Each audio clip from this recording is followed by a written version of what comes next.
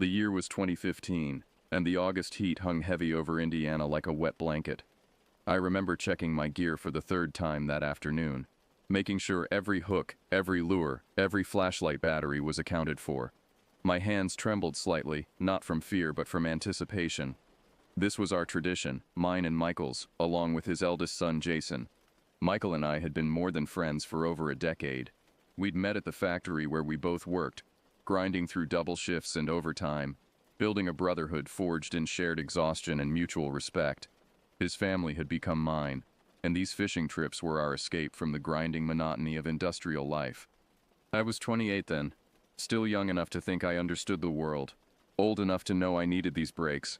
Jason, at 17, was counting down the days until graduation, eager to escape high school's confines.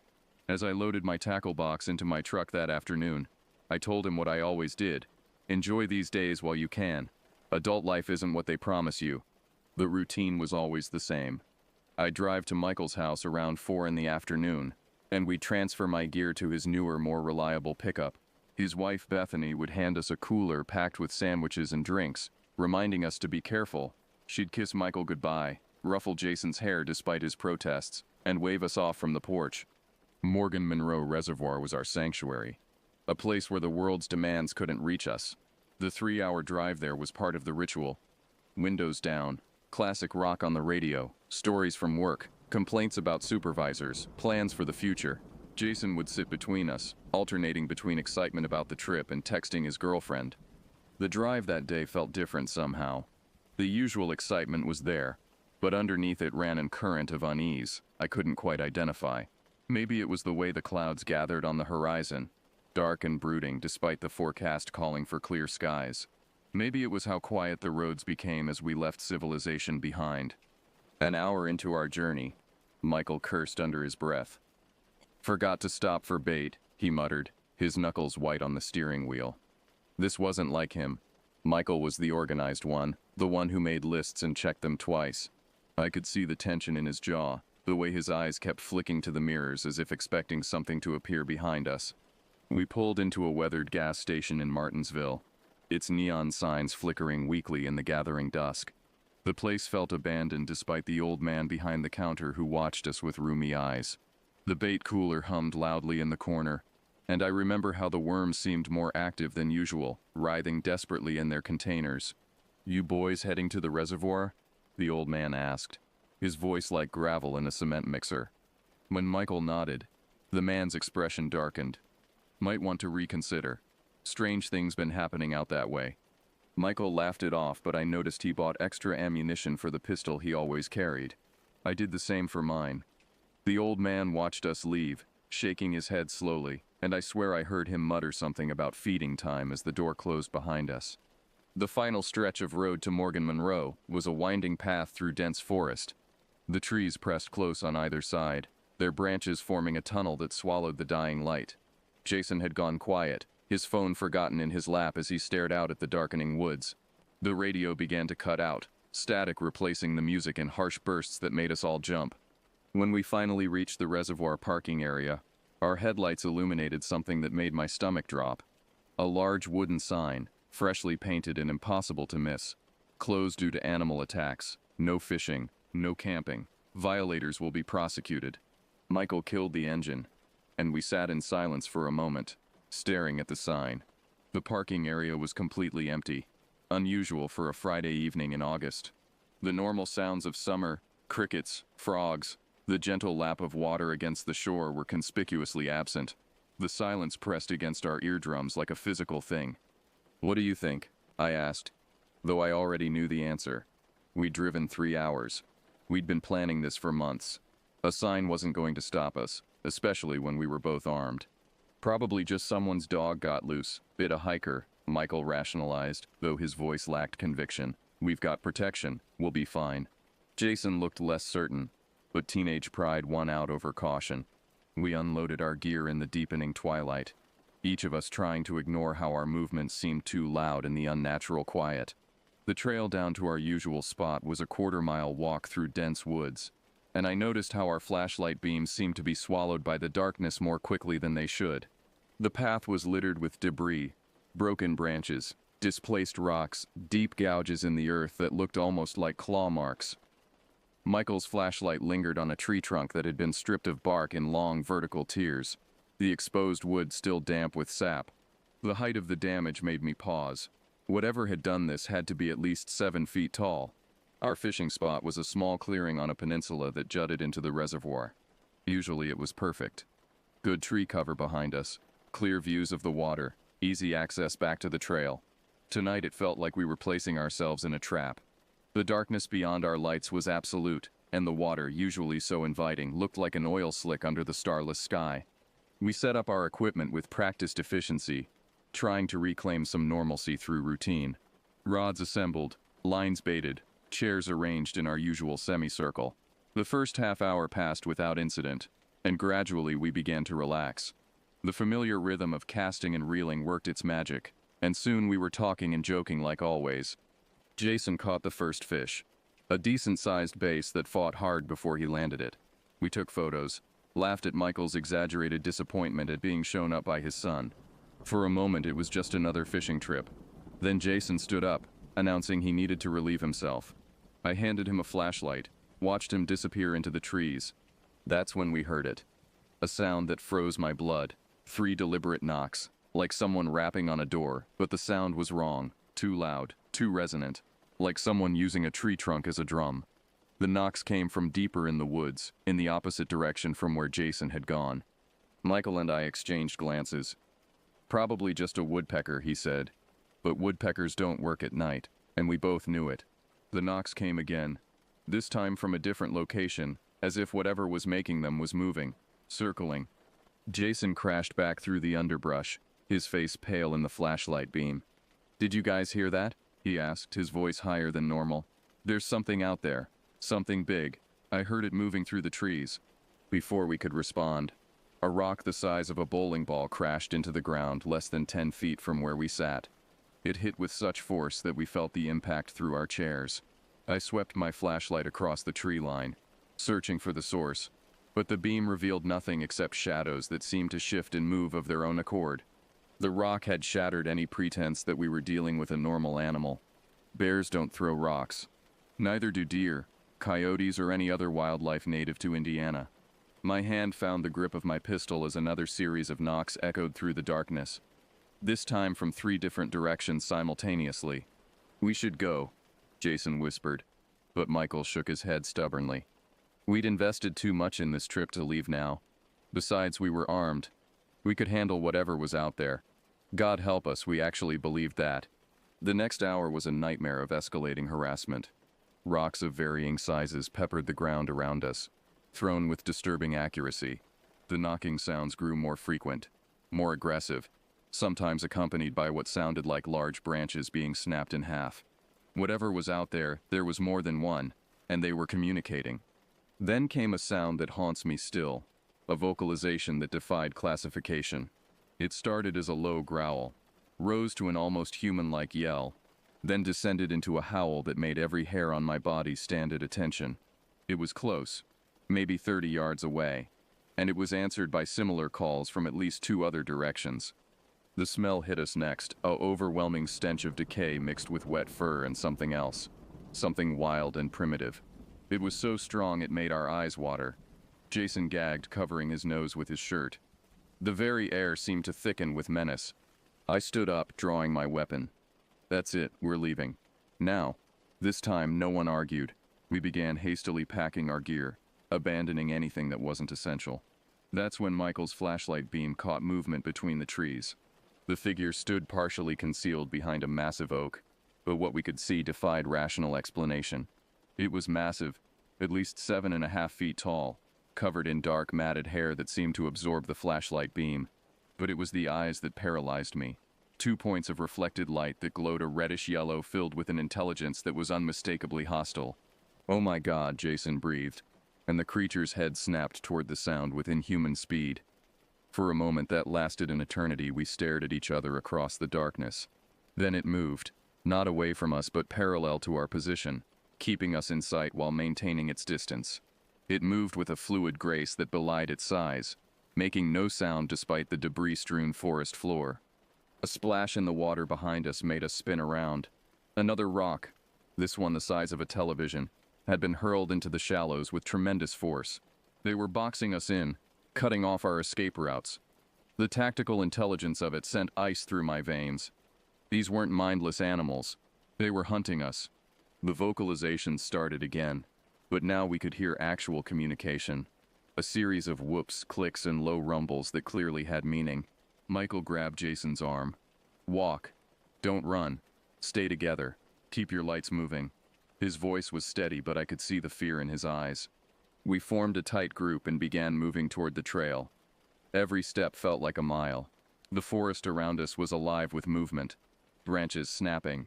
Heavy footfalls, that horrible knocking that now seemed to come from every direction. Our flashlights carved useless cones of light through the darkness, revealing nothing but suggesting everything. The 100 yards to Michael's truck became the longest journey of my life. The creatures, I couldn't deny there were multiple now, paced us through the trees, sometimes visible as massive shadows, sometimes betrayed only by the sounds of their movement. Rocks continued to rain down, some missing by mere inches, others hitting the ground with impacts that would have been lethal. Then we heard it. The unmistakable sound of breaking glass from the direction of the parking area. My heart sank. They'd found the truck. These things, whatever they were, understood enough to target our means of escape. The tactical implications were terrifying. A shriek pierced the night, high-pitched and agonized, definitely not human. It was followed by wet tearing sounds and crunching that could only be bone. They were killing something up ahead, making sure we knew about it. Psychological warfare from creatures that weren't supposed to exist. "Dad?" Jason's voice was barely a whisper. "What if they're waiting for us?" Michael's jaw clenched. "Then we go through them. Stay close. If something moves toward you, don't hesitate. Shoot." The final 50 yards were chaos. The knocking reached a crescendo, coming from all sides in a maddening rhythm. A tree trunk, at least 8 inches in diameter, crashed across the path behind us, thrown or pushed by something with incredible strength. The smell became overwhelming, making breathing difficult. And then we saw the truck. All 4 windows had been systematically smashed. The hood bore deep dents as if something had been jumping on it. And in the bed, clearly visible in our flashlight beams, was the mangled remains of what had once been a raccoon, twisted into an unnatural shape that spoke of rage beyond animal instinct. Michael's hands shook as he fumbled for his keys, finally activating the remote start. The engine roared to life, and the headlights blazed into the forest. What they revealed will remain burned into my memory forever. It stood directly in front of the truck. No longer hiding, no longer playing games. The creature was massive, broader than any human, covered in dark brown hair, matted with mud and debris. Its face was almost human but wrong in every way. The brow too heavy, the jaw too pronounced, the nose flat and wide. In one massive hand it held a rock the size of a microwave. But it was the expression that haunts me. This wasn't an animal acting on instinct. There was rage there, yes, but also intelligence. Calculation. It knew exactly what it was doing. It wanted us to see it, to know it was real, to understand we were only leaving because it allowed it. Michael slammed the truck into reverse as the creature took a step forward. Jason screamed. I aimed my weapon but couldn't bring myself to fire. Some primitive part of my brain knew that shooting would only make things worse. We backed up frantically, then spun the wheel and accelerated toward the exit. The massive rock hit the truck bed with a crash that lifted the rear wheels off the ground momentarily. In the side mirror, illuminated by the red glow of our taillights, I saw 3 more figures emerge from the forest, watching our retreat. The drive home was silent, except for our ragged breathing. The windows were gone, letting in the warm night air, but we were all shivering. Back at Michael's house, under the harsh fluorescent lights of his garage, we surveyed the damage. Dents, scratches, the smashed windows, all evidence of our encounter. In the truck bed, along with our abandoned fishing gear, sat the massive rock that had been hurled at us as a parting gift. Bethany didn't believe us. Neither did my wife. How could they? We'd encountered something that wasn't supposed to exist, something that challenged everything we thought we knew about the world. The police report we filed listed the damage as vandalism by persons unknown. What else could we say? It's 2022 now, and we've never returned to Morgan Monroe Reservoir. I've done research, found others with similar stories, learned the names people give to what we saw, But knowing doesn't help with the dreams, with the feeling of being watched when I'm in the woods, with the absolute certainty that we escaped only because they chose to let us go. Sometimes late at night I think about that creature standing in front of our truck and I wonder, how many are out there? How long have they been watching us? And why on that particular night did they decide to make themselves known? What I know for certain is this. We are not alone in our forests, and what shares them with us is far more intelligent, far more dangerous, and far more hostile than we dare imagine. That sign at Morgan Monroe wasn't a warning about animal attacks. It was a boundary marker, and we crossed it. God help anyone else who does the same.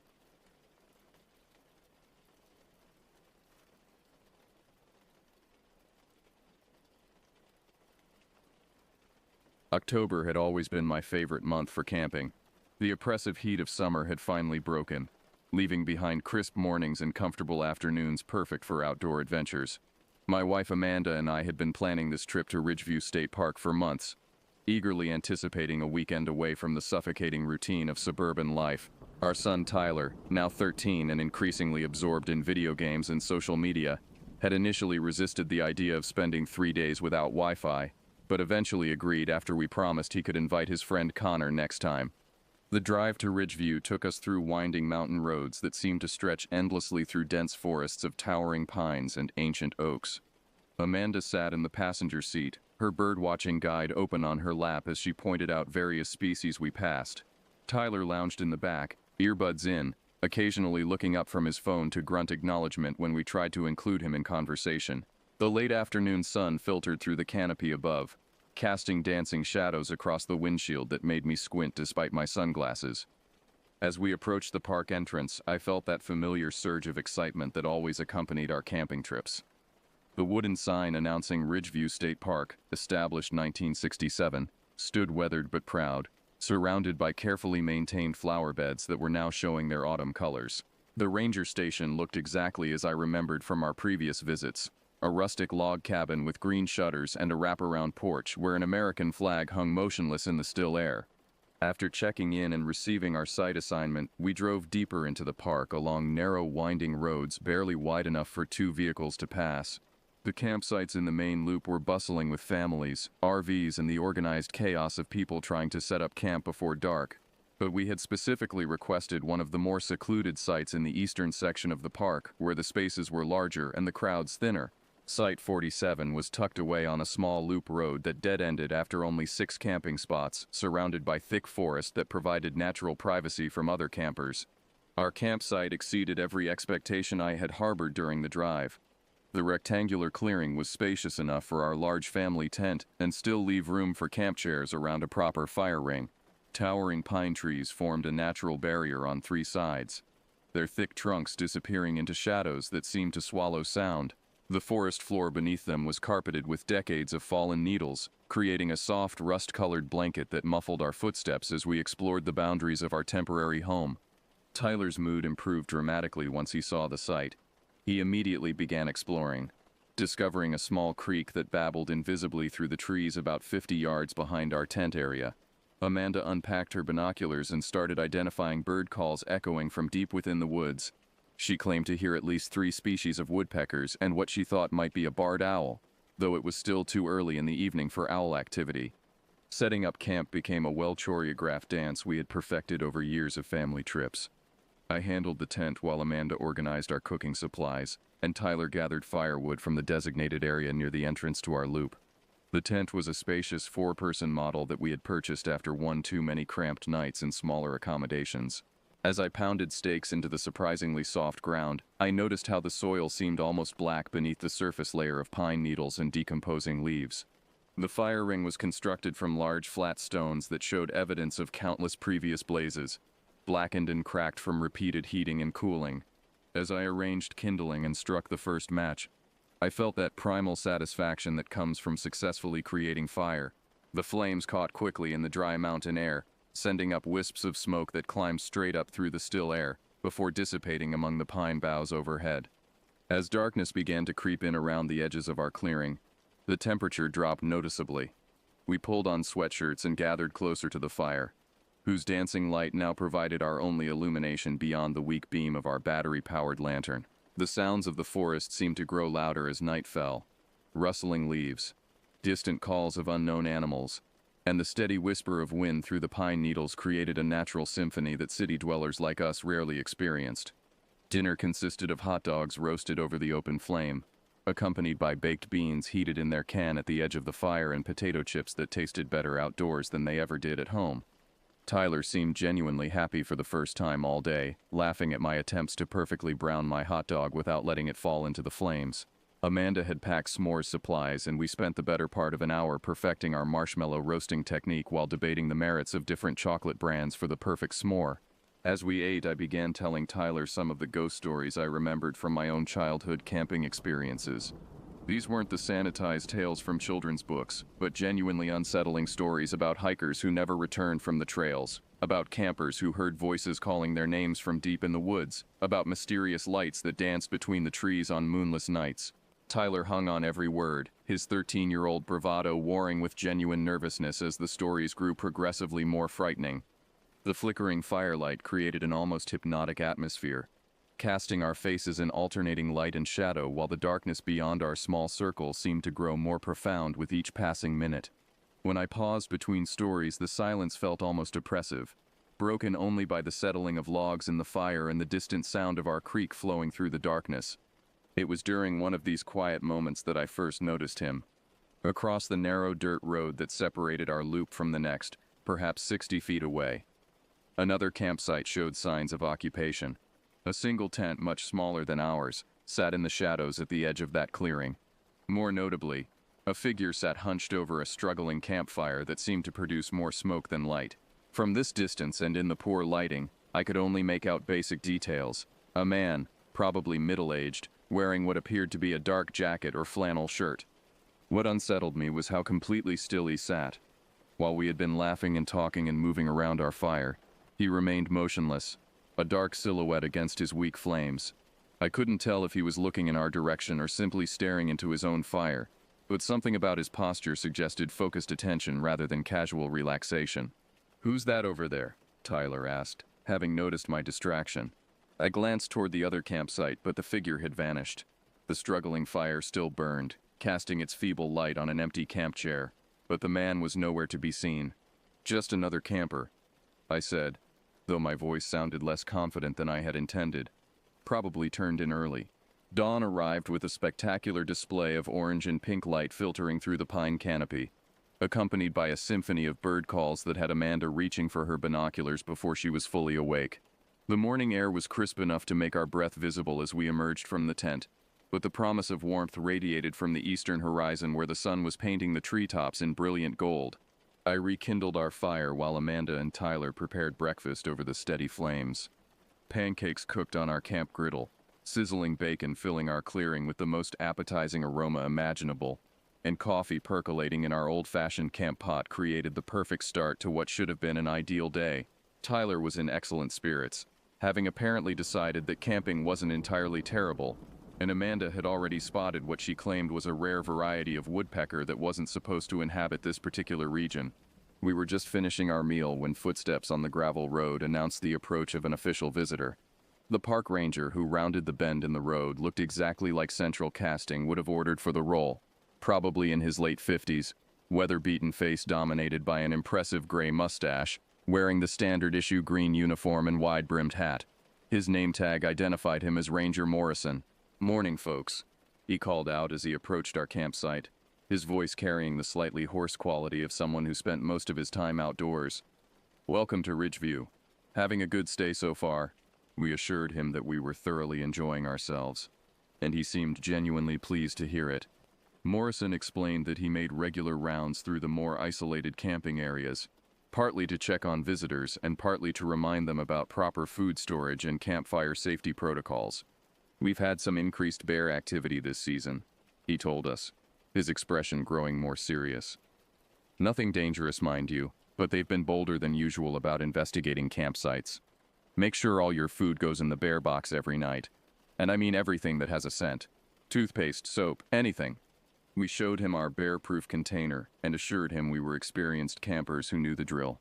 Morrison nodded approvingly, but then his expression shifted slightly as he glanced toward the campsite across the road. "You folks have any interaction with the gentleman over there?" he asked, gesturing toward the other site. I looked in that direction and was surprised to see the camp appeared deserted. The small tent was still there, and the fire ring showed evidence of recent use, but no vehicle was visible and no signs of current occupation. "We saw someone there last night," Amanda said, "but we haven't really talked to him." Morrison's mustache twitched slightly, and he seemed to consider his words carefully before speaking. "Well, if he comes back and gives you any trouble, you just let me know. We've had a few complaints about someone matching his description. Nothing serious enough for law enforcement, but enough to keep an eye on things." The way he said it made my stomach tighten with the first real sense of unease since we'd arrived. "What kind of complaints?" "Oh, probably nothing to worry about," Morrison said quickly, but his eyes suggested otherwise. "Just some reports about someone bothering other campers, staring, getting too close to people's sites without invitation.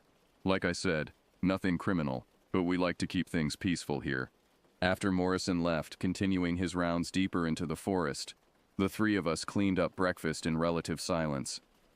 Tyler seemed oblivious to any tension, but I caught Amanda glancing frequently toward the empty campsite across the road. The morning sun had climbed higher, burning off the chill and promising a beautiful day, but Morrison's warning had introduced a discordant note that I couldn't shake. We spent the middle portion of the day hiking the park's main trail system, a network of paths that wound through different types of forest terrain and offered spectacular views from several rocky outcroppings. Amanda was in her element, spotting and photographing numerous bird species while Tyler grudgingly admitted that some of the views were pretty cool. I found myself checking over my shoulder more frequently than usual, though I couldn't have explained why I felt the need to do so. The afternoon hike tired us out sufficiently that we were content to spend the remaining daylight hours lounging around our campsite. Tyler read a paperback novel he'd reluctantly packed. Amanda organized her bird photographs on her digital camera, and I dozed fitfully in a camp chair while the fire crackled nearby.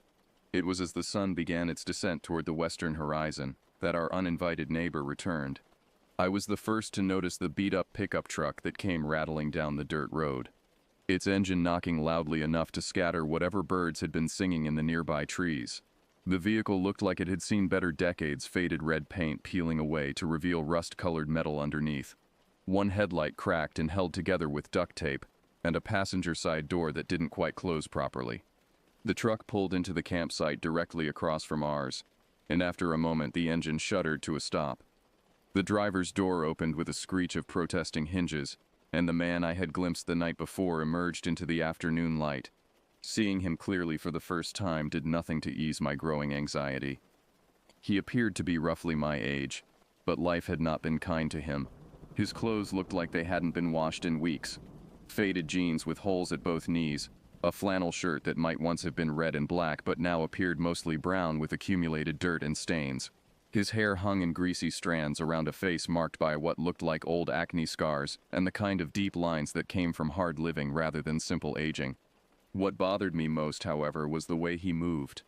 There was something furtive about his posture, the way he constantly glanced around as he went about setting up his camp, and those glances lingered far too long on our campsite, specifically seeming to focus on Tyler and Amanda. "Dad," Tyler whispered, having noticed the man as well. "That guy keeps looking over here." I had noticed the same thing. Every few minutes as the man went through the motions of organizing his campsite, his attention would drift in our direction. Not casual glances like normal campers might exchange, but sustained stares that made my skin crawl. Amanda had noticed too. "Maybe we should move our chairs so we're not facing that direction," she suggested quietly. But rearranging our seating only seemed to make things worse. Now I felt like we were deliberately avoiding looking toward his sight, which somehow felt like weakness, and I could still sense those eyes on us, studying us, making mental notes about our routines and our equipment and our family dynamics. As darkness fell and we gathered around our fire for the evening, the situation became increasingly uncomfortable. The man across the road had built up his own fire, a much larger blaze than seemed necessary for one person, and he sat beside it in a folding chair, smoking cigarettes and drinking from what appeared to be a beer bottle. The orange glow from his fire illuminated his face in a way that made his features look harsh and predatory. Worst of all, he made no effort to disguise the fact that he was watching us. When I looked directly at him, He didn't look away, or wave, or give any acknowledgement of normal social interaction. He simply stared back with an intensity that made me deeply uncomfortable. By 10 o'clock, I had made the decision that we should retire to our tent earlier than usual. The constant sensation of being watched had killed any enjoyment of our campfire, and both Amanda and Tyler seemed relieved when I suggested we call it a night. As we banked the fire and secured our food in the bear box, I made sure to keep my body between Tyler and the other campsite, though I tried to do so subtly enough that my son wouldn't realize I was deliberately shielding him. The interior of our tent felt almost luxuriously private after hours of unwanted observation.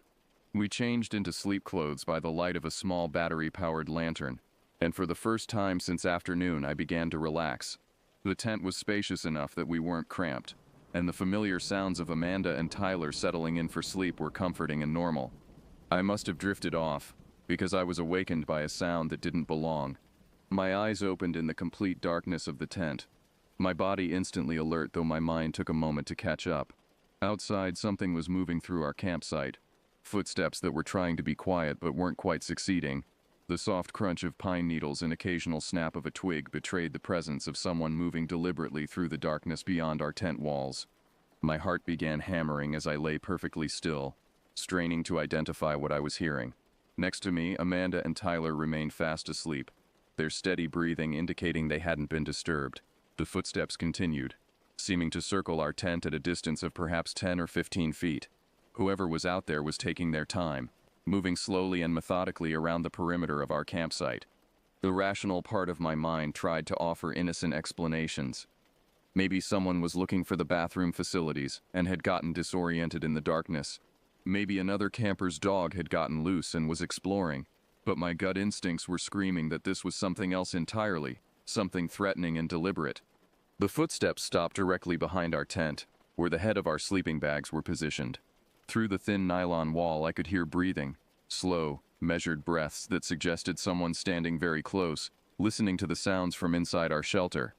My hand slowly reached for the flashlight I always kept beside my sleeping bag, my fingers closing around its familiar weight. The breathing continued, sometimes seeming to move slightly as if the person was shifting position, but always remaining just outside the tent wall behind us. Then I heard something that made my blood freeze, the distinctive sound of our tent's zipper being slowly, carefully pulled down. Someone was opening our tent. The zipper moved perhaps 6 inches before I could force my paralyzed body to react. I switched on the flashlight and spun around, the beam immediately illuminating the partially open tent flap and the face of the man from across the road. He was crouched just outside the tent opening, one hand still gripping the zipper pull, his face caught in the flashlight beam like a deer in headlights.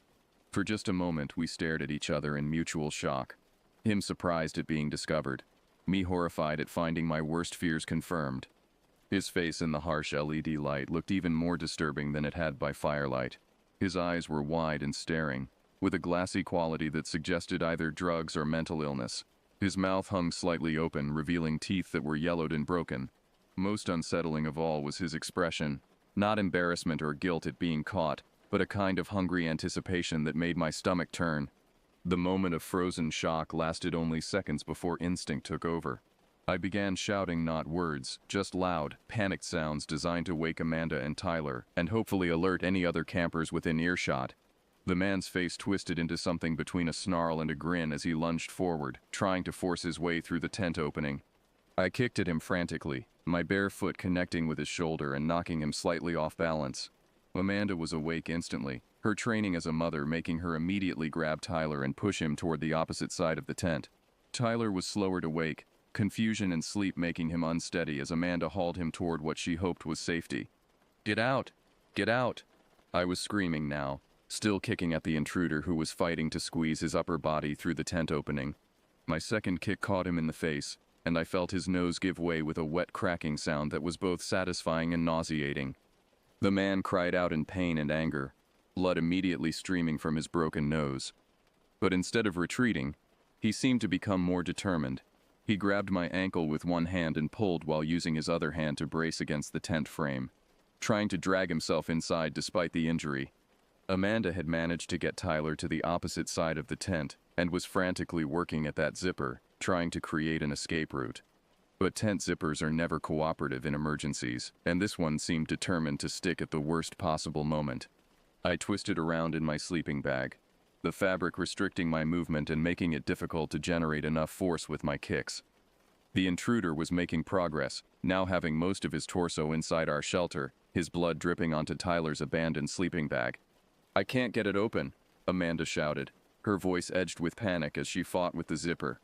Desperate, I managed to free myself from my sleeping bag and grabbed the camp knife I had packed for food preparation. It wasn't much, just a 4-inch blade designed for cutting rope and opening cans. But it was better than nothing. The sight of the weapon seemed to give the man pause, his wild eyes focusing on the small blade with what might have been calculation rather than fear. "Get away from my family," I said, trying to keep my voice steady despite the adrenaline coursing through my system. The man's response was to laugh, a sound so inappropriate and unsettling that it was almost worse than if he had screamed or cursed. The laughter revealed more of his broken teeth and sent flecks of blood from his injured nose spattering across the interior of our tent. Amanda finally succeeded in getting the back zipper open, and she immediately began pushing Tyler through the opening.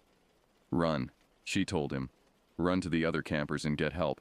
Tyler's disappearance through the back of the tent seemed to break whatever strange spell had kept the intruder focused on getting inside. His head snapped toward the sound of my son crashing through the underbrush, and for a moment I feared he might abandon his attack on me to pursue a more vulnerable target. That moment of divided attention gave me the opportunity I needed. I slashed at him with the camp knife, the blade catching him across the back of the hand that was braced against the tent frame. He jerked backward with a howl of pain, and I immediately pressed my advantage by launching myself forward and driving my shoulder into his chest. The impact knocked him completely out of the tent opening and sent him sprawling backward onto the pine needle carpet of our campsite.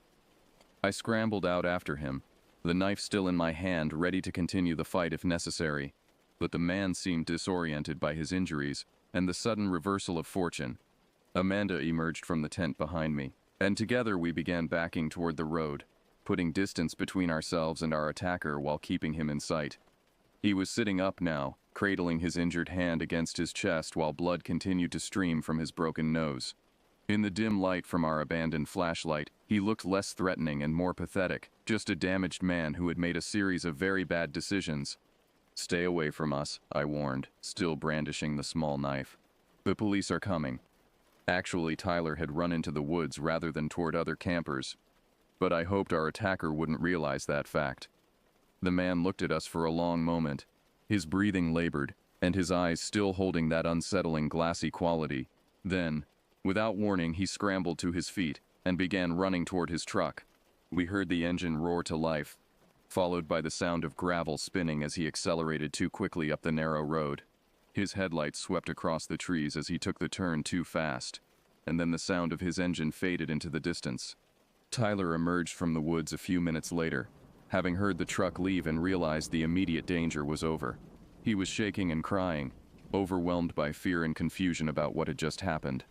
Amanda gathered him into her arms while I went to assess the damage to our campsite and our tent. The tent would need to be replaced. The intruder had torn the zipper mechanism beyond repair and left bloodstains on the fabric that would never come out. Our sleeping bags were similarly contaminated, and several pieces of our camping equipment had been scattered during the struggle. But we were alive and uninjured, which was the only thing that truly mattered. We spent the remainder of that night in our car, doors locked and engine running so we could leave immediately if the man returned. None of us slept, instead taking turns watching the road for any sign of his truck coming back. Dawn seemed to take forever to arrive, but when it finally did, we packed our undamaged belongings as quickly as possible and drove straight to the park office to report what had happened. Ranger Morrison listened to our story with grim professionalism, taking detailed notes and asking pointed questions about the man's appearance and vehicle. He explained that similar incidents had been reported at 2 other campgrounds in the region over the past month, but the perpetrator had never been caught. We gave our statements to the state police when they arrived, and they assured us that extra patrols would be assigned to the area, but they also warned us that without a license plate number or more specific identifying information, finding the man would be difficult. We drove home that afternoon, our planned 3-day trip cut short by violence and fear. Tyler didn't speak much during the drive, and when he did, it was to ask questions I couldn't answer. Why had the man wanted to hurt us? What would have happened if I hadn't woken up? Would he come looking for us at home? The incident changed something fundamental in our family's relationship with the outdoors. Amanda developed an anxiety about sleeping in tents that took years to overcome. Tyler, who had just begun to appreciate camping, decided he preferred indoor accommodations, and I found myself constantly looking over my shoulder whenever we were in isolated areas, unable to shake the feeling that somewhere out there, a damaged man with glassy eyes and broken teeth was still watching and waiting for his next opportunity. We never found out who he was, or whether he was eventually caught. The police followed up with us a few times over the following months, but they never had any concrete leads to pursue. He had become just another predator who moved through the wilderness, leaving fear and damaged lives in his wake before disappearing into the vast anonymity of the American backwoods. Sometimes late at night I still wake up thinking I hear footsteps circling our house, and I have to get up and check that all the doors and windows are locked. Amanda says it's just my imagination, and she's probably right. But in those dark moments I remember that glassy-eyed stare and wonder if some encounters leave permanent scars that never fully heal. God knows, I hope we never find out.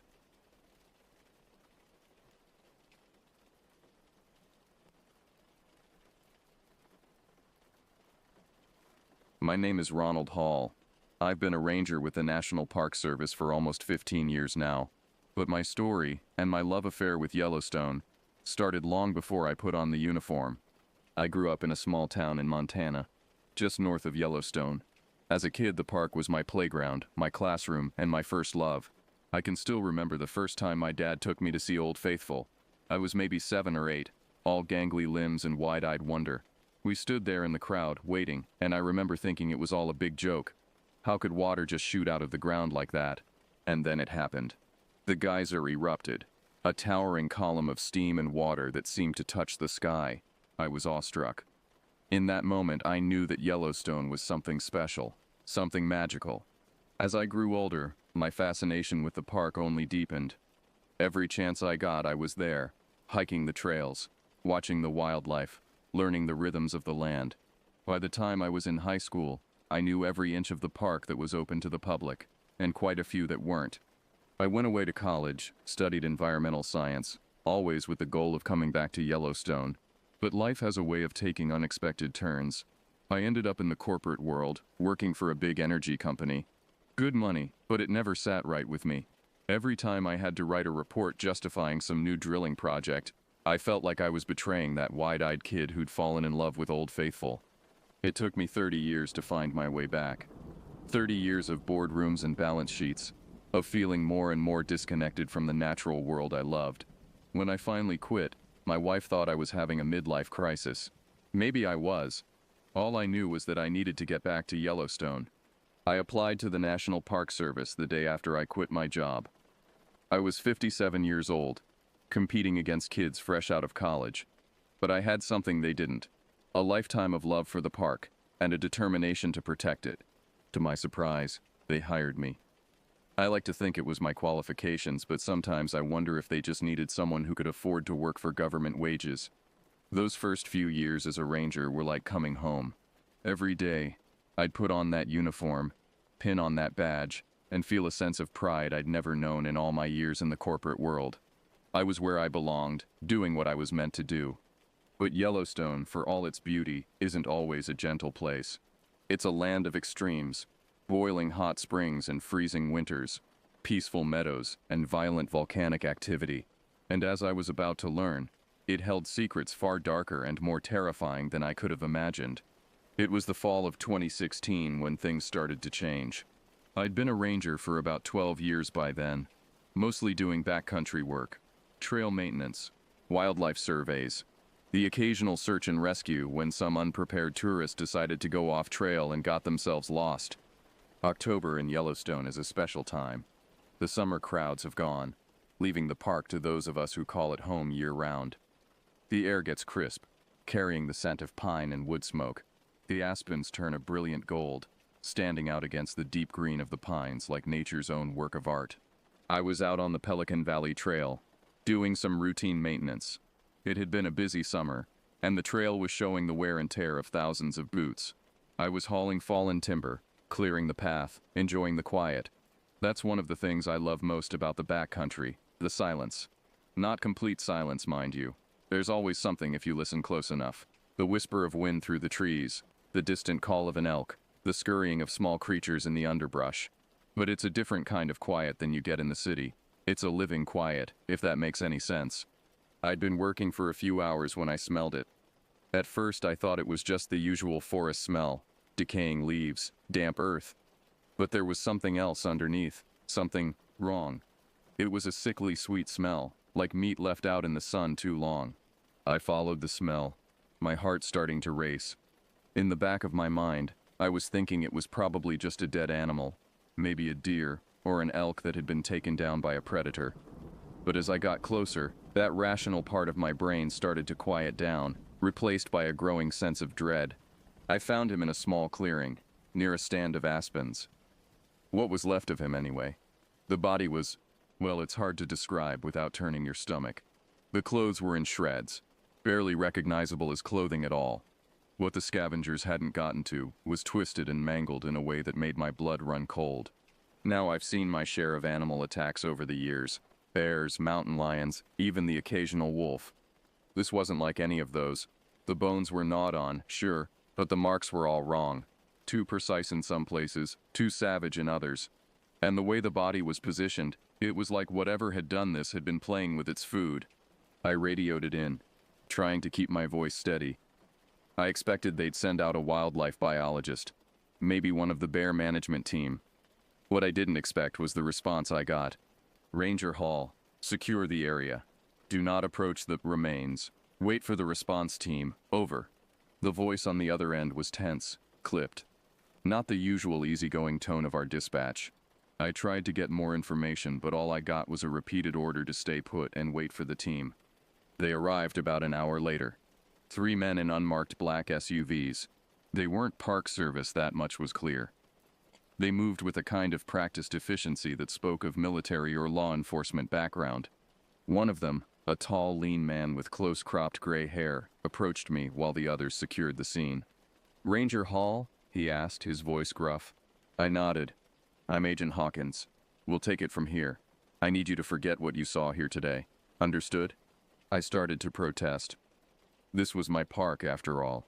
I had a right to know what was going on, but something in Hawkins' eyes stopped me. There was a hardness there, yes, but also something else. Fear? Surely not. What could make a man like that afraid? "Understood," I said, the word tasting bitter in my mouth. As I turned to leave, Hawkins called out to me. "Ranger Hall, keep your eyes open out there, and if you see anything unusual, you call it in immediately. Do not engage. Do you understand?" I nodded again, a chill running down my spine that had nothing to do with the autumn air. As I made my way back to my patrol vehicle, I couldn't shake the feeling that something had changed. The forest, which had always been a place of wonder and beauty to me, suddenly felt oppressive, threatening. Every shadow seemed to hide some nameless threat, every rustle in the undergrowth a potential danger. I didn't sleep well that night, or for many nights after. In my dreams I saw those mangled remains, heard the crunch of bones, smelled that sickly sweet odor, and always there was a presence in the darkness. Watching, waiting. Little did I know, this was just the beginning. The true horrors that Yellowstone held were yet to reveal themselves. In the days following the discovery, an uneasy quiet settled over the ranger station. It was as if everyone was holding their breath, waiting for the other shoe to drop. The official story was that the body I'd found was the result of a bear attack, but none of us who worked the backcountry were buying it. Jenna, my usual patrol partner, cornered me in the break room about a week after the incident. She was a tough cookie, Jenna. Ex-military, been with the Park Service for over a decade. Not the type to scare easy. "Ron," she said, her voice low, "what really happened out there?"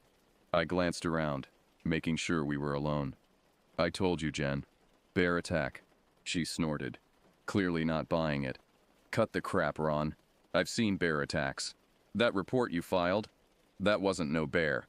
I sighed, feeling the weight of the secret pressing down on me. "I don't know what it was, Jen, but you're right. It wasn't a bear." I told her everything. The strange marks on the bones, the way the body had been arranged, the men in black SUVs. As I spoke, I watched the color drain from her face. "Jesus, Ron," she whispered when I'd finished. "What the hell is going on in this park?" I shook my head. "I don't know, but I've got a feeling we're going to find out, whether we want to or not." Over the next few weeks, the whispers grew. Other rangers reported strange sightings, unusual tracks that didn't match any known animal, eerie howls in the night that sent chills down the spines of even the most experienced backcountry guides.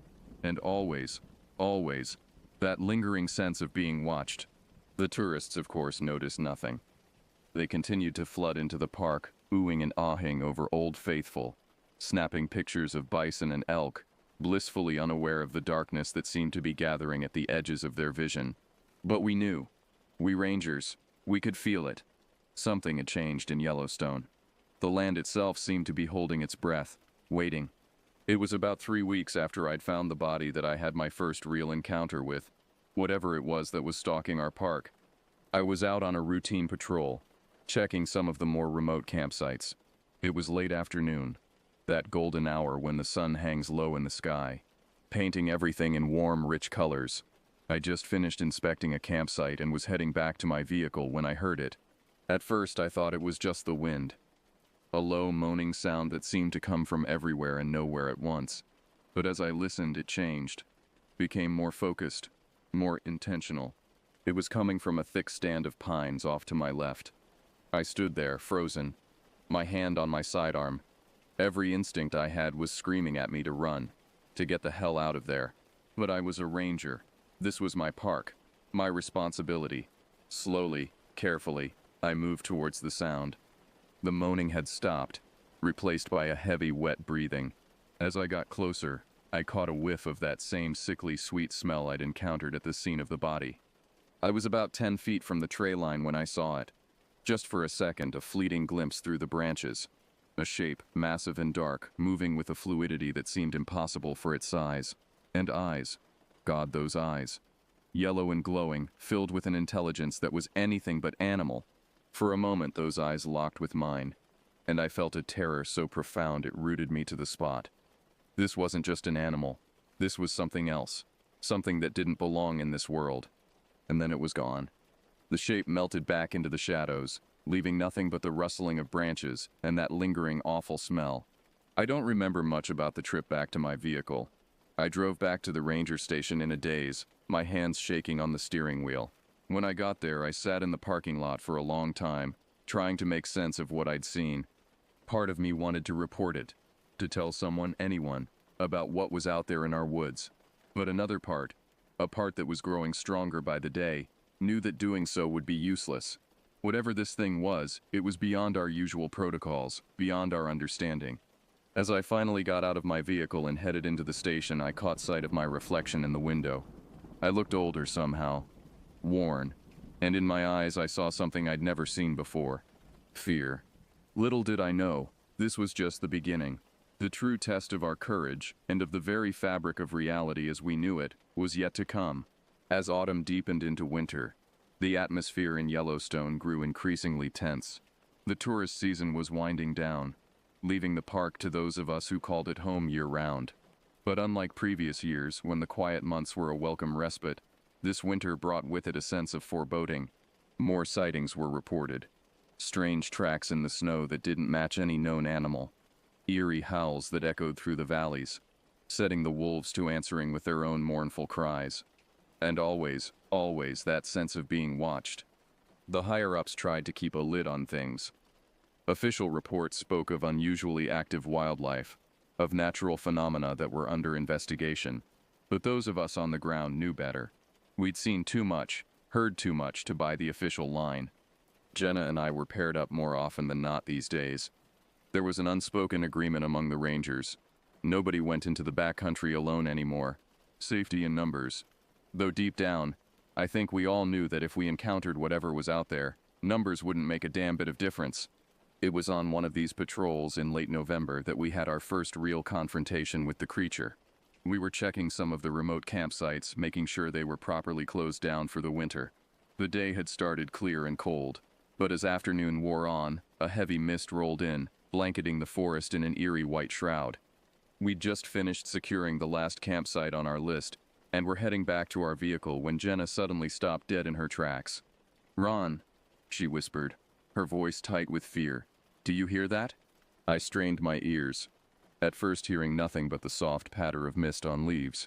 But then I caught it, a low rumbling sound, almost like a growl but deeper, more wrong somehow. It seemed to be coming from all around us, as if the very forest itself was growling. We stood back to back, our rifles ready, scanning the mist-shrouded trees. The growling grew louder, closer. I could feel Jenna trembling against my back. Or maybe it was me who was shaking. The mist seemed to thicken, swirling around us in patterns that hurt the eyes to look at. And then we saw it. It emerged from the mist like a nightmare-given form. Massive, easily 8 feet tall, with a body that seemed to shift and change as we watched. One moment it was covered in thick matted fur. The next it seemed almost skeletal, with skin stretched tight over impossible angles and planes. But it was the face that haunted me. That face that wasn't a face at all, but a twisted parody of one. Eyes that glowed with an unholy yellow light. A mouth that was too wide, filled with teeth that were too sharp, too numerous. For a moment that stretched into eternity, we stood there, frozen. The creature regarded us with those burning eyes, and I felt the weight of an intelligence that was utterly alien, utterly hostile to everything we were. Then Jenna fired. The sound of the rifle was deafening in the mist-muffled forest. The creature staggered back, black ichor spurting from a wound in its chest. But instead of falling, it roared, a sound that shook the trees and sent birds scattering in panic. We both opened fire then, our training taking over. Bullet after bullet slammed into the creature, each one drawing more of that black, oily blood. But it kept coming, its form seeming to flow around the wounds, healing even as we inflicted them. It was almost upon us when I heard the thunder of more gunfire. A group of figures burst from the mist. Other rangers, drawn by the sound of our shots. The creature, faced with this new threat, let out one final, earth-shaking roar before melting back into the mist. We stood there panting, our ears ringing from the gunfire. The other rangers approached cautiously, their eyes wide with shock and disbelief. What the hell was that thing?" One of the other rangers, a young guy named Mike, asked. Nobody answered. What could we say? How could we explain what we'd just seen, what we just fought? In the days that followed, the park went into lockdown. The few remaining tourists were quietly but firmly escorted out, citing environmental hazards. We rangers were sworn to secrecy, told to report any and all sightings directly to a special task force that had been brought in. The task force, led by the same Agent Hawkins I'd met before, set up a command center in one of the old lodges. They brought in equipment I'd never seen before, machines that beeped and whirred, measuring things I couldn't even begin to understand. Jenna and I were debriefed separately, our accounts recorded and analyzed. I could tell they were looking for inconsistencies, for signs that we might be exaggerating or imagining things. But our stories matched up perfectly. How could they not? The memory of that creature was burned into our minds, impossible to forget or misremember. As winter settled in earnest over Yellowstone, the hunt for the creature began in earnest. We rangers were paired with members of Hawkins' team, our local knowledge combined with their high-tech equipment and military training. The park, always a place of wonder and beauty to me, took on a sinister aspect. Every shadow seemed to hide a threat, every unexplained sound a potential encounter. The familiar trails and landmarks became a treacherous battleground in a war against an enemy we barely understood. It was on one of these patrols, deep in the Lamar Valley, that we had our next major encounter. I was paired with one of Hawkins' men, a taciturn ex-Navy SEAL named Rodriguez. We'd been tracking unusual heat signatures picked up by their satellite imaging, following a trail that led us deeper and deeper into the backcountry. The day was bitterly cold, the kind of cold that seeps into your bones and makes you wonder if you'll ever be warm again. Our breath frosted in the air, and the snow crunched under our boots as we made our way through a dense stand of pines. Rodriguez suddenly held up a hand, signaling me to stop. He pointed to a clearing ahead, where the snow was disturbed in a way that made my heart race. The tracks were massive, easily twice the size of a grizzly's, and they seemed to shift and change even as we watched. We approached cautiously, weapons at the ready. The clearing was silent, too silent. Even the ever-present wind seemed to have died down, leaving us in a bubble of unnatural quiet. That's when we saw it. At first I thought it was just another snow-covered log, but then it moved. The creature uncoiled itself, rising to its full height. In the stark daylight, it was even more terrifying than I remembered. Its form seemed to constantly shift and change, as if it couldn't decide what shape it wanted to be. One moment it was covered in thick, matted fur. The next it was almost skeletal, with skin stretched tight over impossible angles. Rodriguez didn't hesitate. He opened fire, the sound of his high-powered rifle shattering the unnatural silence. The creature roared, a sound that seemed to come from everywhere and nowhere at once, and charged. What followed was a blur of violence and terror. We emptied our weapons into the thing, but it kept coming. I saw Rodriguez go down, swatted aside like a rag doll by one massive clawed hand. Then it was on me. The stench of it was overwhelming. A mix of rotting meat and something older, more alien. Its face, if you could call it that, was inches from mine. Those glowing yellow eyes bored into me, and I felt the weight of an intelligence that was utterly inhuman, utterly malevolent. I thought I was dead. I knew I was dead. But then, just as the creature's jaws were about to close on my throat, something extraordinary happened. The air itself seemed to tear open. There was a sound like reality breaking, and a blinding light that seared my eyes even through closed lids. When I could see again, the creature was gone. In its place was nothing. A void in the shape of the creature, as if it had been cut out of the world. Rodriguez and I were airlifted out, both of us in shock. The official report said we'd had a close encounter with a bear, but we knew better. Something had happened out there in the Lamar Valley. Something that defied explanation. In the weeks that followed, more strange events occurred. Portals like the one we'd seen began opening up all over the park. Sometimes they'd spit out more creatures. Other times they'd suck things in. Trees, rocks, even water from the rivers and lakes. Hawkins' team worked around the clock, trying to understand what was happening. They brought in scientists, theologians, even a few people who looked more like New Age mystics than government agents. The truth, when it finally came out, was stranger than anything we could have imagined. Yellowstone, it turned out, wasn't just a national park. It wasn't even just a supervolcano. It was a nexus, a weak point in the fabric of reality. The geothermal activity that made the park famous was just a side effect of the real energy that pulsed beneath the surface. The energy of other dimensions pressing against our own. The creature, or creatures as we now knew, weren't from our world at all. They were from somewhere else. Someplace so alien, so utterly foreign to our reality, that merely existing in our dimension caused them pain and drove them to lash out. But why now? Why, after millennia of relative peace, was the veil between worlds suddenly thinning? The answer, ironically, lay in our efforts to protect the park.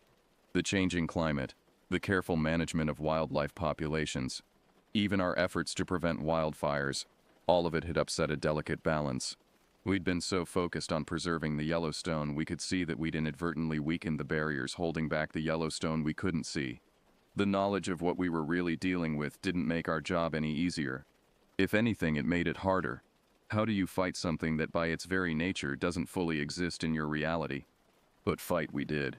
Rangers and special forces, scientists and shamans, all working together in a desperate bid to close the rifts and drive the creatures back to their own dimension. It all came to a head on a cold, clear night in February. The largest rift yet had opened near Old Faithful, a gaping wound in reality that pulsed with otherworldly light. Creatures poured through more than we'd ever seen before. I was there, along with Jenna, Hawkins, and what felt like every able-bodied person left in the park. We had weapons blessed by priests, coated in mixtures concocted by scientists, imbued with energies by the New Age mystics. Whether by faith, science, or sheer desperate belief, they worked. The battle was like nothing I'd ever experienced. Reality itself seemed to warp and bend around us. I saw things that night that my mind still shies away from, horrors that defy description, but we held the line. Inch by bloody inch, we drove them back. And then, just when it seemed we might be overwhelmed, Old Faithful erupted. But it wasn't water that shot into the sky. It was light, pure and blinding. The geyser had always been a gateway, we realized, not just to the geothermal wonders beneath the park, but to the very energy of our world. The light engulfed everything. I heard the creatures shriek. their cries fading as they were driven back through the rift. And then, with a sound like 1,000 thunderclaps, the rift slammed shut. In the aftermath, as we tended to our wounded and tried to make sense of what had happened, I looked out over the park. Steam rose from the ground. The trees stood silent under their blanket of snow, and in the distance, a herd of bison grazed peacefully, as if nothing had happened. Yellowstone had protected itself, I realized.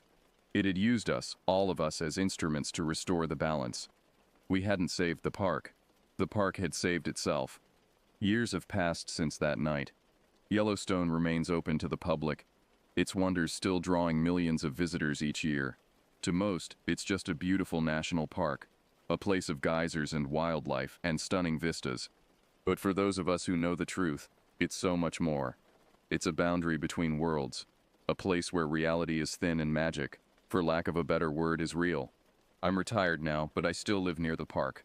Sometimes on quiet nights I drive up to one of the overlooks and just sit, watching the land I've come to know so well. And sometimes, if the light is just right, I think I can see something. A shimmer in the air, a hint of other worlds pressing close.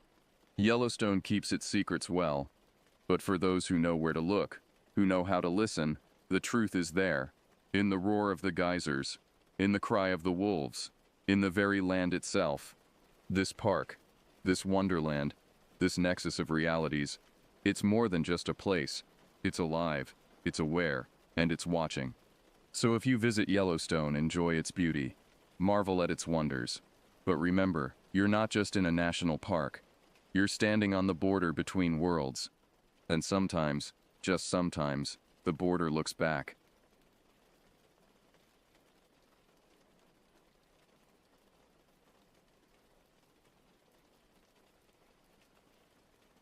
I've always been drawn to the wilderness.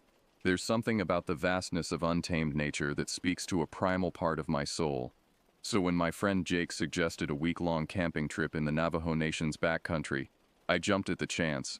We'd been planning this trip for months, poring over maps and trail guides, carefully selecting our gear. Jake and I had been friends since college, bonding over our shared love of the outdoors.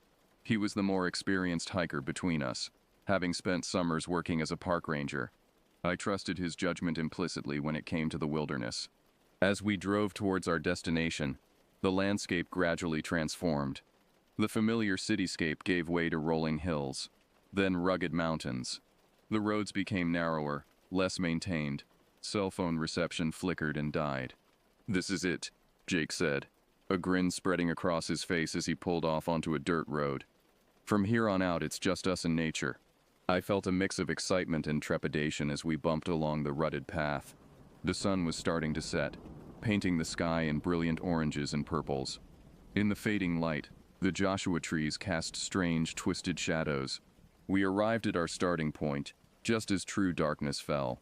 The stars were incredible out here, far from any light pollution. As we set up our tent, I couldn't shake the feeling that we were being watched. I chalked it up to city dweller nerves, and tried to focus on the excitement of our adventure. If only I'd known then what lurked in the darkness beyond our campfire's glow. If only I'd heeded that first prickle of unease. But I pushed my concerns aside, eager to start our journey into the heart of the wilderness. As we settled into our sleeping bags that night, the coyotes began to howl. Their eerie cries echoed across the desert, sending a shiver down my spine. Little did I know, those howls were a warning of the horrors that awaited us in the days to come. We set out at dawn, the air crisp and cool. Our packs were heavy with supplies, but our spirits were high. The trail started off easy enough, winding through stands of pinyon pines and juniper. As we climbed higher into the mountains, the vegetation changed, becoming sparser and more rugged. Jake led the way, setting a brisk pace. I found myself struggling to keep up, unused to the altitude and the weight of my pack. By midday, my legs were burning, and I was grateful when Jake called for a break. We paused at the edge of a steep ravine, the ground falling away dramatically on one side. As we munched on trail mix and beef jerky, I gazed out at the vista before us. Miles of untouched wilderness stretched to the horizon, a patchwork of mesas, canyons, and scrubland. "Beautiful, isn't it?" Jake said, following my gaze. "But we need to be careful out here. This land has a way of swallowing people up." I laughed nervously. What do you mean? Jake's expression grew serious. People go missing in these parts all the time. Hikers, campers, sometimes they're never found. The locals have all sorts of stories about why. A chill ran down my spine despite the midday heat. What kind of stories? Jake hesitated, then shook his head. Never mind. It's just superstition. We'll be fine as long as we stick together and follow the trail. We resumed our hike, but Jake's words had planted a seed of unease in my mind. As we pushed deeper into the wilderness, I couldn't shake the feeling that we were trespassing in a place where humans didn't belong. That night, we made camp in a small clearing, surrounded by ancient gnarled junipers. As darkness fell, the trees seemed to loom over us, their branches reaching out like grasping fingers. The silence was oppressive, broken only by the crackle of our campfire and the occasional hoot of an owl. I tossed and turned that night, unable to sleep. Every snapping twig or rustle of wind through the trees set my heart racing. And then, just as I was finally drifting off, I heard it, a sound that made my skin crawl. It was a howl, but unlike anything I'd ever heard before. Not quite human, not quite animal. It echoed through the night, filled with an otherworldly anguish that chilled me to my core. I lay there, rigid with fear, straining my ears. But the sound didn't come again. When I asked Jake about it in the morning, he claimed he hadn't heard a thing. The third day of our hike brought us to the edge of an expansive mesa. The trail narrowed, hugging the cliff face with a sheer drop-off to our right. My palms were sweaty as I gripped the straps of my backpack, careful not to look down at the dizzying height. As we inched along the precarious path, the wind picked up, whistling through the rocks. At first, I thought it was just my imagination, but as we progressed, I could have sworn I heard whispers carried on the breeze. Snatches of words in a language I didn't understand, urgent and insistent. "Jake," I called out, my voice tight with tension. "Do you hear that?" He paused, cocking his head to listen. After a moment, he shook his head. "Just the wind.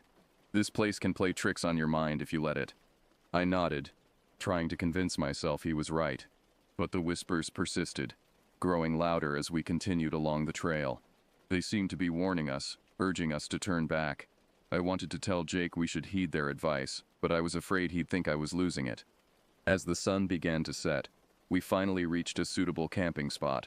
While Jake set up the tent, I gathered firewood. The forest around us was dense and old, the trees twisted into strange shapes by centuries of wind and weather. As I bent to pick up a fallen branch, something caught my eye.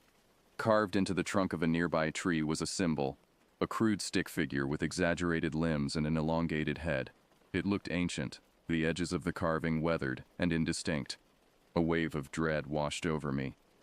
I'd seen this symbol before, in books about Native American folklore. It was associated with skinwalkers, shape-shifting witches of Navajo legend, capable of transforming into animals and stealing the faces of their victims. I stumbled back to our campsite, my arms empty of firewood. Jake looked up from the tent, his brow furrowing with concern. "What's wrong? You look like you've seen a ghost." I opened my mouth to tell him about the carving, but something stopped me. Maybe it was nothing. Maybe I was letting my imagination run wild. Instead, I mumbled something about being tired and retreated to the tent. That night, the whispers returned, no longer confined to the wind. They seemed to come from just outside the thin fabric of our tent, a cacophony of urgent, unintelligible voices. I lay awake, every muscle tense, listening to Jake's steady breathing beside me and wondering how he could sleep through the noise. As dawn broke, I finally drifted into a fitful sleep. My dreams were filled with shadowy figures that shifted and changed, always just out of sight. When I woke, I felt more exhausted than when I'd gone to sleep. Jake was already up, boiling water for coffee. He took one look at me and frowned. "Rough night?" I nodded, unsure how to explain what I'd experienced. As I sipped the strong, bitter coffee, I debated whether to tell him about the whispers, about the carving. But in the light of day, it all seemed so implausible. I decided to keep my fears to myself, hoping they would fade as we continued our journey. Little did I know, the true horrors were yet to come.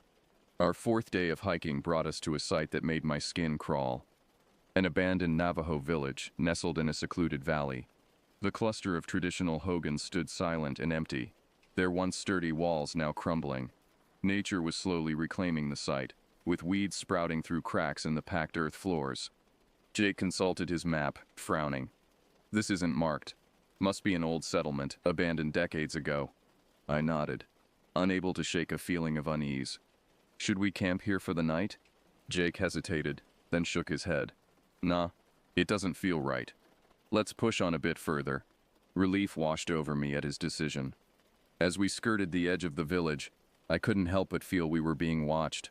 The empty doorways of the Hogans seemed to gape at us like hungry mouths, and I could have sworn I saw movement in the shadows. Just as we were about to leave the village behind, something caught my eye. Half hidden by overgrown brush was a structure unlike the others. A small, windowless building made of rough-hewn stone.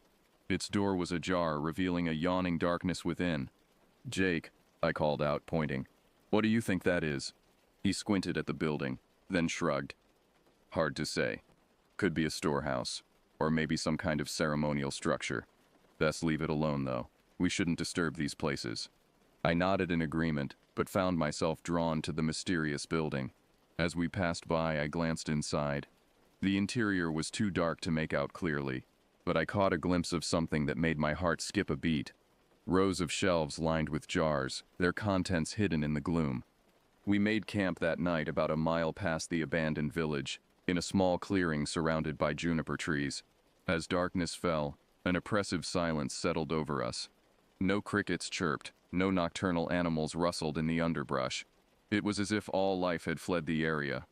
I tossed and turned that night, unable to shake the image of those mysterious jars from my mind. In my fitful dreams, I saw them clearly, filled with swirling mists that coalesced into faces. Mouths opened in silent screams. I woke with a start in the pre-dawn gloom, heart pounding. For a moment I could have sworn I saw a figure standing at the edge of our campsite, tall and gaunt, with antlers sprouting from its head. But when I blinked, it was gone. As we packed up camp that morning, neither of us spoke much. The weight of the previous day's discovery hung heavy between us. Little did we know, our encounter with the abandoned village was just the beginning of the horrors that awaited us. On the 5th day of our hike, the weather took a turn for the worse. Dark clouds rolled in from the west, bringing with them a biting wind that cut through our layers of clothing. Jake studied the sky with a frown, his usual easygoing demeanor replaced by concern. We need to find shelter, he said, raising his voice to be heard over the rising wind. This storm looks bad. We quickened our pace, searching for any natural formation that might offer protection from the elements. The temperature dropped rapidly, and soon, fat raindrops began to fall, quickly turning into a deluge that soaked us to the skin. Lightning flashed across the sky, followed almost immediately by a deafening crack of thunder. In that brief illumination, I caught sight of something that made my heart leap, a cave entrance set into the side of a nearby cliff. There, I shouted, pointing. Jake nodded, and we made a dash for the opening, slipping and sliding on the rain-slick rocks. We huddled just inside the cave mouth, catching our breath and wringing water from our clothes. As my eyes adjusted to the gloom, I realized the cave was deeper than I'd initially thought. A narrow passage led further into the earth, disappearing into darkness. Jake pulled out his flashlight, shining it down the passageway. We should see if it goes back further. Might be warmer away from the entrance. I hesitated, an inexplicable dread settling in the pit of my stomach. But another boom of thunder made me jump, and I nodded in agreement. We made our way carefully down the passage, our way lit only by the narrow beam of Jake's flashlight. The air grew noticeably warmer as we progressed, and I caught a whiff of something acrid and unpleasant, like burning hair mixed with rotting meat.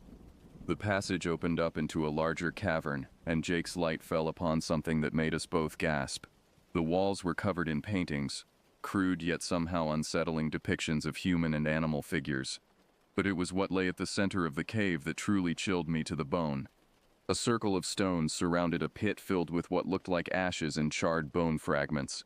Arranged around the pit were objects that I recognized with growing horror. Bundles of feathers, animal skulls, and most disturbingly what appeared to be strips of desiccated skin. "We need to leave," I whispered, tugging at Jake's sleeve. "Now." But Jake seemed transfixed, moving closer to examine the gruesome tableau. As he bent to look at one of the skulls, his foot caught on a loose stone. He stumbled, his hand shooting out to catch himself, and brushed against one of the bundles of feathers. The effect was immediate and terrifying. A wind that had no place in the enclosed cave whipped up, extinguishing Jake's flashlight. In the sudden darkness, I heard a sound that will haunt me for the rest of my days, a low guttural growl that was neither human nor animal. I grabbed blindly for Jake, my fingers closing around his wrist. Together we stumbled back towards the cave entrance, hearts pounding in our ears. Behind us I could hear something moving, its claws scraping against stone as it pursued us. We burst out of the cave into the raging storm, rain lashing our faces. Without a word we ran, slipping and sliding on the wet ground, driven by pure terror. It wasn't until we'd put a considerable distance between us and the cave that we finally stopped, collapsing to the ground, gasping for air. As we huddled together under the meager shelter of a scrub oak, I turned to Jake. "What?" He shook his head, his face pale in the fading light. "I don't know, but I think we've stumbled into something we weren't meant to see. Something old and dangerous." As night fell and the storm raged on, we clung to each other, jumping at every sound. The horrors we'd witnessed in the cave had shaken us to our core, and we both knew that our ordeal was far from over. The storm raged through the night, but it was nothing compared to the tempest of fear and confusion in my mind. Sleep was impossible. Every gust of wind sounded like that terrifying growl from the cave. Every shadow seemed to move with sinister purpose. As dawn broke, the rain finally began to subside. Jake and I emerged from our makeshift shelter, soaked and shivering. We didn't speak about what had happened in the cave. It was as if putting it into words would make it too real, too terrifying to face. We set off again, our pace quicker than before, driven by an unspoken need to put as much distance between us and that awful place as possible. But as the day wore on, I began to notice something wrong with Jake.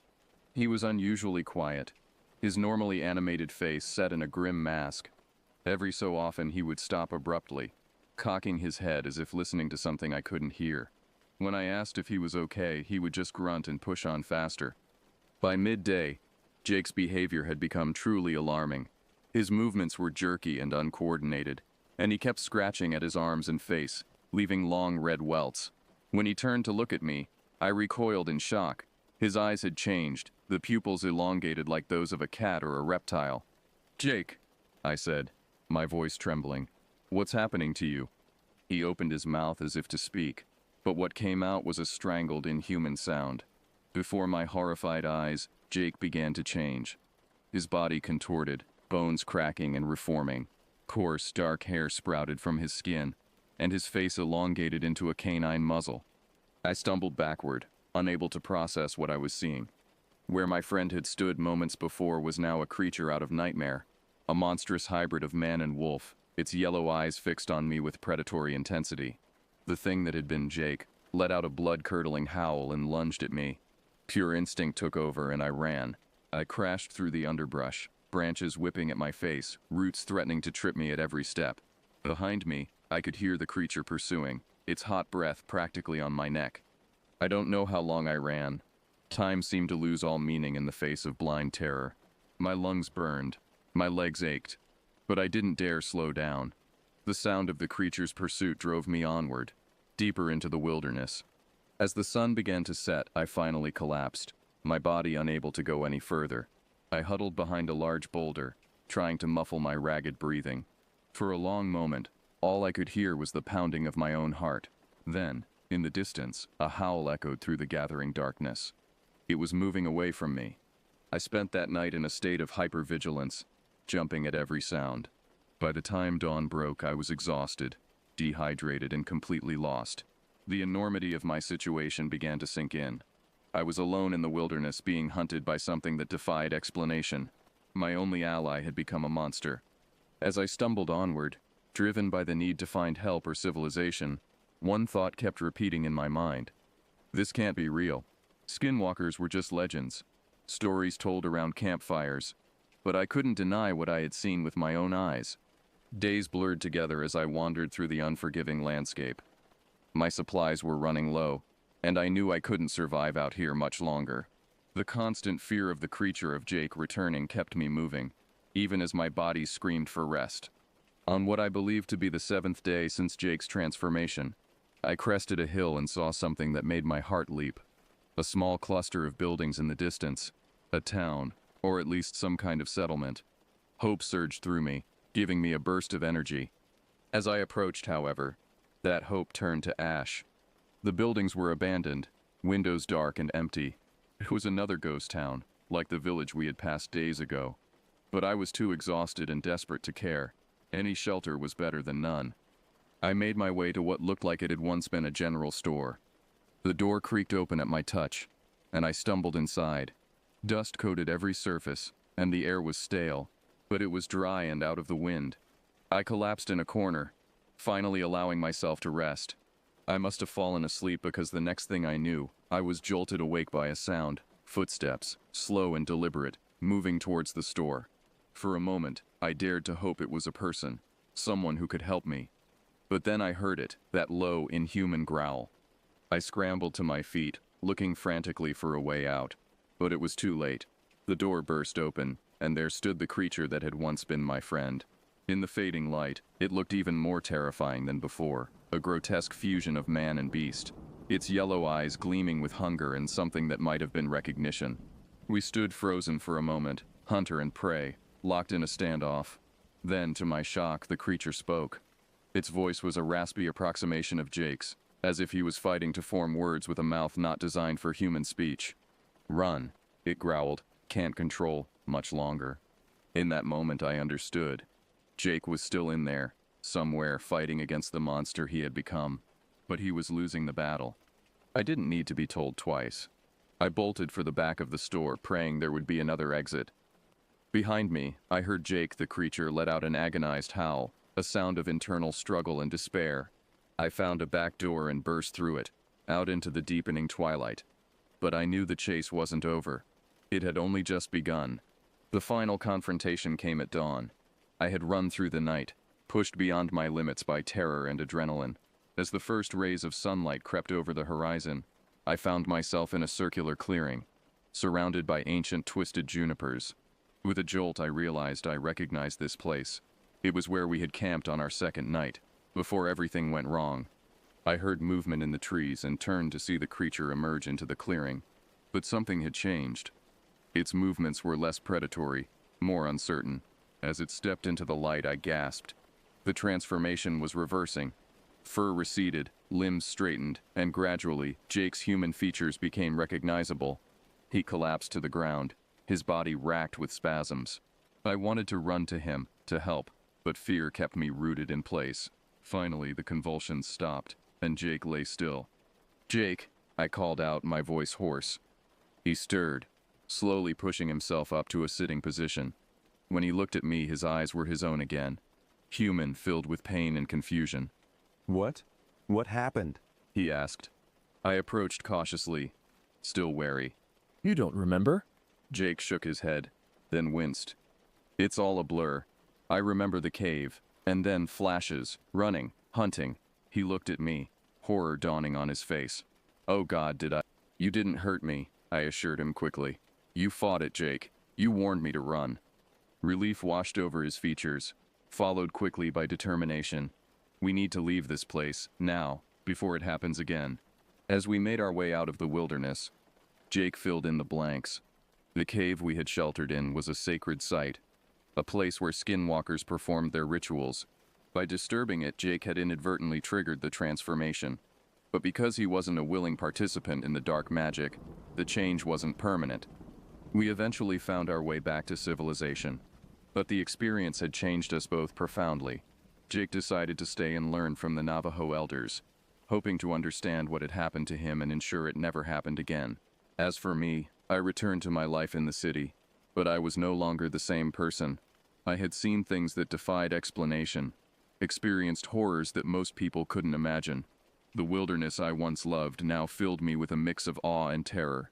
Sometimes on quiet nights, I still hear those whispers on the wind, and I wonder about the thin line between myth and reality, and how easy it is to stumble from one into the other.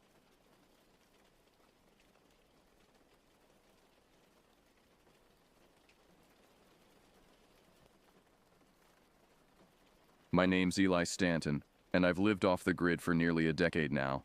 The dense forests of northern Maine have been my home, my sanctuary, and my escape from a world that once threatened to consume me. It wasn't always like this. There was a time when I was just another cog in the machine, a systems analyst for a big tech firm in Boston. The job paid well, but it sucked the life out of me, one pixel at a time. I still remember the day everything changed. It was a Tuesday, unremarkable in every way, until the phone call that shattered my world. My wife Laura had been in a car accident. By the time I made it to the hospital, she was gone. The doctors said it was instantaneous, that she didn't suffer. But I suffered. I suffered because I knew that if I hadn't been so absorbed in my work, so glued to my screens, I might have been there to pick her up from her art class like I'd promised. The guilt ate at me, gnawing away at my insides until there was nothing left but a hollow shell of the man I used to be. I couldn't bear to look at another computer screen, couldn't stand the constant buzz of notifications that seemed to mock my loss. So I made a decision that some might call drastic, but to me it was the only way to preserve what was left of my sanity.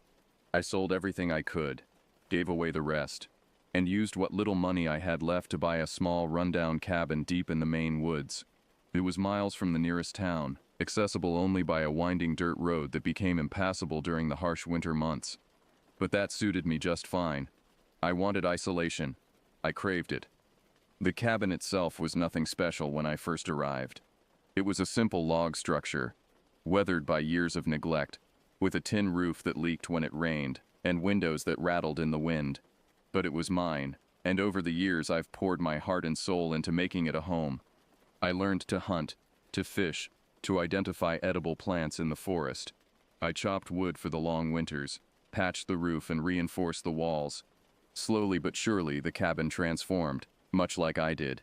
It became sturdy, self-sufficient, a testament to survival in the face of adversity. Living alone suits me. There's a purity in nature that you don't find in city life. It's quiet, predictable. The rhythms of the forest became my heartbeat. The whisper of the wind through the pines my lullaby. I found peace in the solitude, a sense of purpose in the daily struggle for survival. But nature, I would soon learn, isn't always predictable. And sometimes the quiet hides secrets darker than any urban nightmare. It was a night like any other, or so I thought. The air was crisp with the promise of autumn, carrying the scent of pine and decay. I sat on my porch, a steaming mug of coffee in my hands, watching the sun dip below the tree line. The forest was alive with the usual evening sounds, the rustle of leaves, the call of birds settling in for the night, the scurrying of small animals in the underbrush. I've grown accustomed to these sounds over the years. They're comforting in their familiarity, a reminder that life goes on, regardless of human concerns. I can identify most of the local wildlife by sound alone now. The soft hoot of a barred owl, the chatter of a red squirrel, even the distant howl of the occasional wolf pack.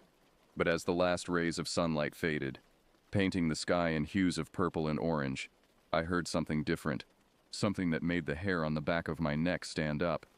It started as a low, throaty rumble, so deep I felt it more than heard it.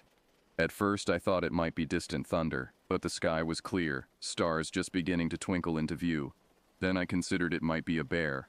We have a few up here, mostly black bears that keep to themselves, but this was different. The sound came again, louder this time, closer. It vibrated in my chest, set my teeth on edge. It was primal, ancient, something that spoke to a part of my brain I didn't know existed, a part that screamed danger. I stood up, my coffee forgotten, and tried to pinpoint where the sound was coming from. The forest was dense, the underbrush thick this time of year, making it hard to see much beyond the tree line. Shadows stretched long and dark, playing tricks on my eyes. The noise came a third time, and this time, I was sure it was moving, getting closer. Without thinking, I retreated into the cabin, my heart pounding. I grabbed my rifle, an old Remington my father had given me years ago. It was a comforting weight in my hands, a connection to a past that seemed impossibly distant now. I'm not one to scare easily. You can't live out here alone if you jump at every shadow or unusual sound. But something about that noise triggered a deep-seated instinct in me, something that said this wasn't a normal animal. This was something else entirely. I stepped back onto the porch, rifle at the ready, and peered into the gathering darkness. The forest had gone eerily quiet. No birds, no insects, Even the wind seemed to have died down. It was as if the whole world was holding its breath, waiting. And then I saw it. A shadow, darker than the rest, moving at the edge of the clearing. It was big, much bigger than a bear, and it moved with a fluid grace that sent chills down my spine. For a moment our eyes met across the distance. I couldn't make out any details in the fading light, but I felt its gaze lock onto me.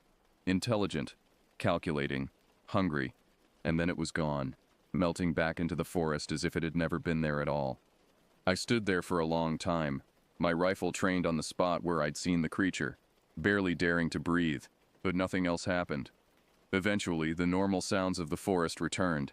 A hesitant chirp here, a rustle there, as if the woodland creatures were cautiously checking to see if the coast was clear. As the adrenaline faded, I tried to rationalize what I'd seen. Maybe it was just a bear, unusually large and moving strangely in the shadows. Maybe my eyes were playing tricks on me, fatigue and isolation finally taking their toll. But deep down, I knew better. Whatever I'd seen out there, it wasn't something that belonged in these woods. It wasn't something that should exist at all.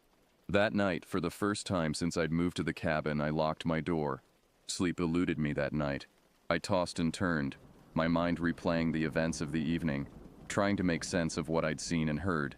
Every creak of the cabin's old timber, every whisper of wind outside, had me sitting bolt upright, rifle in hand. As the first light of dawn began to filter through the windows, I made a decision.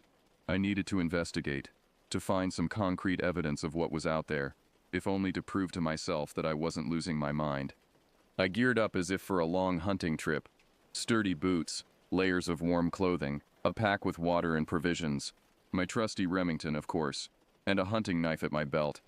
As an afterthought, I grabbed my old digital camera. If I did find something out there, I wanted proof. The morning was crisp and clear, dew sparkling on every leaf and blade of grass. Under the bright light of day, last night's fears seemed almost silly. Almost. I set out in the direction I'd seen the creature disappear, moving slowly and carefully. Years of hunting had taught me how to move quietly through the underbrush, how to spot signs of animal passage. But as I ventured deeper into the forest, I realized I wasn't seeing any of the usual signs of wildlife. No droppings, no tufts of fur caught on branches. Even the birds were unnaturally quiet. It was as if everything was hiding. After about an hour of careful progress, I stumbled upon something that made me pause. A clearing. One I'd never noticed before despite my many forays into these woods. It wasn't large, maybe the size of my cabin's main room, but it was perfectly circular, too perfect to be natural. In the center of the clearing stood the remains of a deer, or what was left of it. The animal had been torn apart, entrails spilling out onto the ground, its eyes wide open and clouded in death. But it wasn't the gruesome sight that held my attention. It was the tracks around it. They were massive, easily twice the size of my boot print. They had the general shape of a canine's paw, but elongated, with claws that left deep gouges in the earth. I knelt down to get a closer look, running my hand over the edge of one of the prints. It was fresh, too fresh. I fumbled for my camera, snapping several pictures of the prints in the deer carcass. As I stood up, a twig snapped somewhere behind me. I spun around, rifle raised, but there was nothing there. Just trees, shadows, and the faint rustle of leaves in the breeze. But I couldn't shake the feeling that I was being watched. My heart was pounding in my chest, sweat trickling down my back despite the cool air. I wasn't sure what I was dealing with, but I knew it was dangerous, something beyond the natural order of things. I decided to head back to the cabin. Whatever was out here, I wasn't equipped to deal with it alone. I needed time to think, to plan, maybe to reach out to someone who might have answers. As I made my way back, moving as quickly and quietly as I could, my mind raced. I'd never been one to believe in legends or folklore, but out here, alone, with something unknown stalking the woods, those old tales my grandfather used to tell didn't seem so far-fetched. He'd spoken of creatures that lived in the deep woods, beyond the reach of civilization, ancient things that had been here long before humans set foot on this land, things that most people had forgotten, but that still remembered us. I reached the cabin and bolted the door behind me, something I hadn't done since I first moved out here. The cabin was sturdy, built by hand with thick logs and a reinforced door. I told myself that whatever was out there wouldn't be able to get in, but deep down, I wasn't so sure. As I downloaded the pictures from my camera to my rarely used laptop, I couldn't shake the feeling that I'd crossed a line, that by seeking out whatever was out there, I'd drawn its attention. And now, it was hunting me. The hours dragged by as I sat in the growing darkness, the rifle across my lap, listening. The forest was quiet again, unnervingly so. I thought about turning on the generator for some light, but the thought of the noise it would make stopped me. I didn't want to draw attention, not to this place, not to myself. As the sun set, painting the sky in brilliant oranges and reds before fading to an inky black, I found myself thinking about my life before the cabin, about Laura, about the life we'd planned together. We'd talked about having kids, about moving to a quiet suburb where we could have a garden and a dog. It all seemed so distant now, like a half-remembered dream. I wondered what Laura would think of me now, living alone in the woods, jumping at shadows. Would she be proud of how I'd learned to survive on my own? Or would she be sad to see how isolated I'd become? My musings were interrupted by a sound that made my blood run cold. That same low, throaty rumble I'd heard the night before, but closer now. Much closer. I stood up slowly, careful not to make a sound, and moved to the window. The moonlight cast long shadows across the forest floor, and for a moment I thought maybe it had been my imagination playing tricks on me. But then I saw it. Standing just at the edge of the trees, partially obscured by shadows, was a creature unlike anything I'd ever seen before. It was huge, easily the size of a grizzly bear, but it moved with a fluidity that was almost feline. Its fur was dark, matted in places, and I could make out a long, narrow snout filled with sharp, jagged teeth. The closest thing I could compare it to was a hyena, but far more grotesque, more monstrous. Its eyes glowed with an unnatural intelligence, fixed on the cabin, fixed on me. And then it did something that made my heart nearly stop. It stood up on its hind legs. No animal should be able to do that. Not like this. It was almost humanoid in the way it moved, the way it stood, towering over the ground. And then it let out a sound that was halfway between a howl and a scream, a noise that echoed through the trees and set the night alive with movement. I could hear the distant calls of other animals responding, the forest suddenly alive with activity, but I barely registered it, my entire focus on the creature outside my cabin. I didn't wait to see what it would do next. I took aim and fired, the sound of the gunshot deafening in the enclosed space of the cabin. The creature recoiled, a dark liquid, blood I assumed, spraying from its shoulder. But it didn't fall. Instead, it dropped back onto all fours and bolted into the woods, disappearing into the darkness as quickly as it had appeared. I stayed up the rest of the night, rifle in hand, listening for any sign that it might return. But the forest remained quiet, the only sounds those of the wind rustling through the leaves and the distant call of an owl. When dawn finally broke, I stepped outside, my legs shaky from the tension of the night. The clearing was empty, the only sign of what had happened being the bloodstains on the ground where I had shot the creature. I followed the trail as far as I could, but it eventually disappeared into the underbrush, the ground too rocky to hold any more tracks. Whatever that thing was, it was gone. For now. As I made my way back to the cabin, my mind was reeling. I'd lived out here for years, and I'd seen my share of strange things, but nothing like this. It wasn't a bear or a wolf or anything else that should be in these woods. It was something else, something old and dangerous. I knew I should probably leave, head into town and report what I'd seen, but who would believe me? And more importantly, could I bring myself to abandon the life I'd built here, the peace I'd found in these woods? No, I decided. This was my home, and I wasn't about to let some creature, no matter how terrifying, chase me out. But I was going to be a lot more careful from now on, that's for sure. As for what it was, I could only guess. Maybe some kind of ancient predator that's managed to stay hidden all these years. Maybe something that's always been here, just waiting for the right moment to show itself. But whatever it was out there, somewhere in those woods. And I had a feeling it would be back.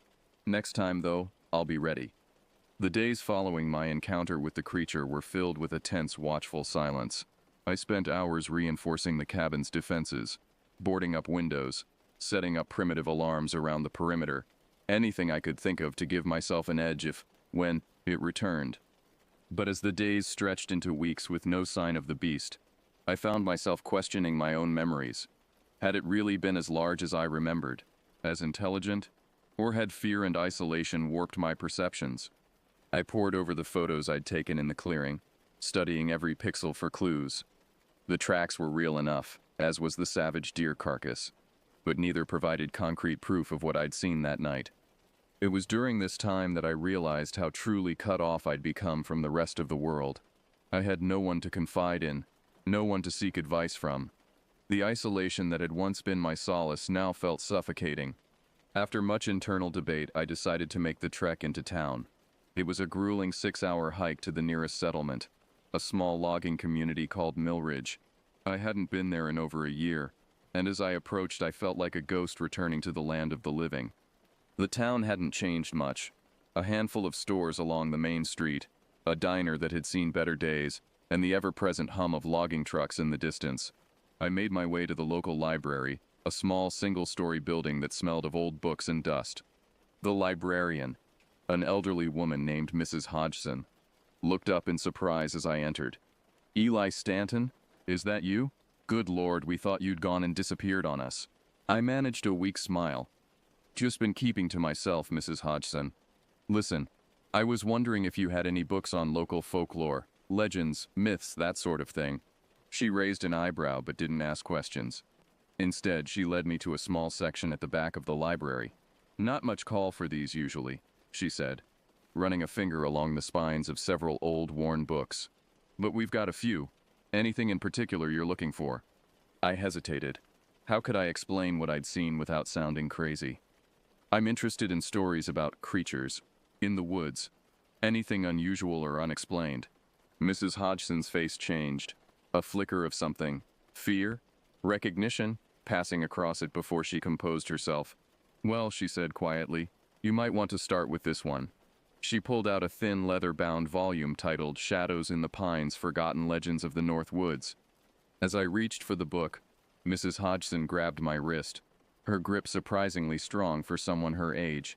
"Be careful, Eli," she said, her voice barely above a whisper. "Some things are best left in the dark." Before I could respond, she had turned and shuffled back to her desk, leaving me alone with the book and a growing sense of unease. I spent the next few hours poring over the volume, my heart racing as I came across a section titled The Beast of Blackwood Forest. The description matched what I'd seen. A massive wolf-like creature that walked on 2 legs, with intelligence in its eyes and an appetite for flesh. According to the book, sightings of the beast dated back centuries, with the earliest recorded encounter in 1673 by a French trapper.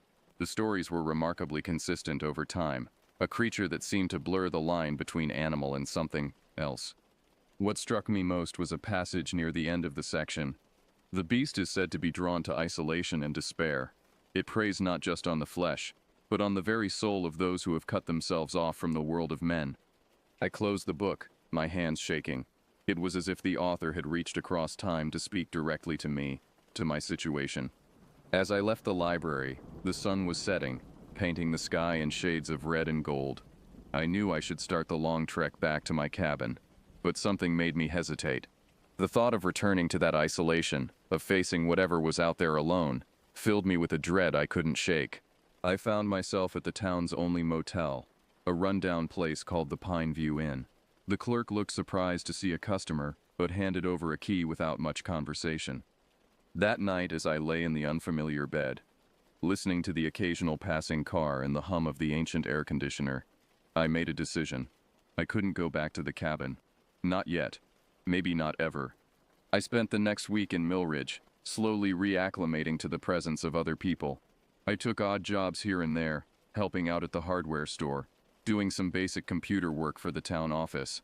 It felt strange, using skills I'd almost forgotten I had. But as the days passed, I found myself growing restless. The town, which had seemed so alive when I first arrived, now felt stifling. I missed the quiet of the forest, the self-reliance of my life there. And more than that, I felt a growing sense of unfinished business.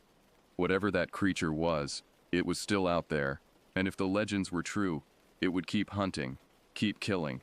On the 8th day, I packed up my meager belongings and headed back into the woods. The hike seemed shorter this time, my steps purposeful and determined. As I approached my cabin, I half expected to find it destroyed, torn apart by the beast in my absence. But it stood just as I'd left it, a testament to the solidity of its construction and the peace of the forest around it. I spent the next few days preparing. I reinforced the doors and windows, set up more alarms around the perimeter. I cleaned my rifle and stocked up on ammunition, and I waited. It was on the third night that I heard it again, that low rumbling growl that set my teeth on edge. But this time I was ready.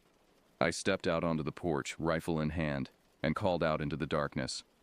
"I know you're out there. Show yourself." For a long moment there was silence. Then, from the shadows at the edge of the clearing, it emerged. It was just as I remembered. Massive, with matted dark fur and eyes that glowed with an unnatural intelligence. But this time, I didn't feel fear. I felt recognition, as if I was facing a part of myself I'd long denied. The creature stood on its hind legs, towering over me. But it didn't attack. Instead, it tilted its head, as if considering me. In that moment, I understood. The beast wasn't just a predator. It was loneliness given form. Isolation made flesh. It was everything I'd embraced when I'd cut myself off from the world, taken to its terrible logical conclusion. I lowered my rifle. "I'm not alone anymore," I said, my voice steady. "And neither are you." The creature let out a sound, not a growl this time, but something almost like a sigh. Then, slowly, it turned and loped back into the forest, disappearing into the shadows. I stood there for a long time, watching the spot where it had vanished. I knew it might return someday. The darkness, the isolation, they're always there, waiting at the edges of our lives. But for now, at least, they were gone. And I knew what I had to do. The next morning, I began the long hike back to Millridge. It was time to rejoin the world, to find a balance between the solitude I craved and the human connection I needed. As I walked, I thought about Laura, about the life we'd planned. I thought about the years I'd spent alone in these woods, and I thought about the future, uncertain, yes, but full of possibilities. The forest around me was alive with the sounds of birds, of small animals going about their lives. Somewhere in the distance, I heard the faint rumble of a logging truck. I smiled. It was good to be back. It's been 2 years since that night in the woods. I still live in my cabin, but I make regular trips into town now. I've even started doing some freelance IT work, using a satellite internet connection to stay connected to the outside world. Sometimes, on quiet nights, I think I hear that low growl in the distance. But it doesn't fill me with fear anymore. Instead, it's a reminder of the darkness we all carry inside us, and of the importance of facing it head on. I don't know if what I saw was real, or some manifestation of my own lonely psyche, but in the end, I suppose it doesn't matter. What matters is that I found my way back, to myself, to the world. And if you ever find yourself in the deep woods of northern Maine, and you hear something moving in the shadows, well, maybe it's just the wind, or maybe it's something else, something ancient and lonely, waiting for someone to understand. Just remember, the real monsters aren't in the forest. They're the ones we create when we cut ourselves off from the world, when we forget what it means to be human. Stay connected, stay alive, and never stop moving forward.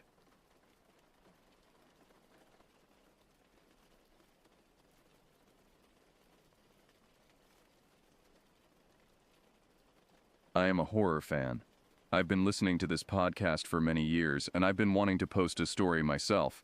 Now recently, I've experienced something that I will truly never, never forget. I'm a 47-year-old man, 6'4" with a good build, and I live in California. What happened to me in March of 2022 changed everything I thought I knew about the world.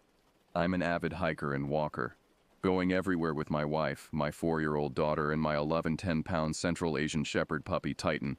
That particular Tuesday started like any other. I had dragged myself through another exhausting day at the office, my shoulders tight with stress. The argument with my colleague still rang in my ears. We had nearly come to blows over a project deadline, and the tension left me feeling raw and restless. When I finally got home that evening around 7:30, my wife was sprawled on the couch, dark circles under her eyes from her own demanding day. She worked as a nurse at the county hospital, and her 12-hour shifts were taking their toll. I kissed her forehead and suggested I take Titan out for a long walk so she could rest. She mumbled something about being careful and closed her eyes. I had been reading about this particular trail for weeks. Other hikers raved about its beauty at night, claiming the stars seemed close enough to touch through the canyon walls. The reviews described it as peaceful, almost spiritual. After the day I'd had, I craved that kind of solitude. I needed to clear my head, to breathe air that wasn't recycled through office vents.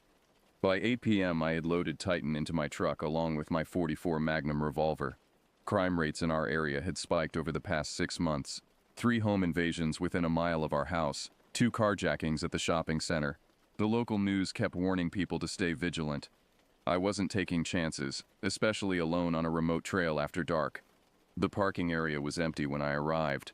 Just cracked asphalt and a weathered wooden sign marking the trailhead. My headlights swept across the entrance before I killed the engine. The silence that followed felt heavy, pressing against my eardrums. Titan whined softly from the back seat, eager to explore.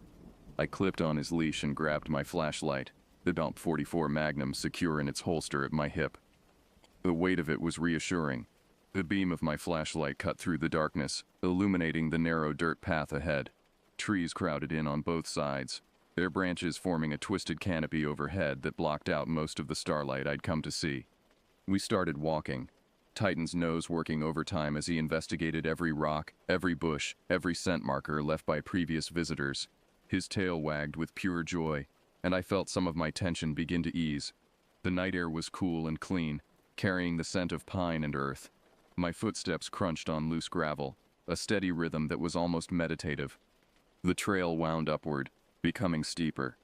My calves burned pleasantly as we climbed. I could hear small animals rustling in the underbrush. The occasional hoot of an owl somewhere in the distance. Normal sounds. Natural sounds. Everything felt right. We were approximately 45 minutes into the hike when Titan suddenly stopped. His whole body went rigid. His head lowered as he sniffed at a particular spot near the edge of the trail. Then he squatted to relieve himself, and I waited patiently, scanning the darkness with my flashlight. That's when I heard it. The distinct crunch of leaves being compressed underfoot. Not the random scatter of small wildlife, but deliberate weighted steps. Human-sized steps. My hand instinctively moved toward my gun. Then came the voice. "Over here." Just 2 words, whispered but clear enough to make every hair on my neck stand straight up. The voice was wrong somehow, too breathy, too hollow, like air forced through a damaged windpipe. I practice kickboxing 3 times a week. I'm not a small man, and I can handle myself in most confrontations, so I turned toward the sound, ready to face whoever was trying to mess with me. Maybe some punk kids thought they'd scare a lone hiker. Maybe a homeless person was camping in the woods. My jaw clenched as I prepared to tell them to back off. But Titan reacted before I could. He barked once. A sharp, explosive sound that shattered the quiet, and then he was gone. His leash ripped from my hand as he lunged off the trail and crashed into the dense forest, his huge body disappearing into the darkness between the trees. "Titan," I screamed, my voice cracking with panic. That dog was family. The thought of losing him sent ice water flooding through my veins. Without thinking, I plunged after him into the tree line, my flashlight bouncing wildly as I ran. Branches whipped at my face, drawing blood from my cheeks. Thorny brambles tore at my clothes and skin. I could hear Titan crashing through the underbrush ahead of me, but I couldn't see him. My new athletic pants, the expensive ones my wife had bought me for my birthday, were getting shredded by every bush I pushed through. "Titan," I kept calling, desperation making my voice hoarse. "Titan, come." Then I hit something. Hard. The impact was like running full speed into a brick wall. My feet left the ground, and I went down, slamming into the forest floor. Mud soaked through my pants, cold and thick. My flashlight flew from my hand, its beam spinning crazily before landing several feet away, pointing back the way I'd come. Gasping, I scrambled to my hands and knees, reaching for the light. My fingers closed around it, and I started to push myself up. That's when the beam swept across something that made my brain simply stop processing. There was a figure standing 10 feet in front of me, but calling it a figure felt wrong. It was shaped vaguely like a person. 2 arms, 2 legs, a head. But everything about it was distorted, stretched, corrupted. It stood at least 10 feet tall, its impossibly long limbs ending in hands with fingers that seemed to have too many joints. The skin was a sickly gray-white, pulled so tight over the bones that I could see every ridge of its skull, every knob of its spine. But the face, God help me, the face was what destroyed me. Its eyes were completely white. No iris, no pupil. just blank globes that seemed to absorb light rather than reflect it. The mouth hung open, revealing teeth that were too long, too sharp, stained dark with something I didn't want to identify. Thick, viscous drool hung from its lower lip in long strands, and I could see smears of crimson around its mouth, dried blood crusted in the corners. My voice, when it finally worked, came out as a broken whisper. What the hell? The thing's head tilted at an unnatural angle, almost 90 degrees to the side, like a curious dog examining something it didn't understand. Its white eyes seemed to bore into me, though they showed no recognition, no intelligence, nothing human. Then its mouth opened wider. The jaw stretched impossibly far, unhinging like a snake's, and it screamed. The sound that came out wasn't anything that should exist in nature. It was the shriek of a man being torn apart mixed with the roar of an enraged bear and the howling of a wolf, all layered on top of each other in a horrible harmony that made my teeth ache and my vision blur. The scream went on, so loud that I felt it vibrating in my chest cavity, shaking my ribs. I stumbled backward, my legs barely supporting me. "What the hell?" I whispered again, because those were the only words my terrified brain could produce. My hands shook so badly that the flashlight beam danced across the trees like a strobe light. The creature dropped to all fours with a sickening crack of joints bending wrong. And then it moved. God, it moved faster than anything that size should be able to move. 1 second it was 10 feet away, the next it was right in front of me. Close enough that I could smell it, a nauseating mixture of rot and copper and something acrid that burned my nostrils. My hand went to my hip, muscle memory from countless hours at the shooting range taking over. I yanked the .44 Magnum from its holster and fired. The muzzle flash lit up the forest like lightning, and the recoil nearly knocked me backward. The first shot caught it square in the chest. I saw the impact, saw the skin split and dark liquid spray out.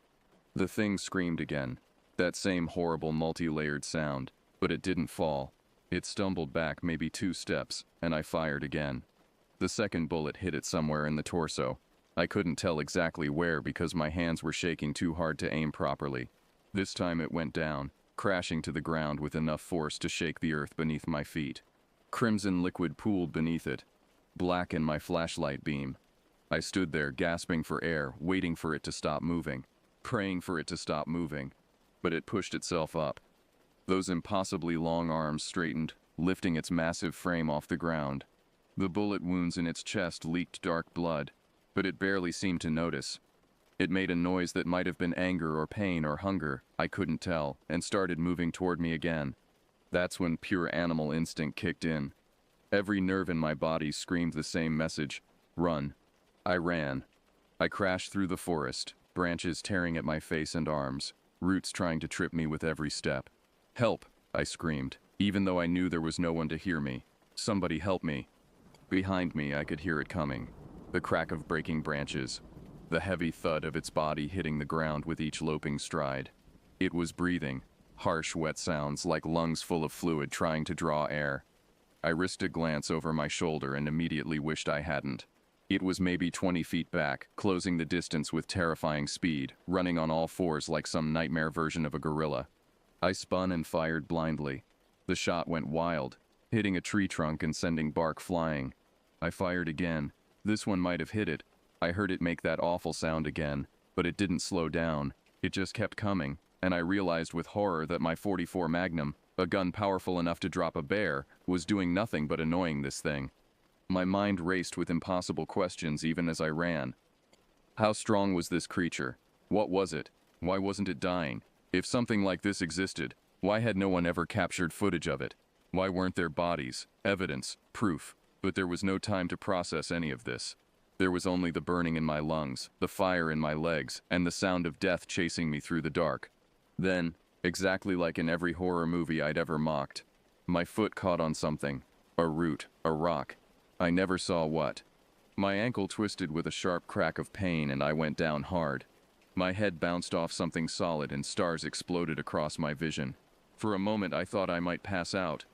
I rolled onto my back, trying desperately to stand, but my ankle wouldn't support my weight. When I put pressure on it, agony shot up my leg like an electric current. I was helpless, sprawled in the mud and leaves, watching as the creature bounded toward me. It was still dripping blood from the bullet wounds, still making those horrible wet breathing sounds. Drool and blood flew from its mouth as it ran, spattering the ground. It was moving at least twice as fast as any human could run, maybe faster. Its eyes, those dead white eyes, were locked onto me with the focus of a predator that knows its prey is wounded. I raised the gun with both hands, trying to steady my aim, but I was shaking too badly. The creature gathered itself and leaped, launching its massive body into the air in a perfect predatory arc, like a mountain lion pouncing on a deer. I was about to die. I knew it with absolute certainty. This thing was going to land on me and tear me apart. Then something huge and brown crashed into the creature from the side. Titan. My beautiful, loyal Titan hit the creature's head with his full 110 pounds of muscle and fury. The impact knocked the creature sideways, sending it tumbling. Before it could recover, Titan was on top of it, his massive jaws clamping down on whatever he could reach. I heard the wet sound of teeth tearing through flesh. The creature shrieked and thrashed, trying to shake Titan off, but my dog held on with the determination of his breed. Titan was bred to fight wolves, to protect livestock from predators. Every instinct in his body was focused on one goal: protect his pack. Protect me. I forced myself onto my knees, ignoring the searing pain in my ankle. I had to help him. I had to do something. I waited for an opening, watched the creature's writhing body, looking for a clear shot that wouldn't risk hitting Titan. There, for just a second, I could see the creature's head clearly. I fired. The bullet hit somewhere near its neck or shoulder. The creature's scream was deafening. I fired again. I couldn't tell if I was hitting it or missing. My hands shook so badly that every shot was a gamble. Then the creature did something I still have nightmares about. It simply ripped the flesh that Titan was biting. Just tore it off like someone removing a piece of clothing. A whole section of skin and muscle peeled away, and Titan went flying backward with the chunk still in his mouth. He hit a tree trunk with a yelp of pain and confusion. The creature turned its full attention to me. The exposed muscle where it had torn away its own flesh glistened wetly in my flashlight beam. It should have been debilitating. It should have been fatal. Instead, it just made the thing angrier. It looked at me with what I can only describe as pure hatred, those white eyes somehow conveying murderous rage despite having no pupils to focus. It opened its mouth impossibly wide and screamed directly at me. The sound was so loud this close that my ears rang and pain lanced through my skull. Then it started moving toward me again. Slower now, but with terrible purpose. "Titan," I screamed. "Come here, boy. Come on." Titan shook himself and scrambled to his feet. I saw blood around his muzzle, but I couldn't tell if it was his or the creature's. He ran to my side just as I managed to haul myself upright, putting all my weight on my good leg. Together, we started moving. The adrenaline flooding my system did something miraculous to my ruined ankle. I still felt the pain. God, it was excruciating. But my body simply overrode it. Survival instinct pushed me through agony that should have left me crawling. I ran faster than I've ever run in my life, Titan matching my pace, his body pressed against my leg as if trying to support me. We burst through the tree line and onto the trail. I didn't know which direction we'd come from. I just picked a direction and ran. My lungs burned. My vision tunneled. My ankle screamed with every step. But I didn't stop. We must have covered a mile before I dared to look back. The trail behind us was empty, just darkness and distant trees. I bent over, hands on my knees, trying not to vomit from the exertion and terror. Titan stood next to me, panting hard, his eyes scanning the forest. Then I heard it again. That scream. Distant now, but still unmistakable. That impossible combination of human and animal and something other. It echoed through the canyon, and I swear I felt it in my bones. "Move," I gasped to Titan. "We have to move." We ran again. My truck appeared ahead like a salvation. I fumbled for my keys, my hands shaking so badly I dropped them twice before getting the door open. Titan jumped into the back seat. I threw myself behind the wheel, started the engine, and floored it. The truck's tires spun in the dirt before catching, and we shot forward in a cloud of dust and gravel. I didn't slow down until I hit pavement, and even then I kept the speedometer pushing 70 on roads meant for 45. When I burst through our front door, my wife took one look at me and went pale. I was covered in mud, blood, and scratches. My ankle was swollen to twice its normal size. Titan's muzzle was stained dark red, his coat matted with debris. I told her everything, every detail. The voice in the woods, the creature, the chase, The shooting. Titan's rescue. I spoke so fast that I was stumbling over my words, my hands gesturing wildly as I tried to make her understand the horror of what I'd seen. She stared at me like I'd lost my mind. "You're drunk," she finally said. "You went to O'Malley's pub after your hike and got drunk." "I'm not drunk. I swear to God I'm not drunk. Look at me. Look at Titan." But she was already grabbing her keys. You need a hospital. I don't know what happened to you, but you're not making sense and your ankle is broken. We're going. Now. She wouldn't discuss it further. She helped me to the car, loaded Titan into the back, and drove us to the emergency room. The doctors x-rayed my ankle, severely sprained, not broken but close, and cleaned the cuts on my face and arms. They checked Titan and found he was miraculously uninjured. All the blood in his mouth belonged to something else. When they asked what happened, I told them I'd fallen while hiking. They gave me painkillers and crutches and sent me home. For the next week, I couldn't stop researching. I scoured the intranet for anything that matched what I'd seen. The descriptions I found were terrifyingly similar to my encounter. Other people had seen things like this in remote areas. Most of their stories were dismissed as hoaxes or hallucinations. But what scared me most were the accounts that talked about these things following people home, stalking them, appearing outside windows. I couldn't sleep for days. Every sound in the night made me reach for my gun. I kept all the lights on. I checked the locks obsessively.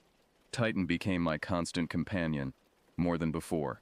I bought him the biggest, most expensive steak I could find at the butcher shop. He'd saved my life, and there was no way to adequately repay that debt. While I ate my meals, he got his own plate at the table. My wife thought I was having a breakdown, but she didn't argue. It's been 18 months now since that night in March 2022. I haven't seen the creature again. I haven't heard that scream. But I've never gone back to that trail. I rarely hike at all anymore, and when I do, it's only on popular trails in broad daylight with Titan at my side and my .44 Magnum loaded with fresh ammunition. Sometimes, late at night when I can't sleep, I stand at my bedroom window and stare into our backyard. The security lights I installed illuminate every corner, but shadows still gather beneath the trees at the property line. I watch those shadows, waiting, wondering if someday I'll see those white eyes staring back at me. My wife thinks I had some kind of mental break that night. She suggested therapy, and I went a few times, but how could I tell a therapist the truth? How could I explain that the world contains things that shouldn't exist? That there are creatures in the dark that can take multiple .44 Magnum rounds and barely slow down? I don't talk about it anymore, but I keep my gun cleaned and loaded. I keep Titan close, and I keep watching the shadows, because part of me has always known, that what I encountered that night is still out there somewhere in the dark, California hills, waiting for the next person stupid enough to walk those trails alone after dark. The worst part is not knowing what it was, not understanding why it exists, or how it can exist, just knowing that it does, and that knowledge changes everything. The world is not as safe or as understood as we like to believe. There are things in the dark that we are not meant to see, and once you've seen them, you can never truly unsee them. I tell myself I was lucky. I had Titan. I had a gun. I survived. But sometimes survival isn't enough to feel safe again. Sometimes survival just means you get to lie awake at night, remembering white eyes in the darkness, and wondering if they're remembering you too.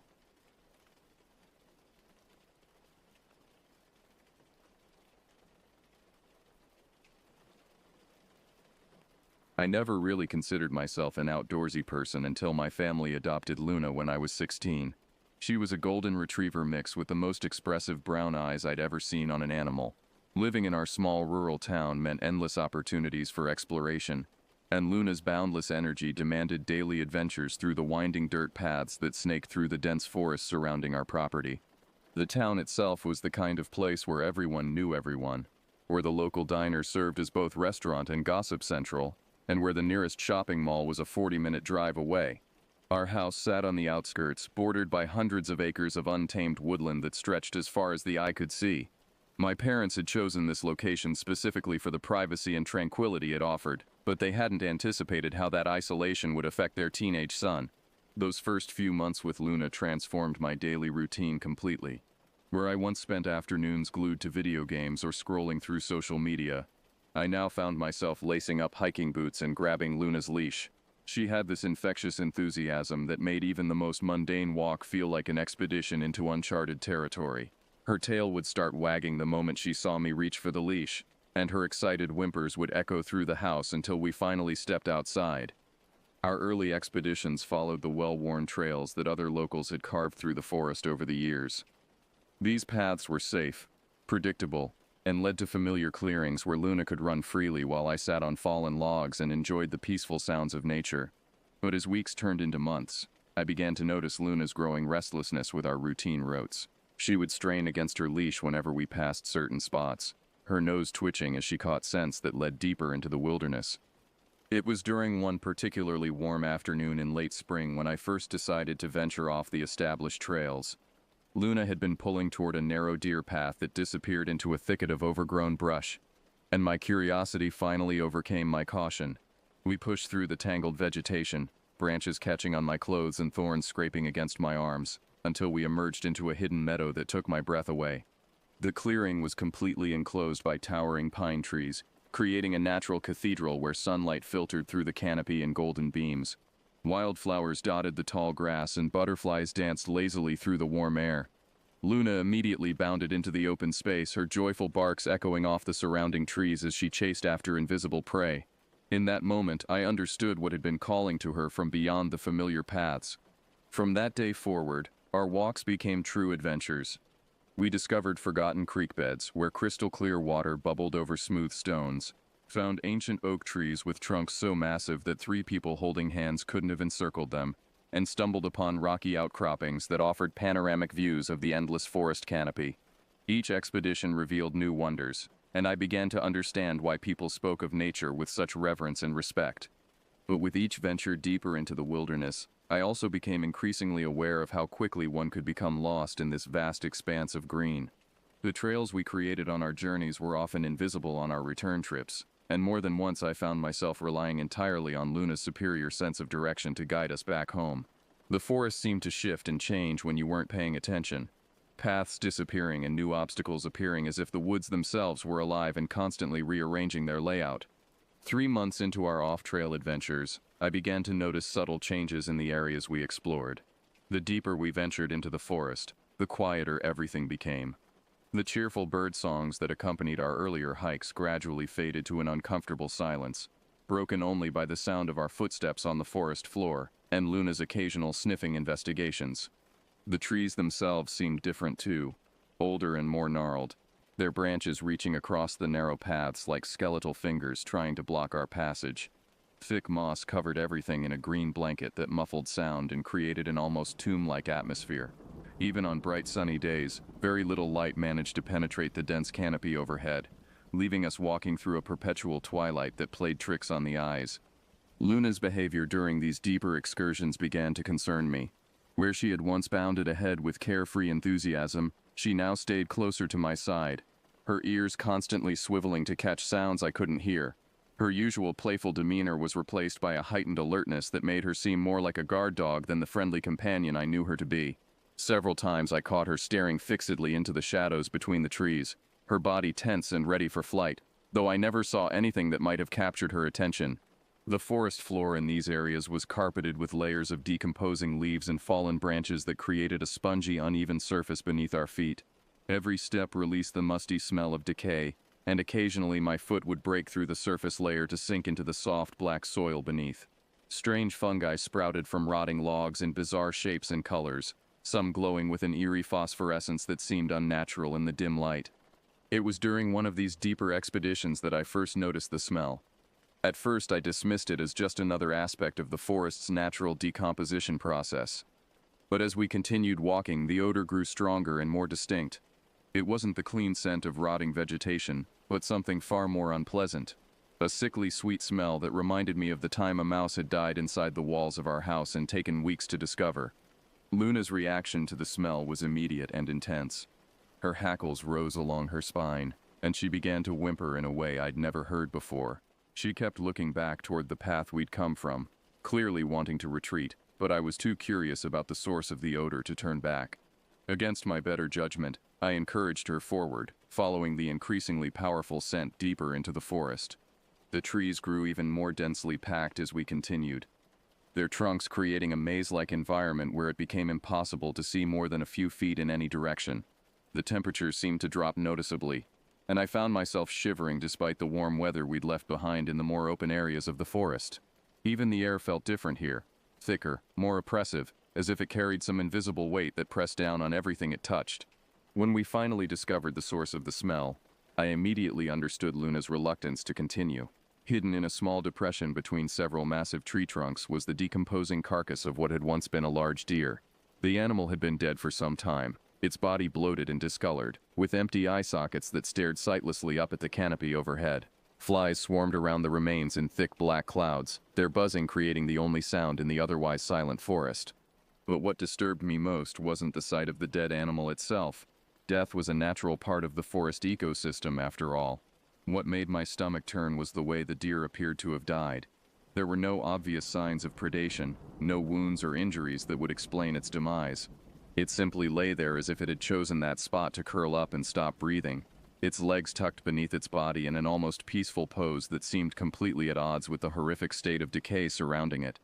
The discovery of the dead deer should have been a warning to stay away from that particular area of the forest. But instead, it only intensified my curiosity about the deeper regions we were exploring. Over the following weeks, I found myself drawn back to those darker, quieter sections of the woods, despite Luna's obvious reluctance to accompany me there. During these return visits, I began to notice other disturbing details that I had missed during our first encounter.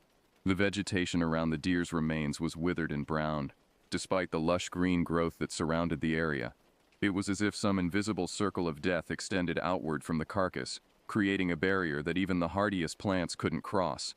The few trees that stood within this dead zone had lost their leaves entirely, their bare branches reaching toward the sky like desperate hands pleading for help.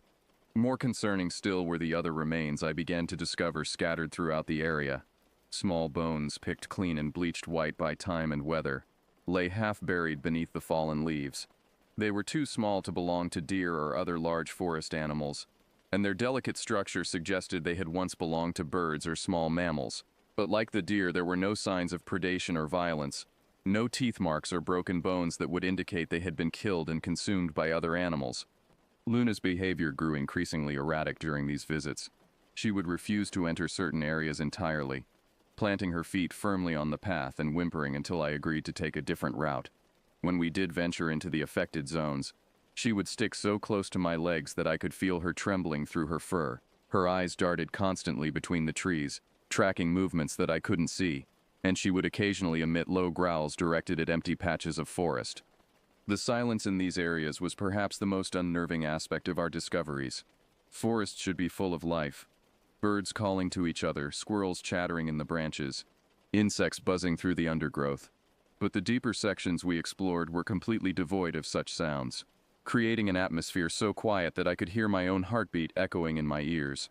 Even the wind seemed reluctant to disturb the stillness, leaving the air stagnant and oppressive.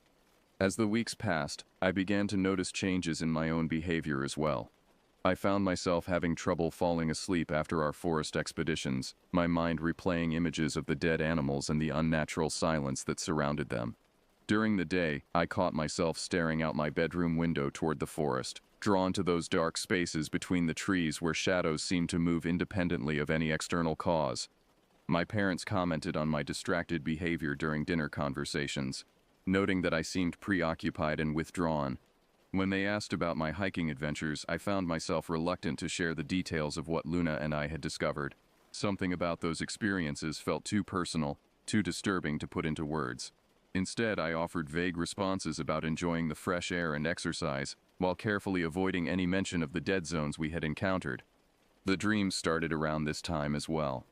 At first, they were simply replays of our forest walks, but gradually they began to take on a more sinister quality. I would find myself alone in the woods, without Luna's comforting presence, walking through increasingly dark and twisted landscapes where the trees seemed to close in around me with each step. The dead animals from our real-world discoveries would appear in these dreams, but they were different somehow, their empty eye sockets following my movements, their decomposing mouths seeming to whisper words I couldn't quite understand. I began to wake up exhausted, as if I had actually been walking through the forest all night, rather than lying safely in my bed. My sheets were often soaked with sweat, and my legs ached as if I had been hiking for hours.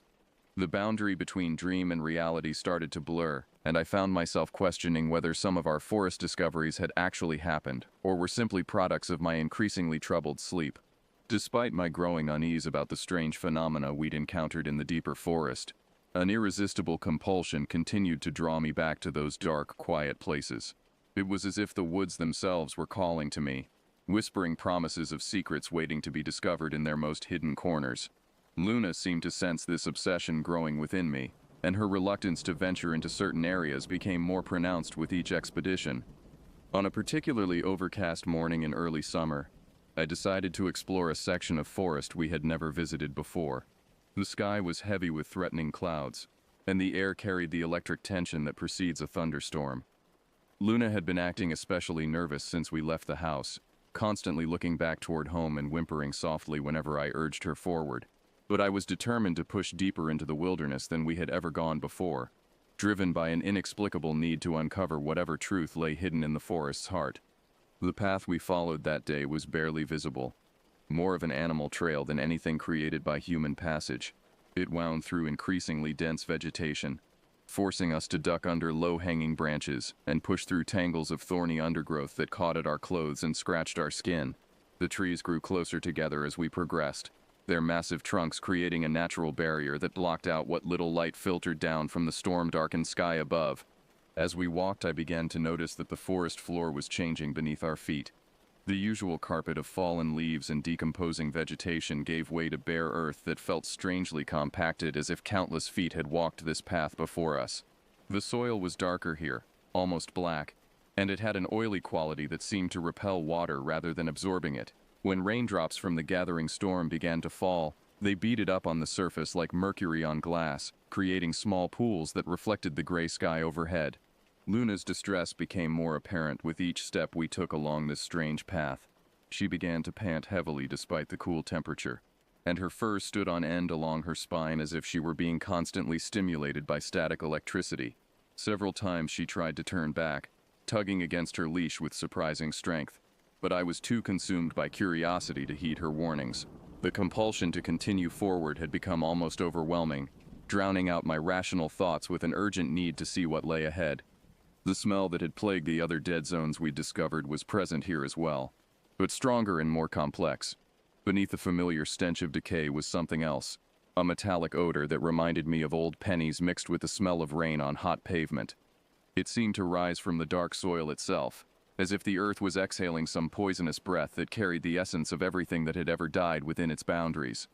As we rounded a bend in the path, the trees suddenly opened up to reveal a clearing unlike anything I had ever seen. It was perfectly circular, perhaps 50 feet across, with the same black soil covering its entire surface. But what made this place truly unsettling was its complete lack of vegetation. No grass, no weeds, no small saplings trying to reclaim the open space, just bare, dark earth that seemed to absorb light rather than reflecting it. In the center of this barren circle stood a single object that made my blood freeze in my veins. It was a wooden post, perhaps 8 feet tall, driven deep into the ground and weathered to a gray, bone-like color by years of exposure.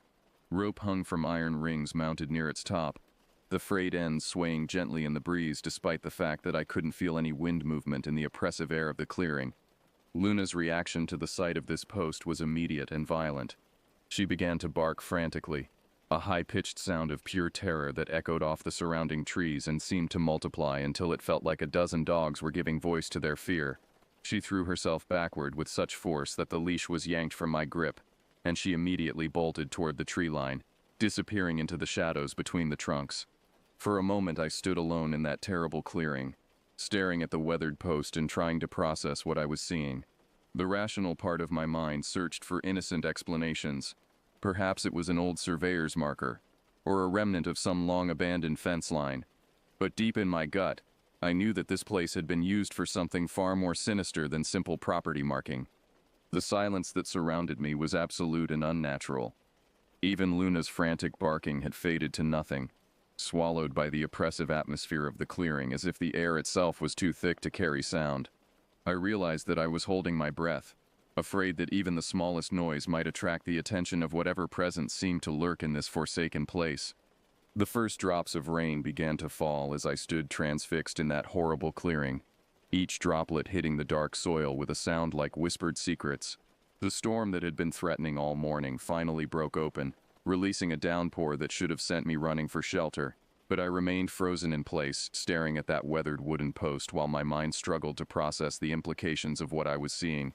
As the rain intensified, something extraordinary and terrifying began to happen. The water hitting the black soil didn't soak in as it should have, but instead began to pool and flow across the surface, creating dark rivulets that moved in patterns too organized to be natural. The streams of water seemed to be following invisible channels carved into the earth, all flowing toward the central post like spokes on some macabre wheel. Within minutes, the entire clearing had become a shallow lake of muddy water that reflected the storm-darkened sky above. But as I watched in growing horror, the reflection in the water began to show something different than what I could see when I looked up. In the surface of the pooled rainwater, the sky appeared to be on fire, painted in shades of orange and red that pulsed and writhed like living flames. Shadows moved across this reflected inferno, shapes that resembled human figures dancing around a central point that corresponded exactly to where the wooden post stood in the real world. The temperature around me seemed to drop dramatically as the vision in the water became clearer. I could make out individual faces in the dancing shadows now, their mouths open in expressions of agony or ecstasy that was impossible to distinguish. Their movements were frenzied, desperate, as if they were trying to communicate some urgent message that I was too dense to understand. The longer I stared into the water, the more convinced I became that these figures were looking back at me, their burning eyes pleading for something I couldn't give them. A sound began to emerge from the reflected scene, faint at first but growing steadily louder. It was a combination of singing and screaming, voices raised in some kind of chant that sent shivers down my spine despite the supernatural cold that had settled over the clearing. The words were in no language I recognized, but somehow their meaning felt familiar, as if they were speaking directly to some primitive part of my brain that understood things my conscious mind refused to acknowledge.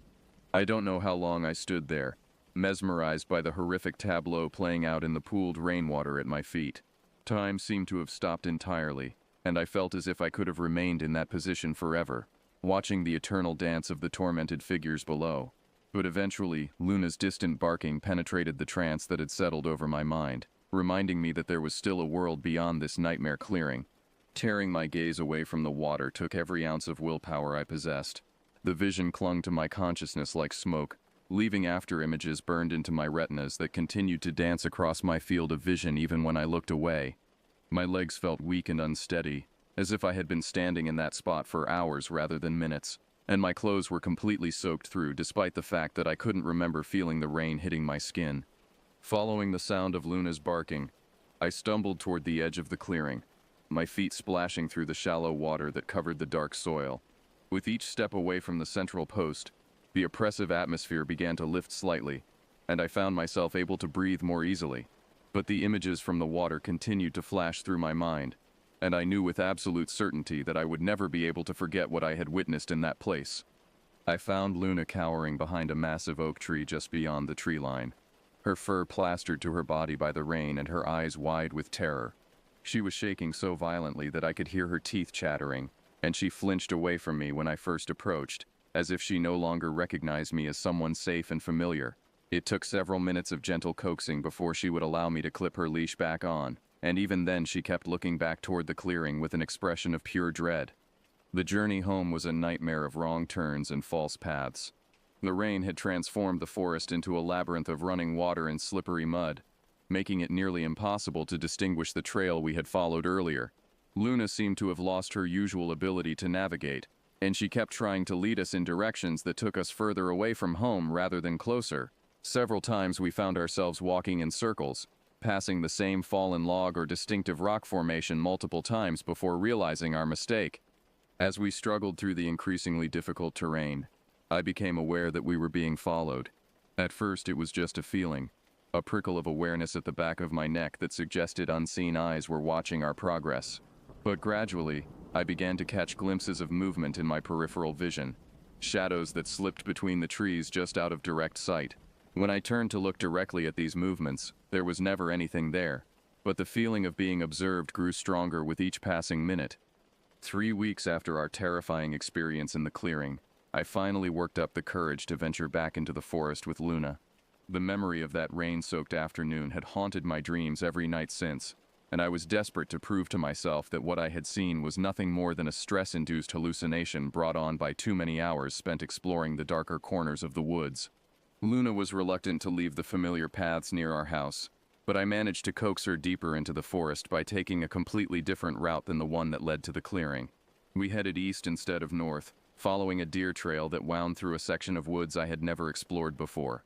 The trees here were different, younger and more widely spaced, allowing dappled sunlight to filter through the canopy and create a more cheerful atmosphere than the oppressive darkness we had encountered in other areas. For the first hour of our hike, everything seemed normal. Luna gradually relaxed her guard, and her tail began to wag again as she investigated the new scents and sounds of this unfamiliar territory. Birds chirped in the branches overhead, and small woodland creatures rustled through the undergrowth in their endless search for food.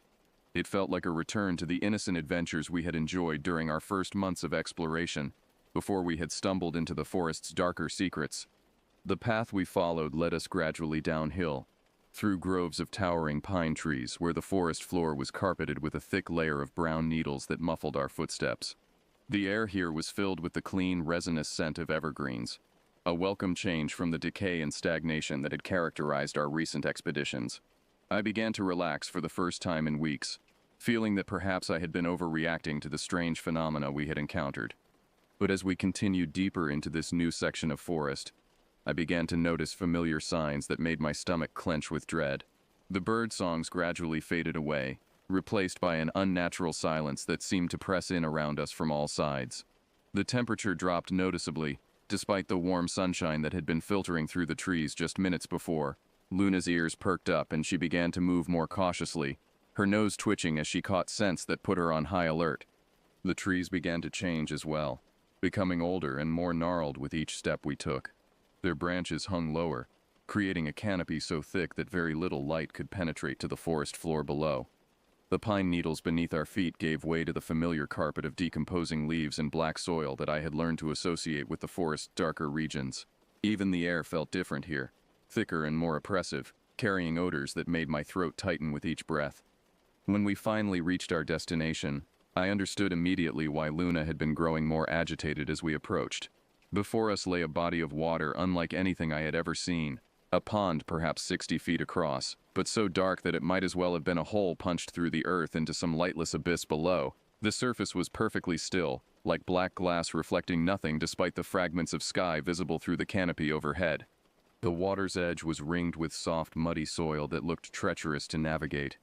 There were no reeds or cattails growing around the perimeter, no lily pads floating on the surface, no signs of the aquatic life that should have inhabited such a large body of water. Even more disturbing was the complete absence of sound. No gentle lapping of water against the shore, no croaking of frogs or buzzing of insects. The pond existed in a bubble of absolute silence that seemed to absorb sound rather than allowing it to travel across the water's surface.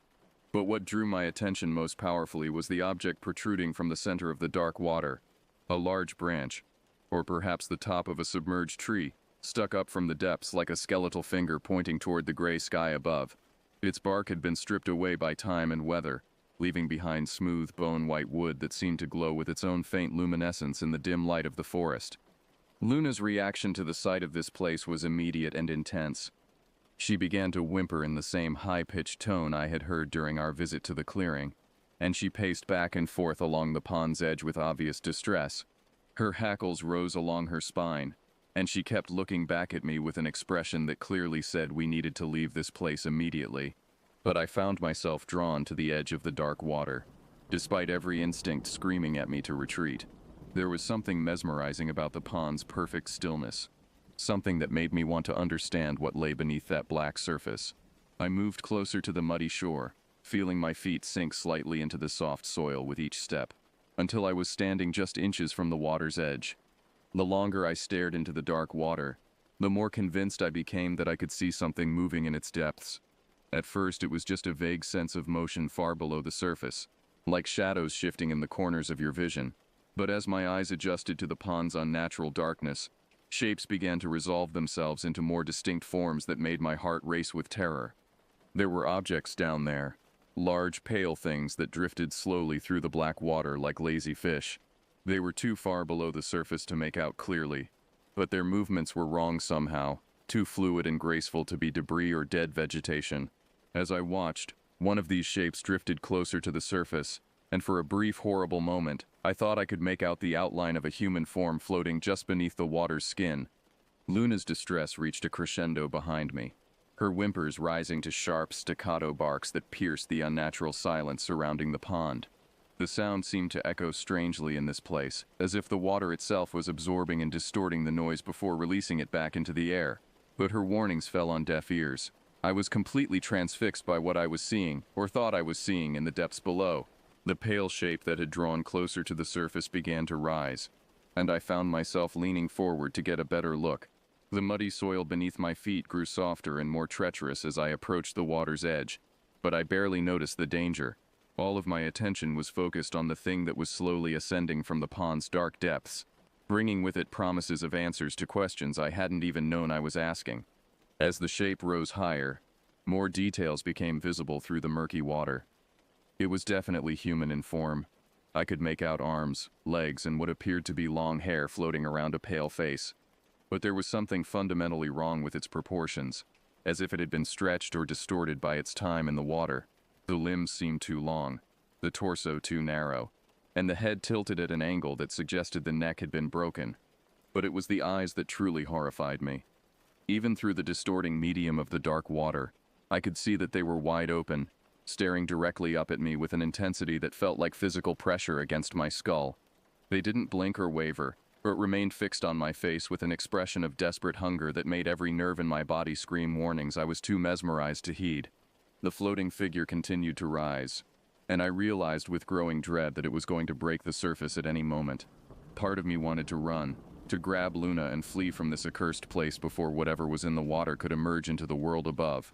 But a larger part of me was convinced that I needed to see this thing face to face, to understand what it was and what it wanted from me.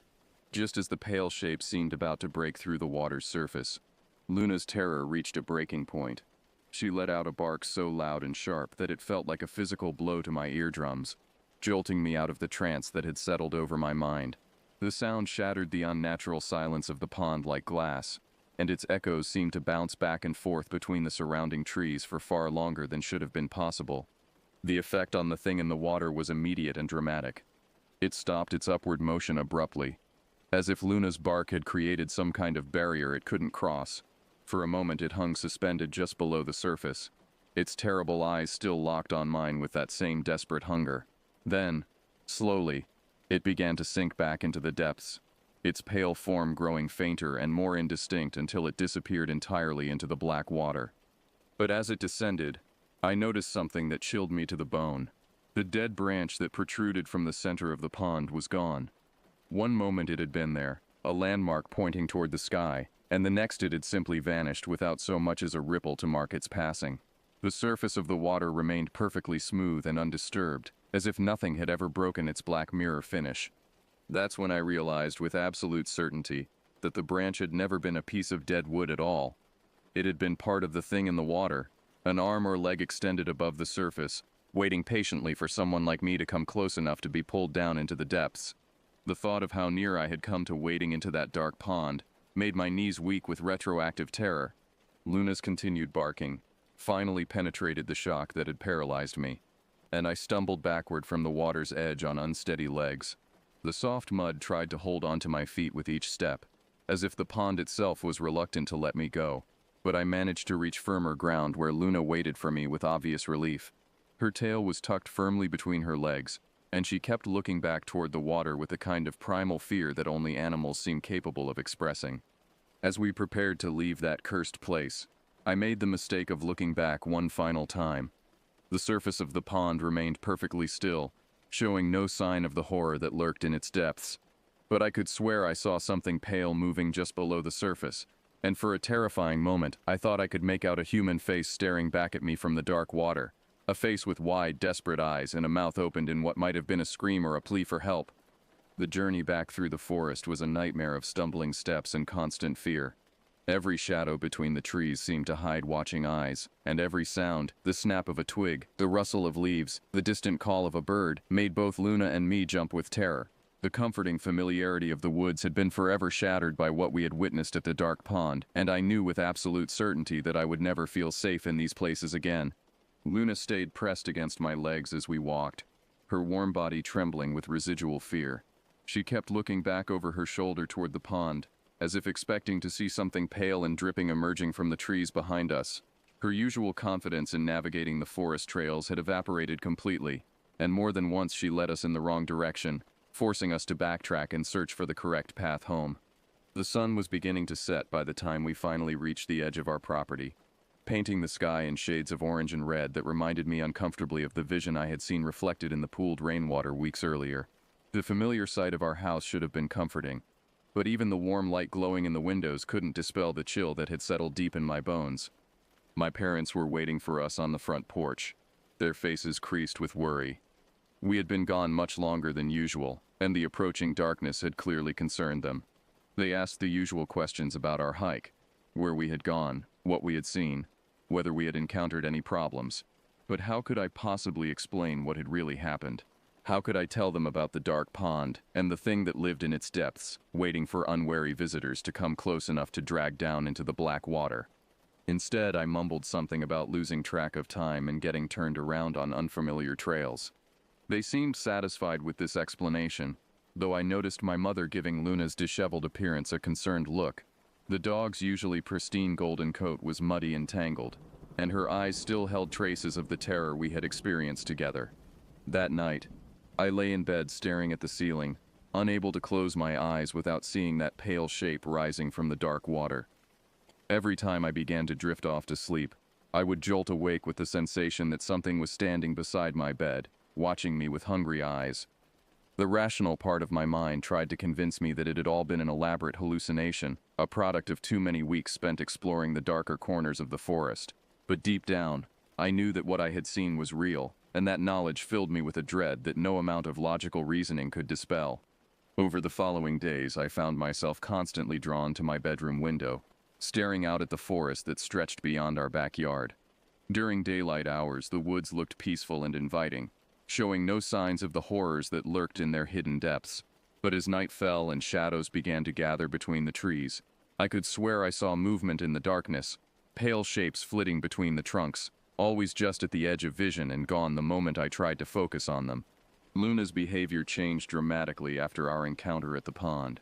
She no longer showed any interest in our forest expeditions, and would whimper and hide whenever I reached for her leash.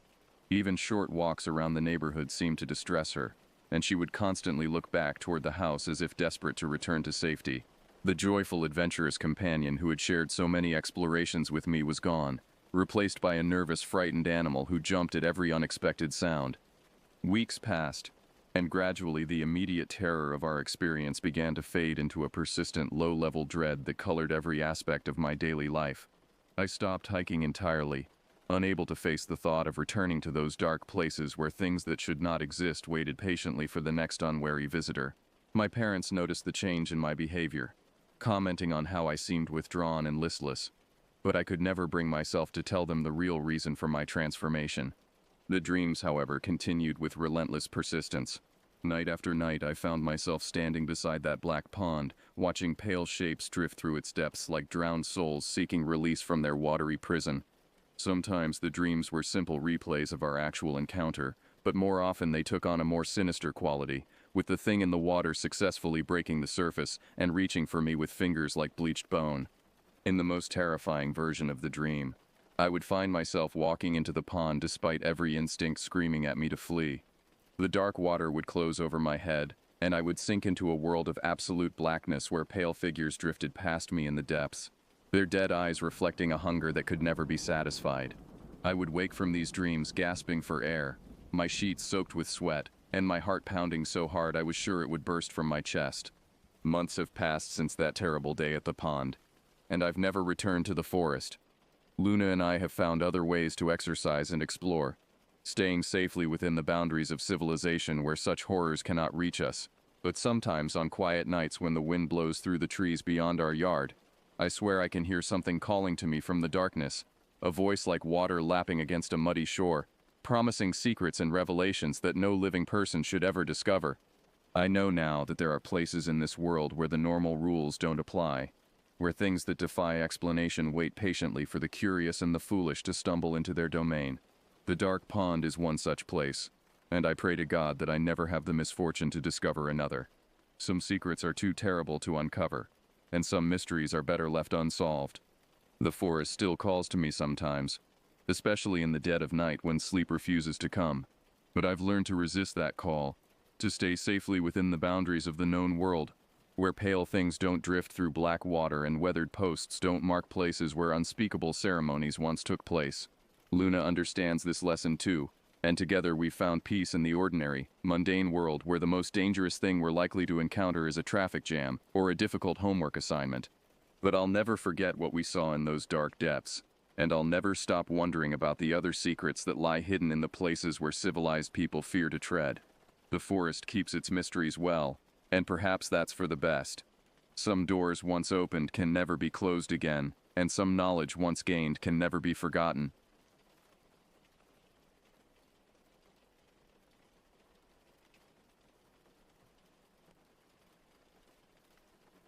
The Adirondack wilderness stretches like an ancient slumbering beast across upstate New York. Most tourists and weekend hikers never venture beyond the maintained trails and designated camping areas. They never learn what waits in the deeper woods, in the places where cell service dies and compasses spin uselessly in your palm. I wish I had been one of them. My name is Alex. 3 days ago, I was a normal person with a normal life and normal problems. Now I'm hunched over a dying phone in a makeshift shelter, typing this as a record of what happened to us, hoping someone will find it. The battery won't last much longer. Neither will I, probably. It was Jordan's idea to go on this trip. Jordan, with his REI membership and his expensive hiking boots and his Instagram feed full of summit photos. He convinced Danny and me that we needed to disconnect and recharge in nature.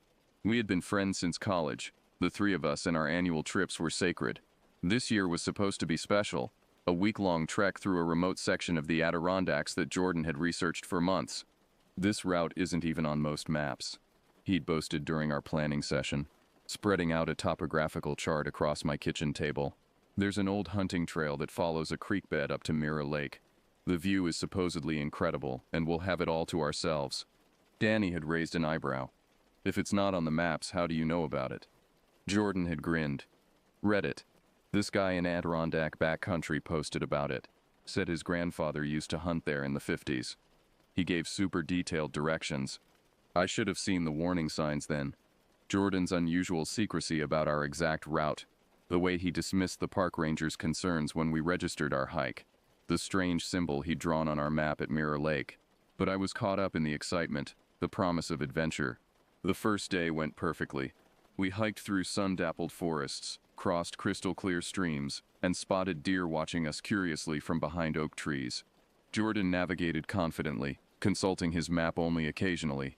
We made good time and set up camp in a picturesque clearing just as the sun was setting.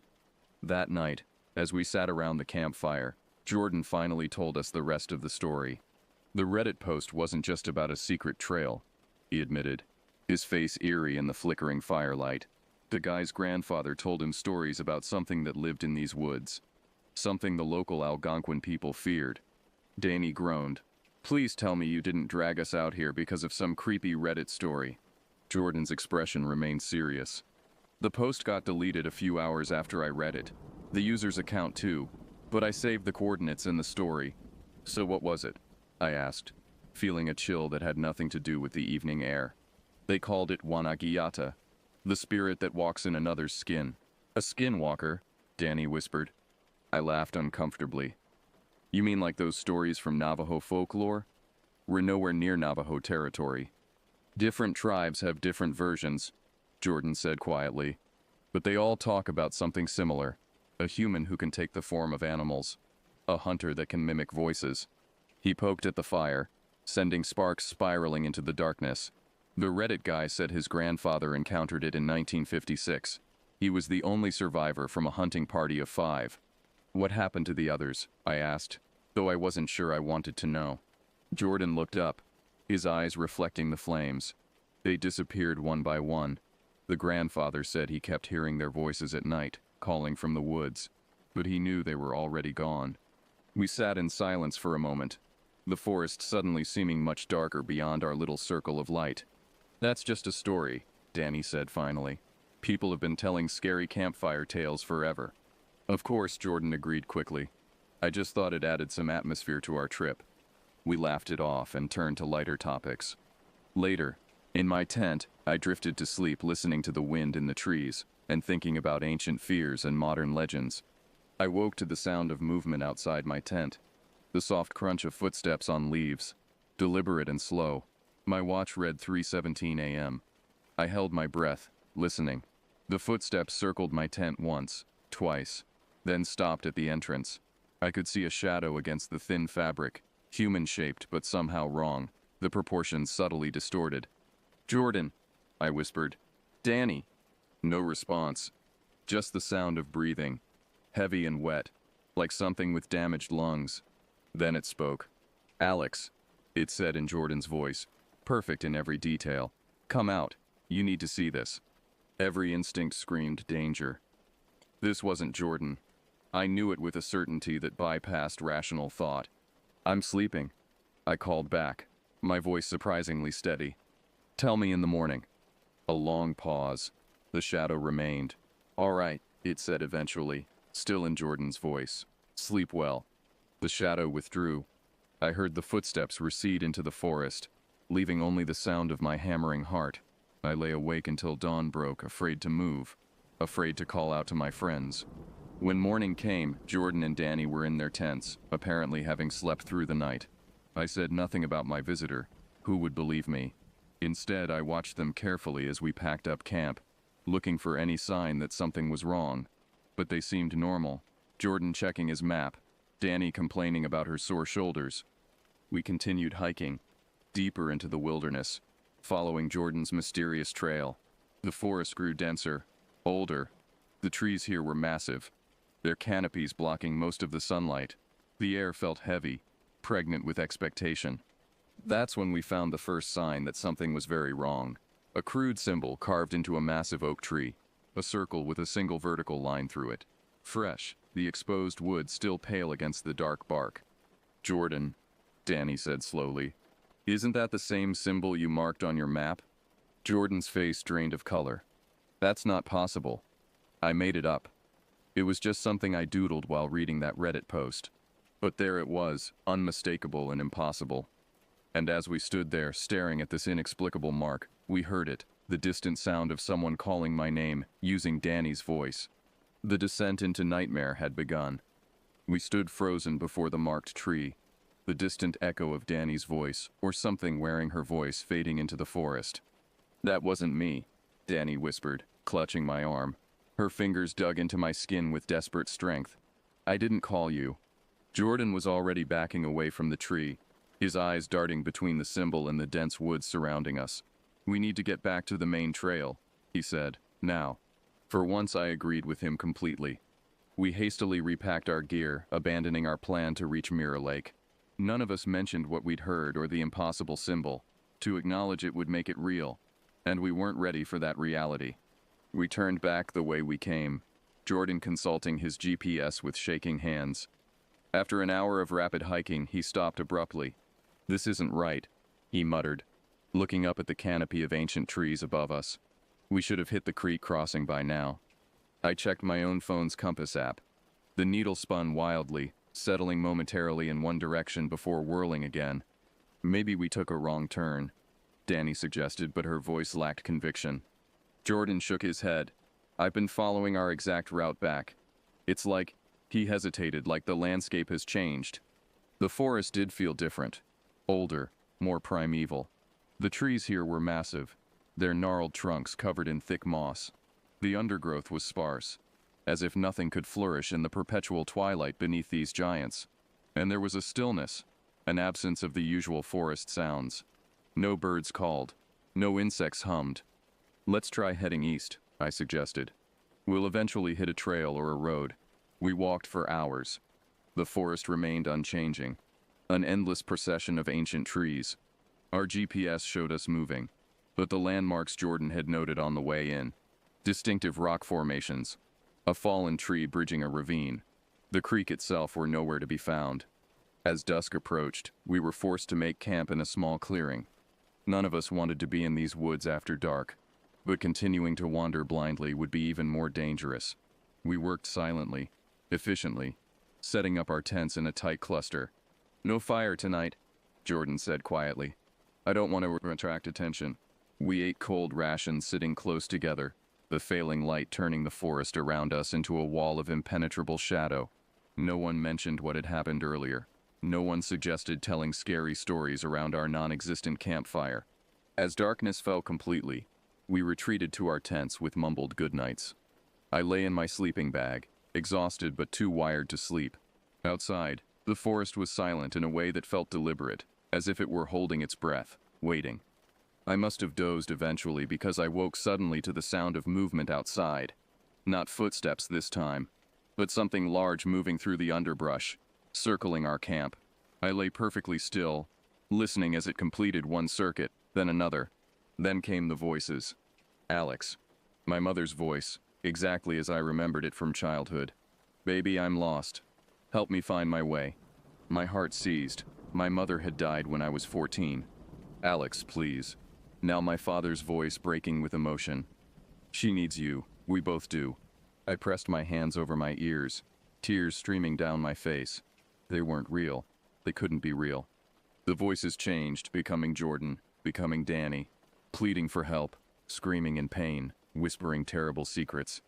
I curled into a ball, trying to block out the sounds, knowing with terrible certainty that whatever was out there was learning, practicing, perfecting its mimicry. Morning came after an eternity. I emerged from my tent to find Donnie already up, her face haggard and eyes red-rimmed. "Did you?" she began. "Yes," I cut her off. "All night." Jordan's tent was empty, his sleeping bag neatly arranged as if he'd never used it. "Jordan?" I called, trying to keep the panic from my voice. "Jordan!" We found his boots neatly placed outside his tent, but no other sign of him. His backpack was still there, water bottle and GPS still inside. It was as if he had simply vanished in the night, or been taken. "We have to find him," Danny said, already stuffing essentials into her day pack. I nodded, trying to ignore the voice in my head that whispered Jordan was already gone, that we'd never see him again. Not the real Jordan, anyway. We searched the area around our camp, calling his name despite the risk of attracting unwanted attention. About 50 yards from our tents, Danny stopped suddenly. "Look," she said, pointing to a tree. The symbol again, the circle with a vertical line, freshly carved into the bark, and beneath it something that made my skin crawl. A perfect handprint pressed into the trunk, as if someone had pushed their palm into clay. But this was solid wood, impossibly marked. "We need to go," I said, grabbing Danny's arm. "Now." We packed up camp in record time, leaving Jordan's tent and most of his gear. We could only carry the essentials if we wanted to move quickly. I took his GPS, though it had proven useless in this strange forest. We chose a direction east, according to the unreliable compass, and started walking. Neither of us mentioned our missing friend or the horrors of the previous night. We just walked, pushed forward by the primal need to escape. Around midday, we found the creek, or a creek at least. It wasn't where it should have been according to Jordan's map, but it was flowing water, a potential path out of the wilderness. "We should follow it downstream," I said. "It has to lead somewhere." Danny nodded, her face set in grim determination. We began making our way along the bank, the dense underbrush forcing us to wade through the shallow water in places.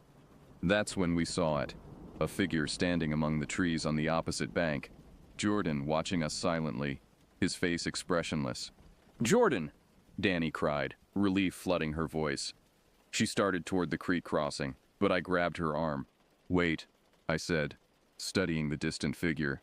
Something was wrong. Jordan stood too still, his posture rigid and unnatural, and his feet weren't touching the ground. As we watched in horror, the figure began to change, its limbs elongated, body twisting and reshaping itself with sickening fluid motions. Within seconds, Jordan was gone, and in his place stood something else. Something tall and gaunt with too many joints and skin that hung loosely, as if it didn't quite fit. Danny's scream tore through the forest silence. The creature's head snapped toward us, though it had no visible eyes, just smooth, featureless skin where a face should be. It began moving toward the creek, its gait jerky and wrong, like it was still learning how to use its limbs. We ran. Abandoning the creek, we crashed through the underbrush, blind with terror. Branches whipped our faces. Roots threatened to trip us, but we kept running, driven by the knowledge of what followed. We ran until our lungs burned and our legs threatened to collapse. Only then did we stop, gasping for breath, listening for pursuit. The forest had fallen silent again. No sign of the creature, but somehow that was worse. At least when we could see it, we knew where it was. As our breathing steadied, a new sound emerged from the silence. Soft, rhythmic chopping from somewhere ahead of us. "Do you hear that?" Danny whispered. "It sounds like an axe." Hope surged through me. Woodcutters, hunters, someone human. We moved cautiously toward the sound, alert for any sign of our pursuer. The chopping grew louder until we emerged at the edge of another clearing. In the center stood a small, crude cabin, so weathered it seemed to grow from the forest floor. Smoke curled from a stone chimney. Outside, a figure in flannel was splitting logs with methodical precision. "Hello," I called out, too desperate for caution. "We need help." The figure turned slowly, axe still raised. It was an old man, his face deeply lined, eyes sharp beneath bushy white brows. He showed no surprise at our sudden appearance. "You're being followed," he said, not a question. Danny and I exchanged glances. "Yes," I admitted. "Something's in these woods. Something that changes." The old man nodded once. "Wanagiata," he said, and my blood ran cold. "You'd better come inside." As we followed him toward the cabin, I glanced back at the forest we'd emerged from. For just a moment, I thought I saw Jordan standing among the trees, watching us with empty eyes. But it wasn't Jordan. It had never been Jordan. And I knew with bone-deep certainty that we would never leave these woods the same as we'd entered them. The cabin's interior was spare but tidy. A single room with a stone fireplace, rough-hewn furniture, and walls lined with tools and dried herbs. The old man gestured for us to sit at a small table while he stoked the fire and hung a cast-iron kettle over the flames. "My name's Koda," he said, his voice like gravel underfoot. "Been living in these woods for 43 years. "I'm Alex," I said. "This is Danny.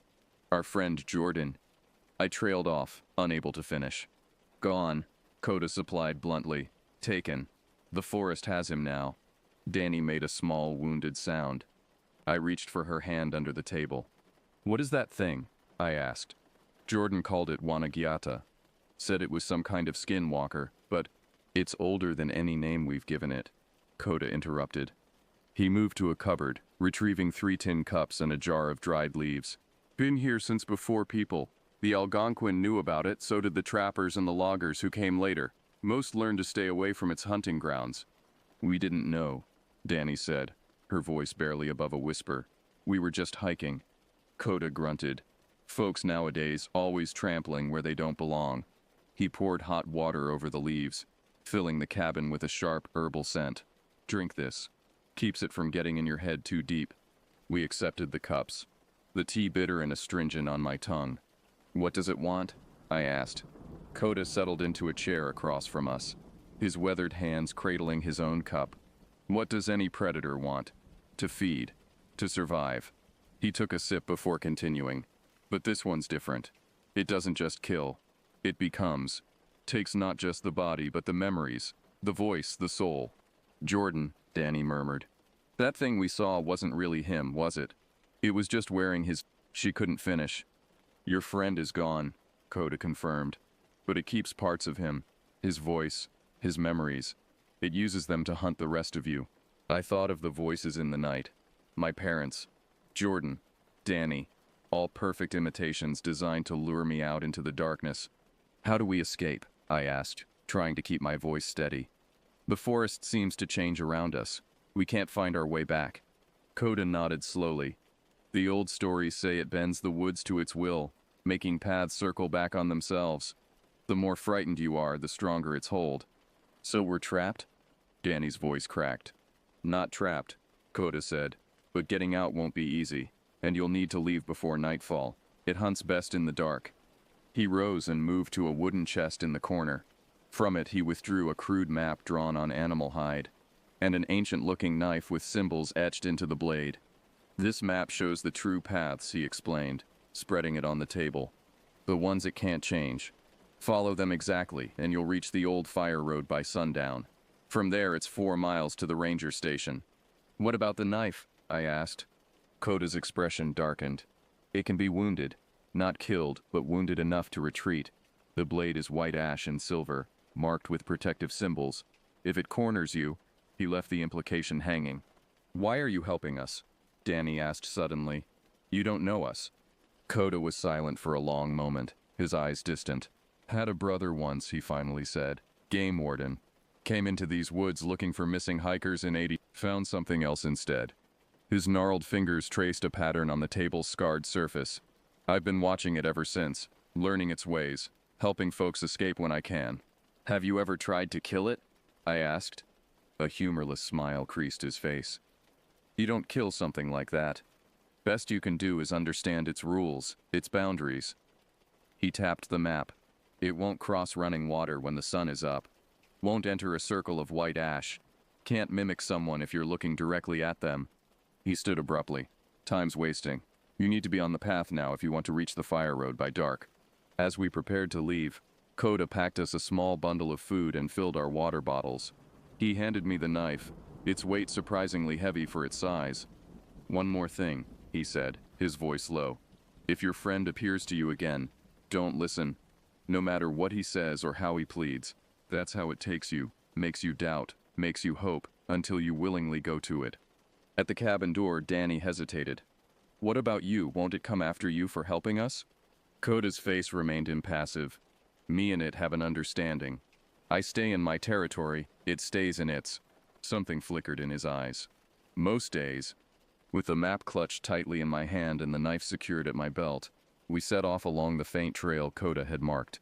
The old man watched from his doorway until we disappeared into the trees. The path was barely visible, just a slightly clearer route through the underbrush, marked occasionally by stones arranged in small cairns.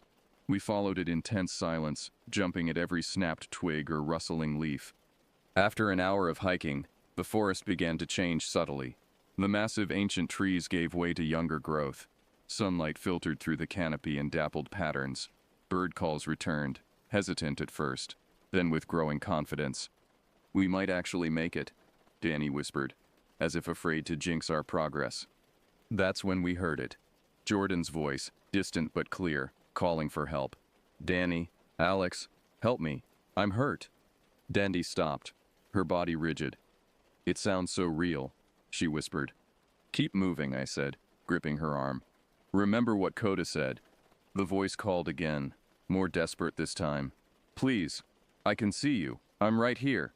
We pressed on, following the map's path across a shallow stream and up a gentle slope. Jordan's voice followed, sometimes pleading, sometimes accusatory. You're leaving me to die, after everything we've been through.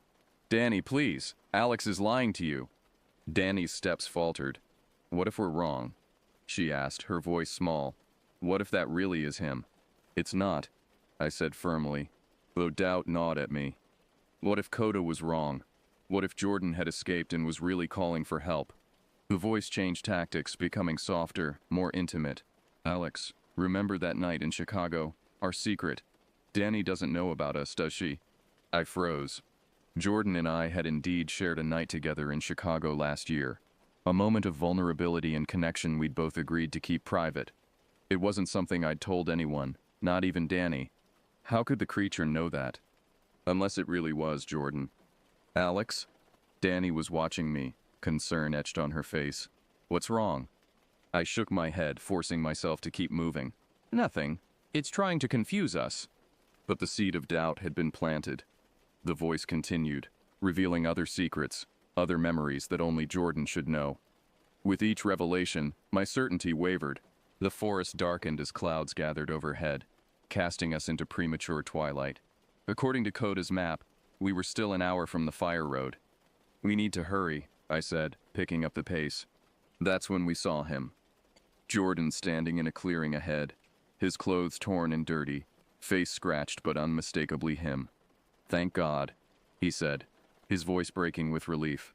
"I've been looking everywhere for you." Danny started forward automatically, but I caught her arm. "It's not him," I hissed. "How can you be sure?" she demanded, tears in her eyes. "Look at him." I was looking hard at the figure that appeared to be our friend, and I noticed something. Where Jordan stood, the forest seemed distorted. The trees behind him warped slightly, as if viewed through flawed glass. "Jordan," I called, keeping my distance. "If that's really you, cross the stream and come to us." The figure that looked like Jordan hesitated, glancing down at the small stream that separated us. Coda's words echoed in my mind. "It won't cross running water when the sun is up." "It's not him," I whispered to Danny. "We need to run. Now." The thing wearing Jordan's face must have sensed our realization. Its expression changed. Humanity draining away like water, leaving something ancient and predatory in its place. "You could have made this easy," it said. Jordan's voice distorting, stretching into something inhuman. "Now I'll wear your skin while you're still screaming inside." It began to change, Jordan's form melting and reshaping. Limbs elongated, joints reversed, skin rippling like cloth in the wind. What emerged was the gaunt, faceless creature we'd glimpsed earlier. But now it moved with purpose, no longer mimicking human movement. We ran. The thing followed, moving with impossible speed through the trees, always paralleling our path, never crossing the streams that intersected the trail. We sprinted desperately, following Coda's map through increasingly unfamiliar terrain. The clouds overhead thickened, and rain began to fall. Light at first, then in blinding sheets that turned the path to mud and the streams to surging torrents.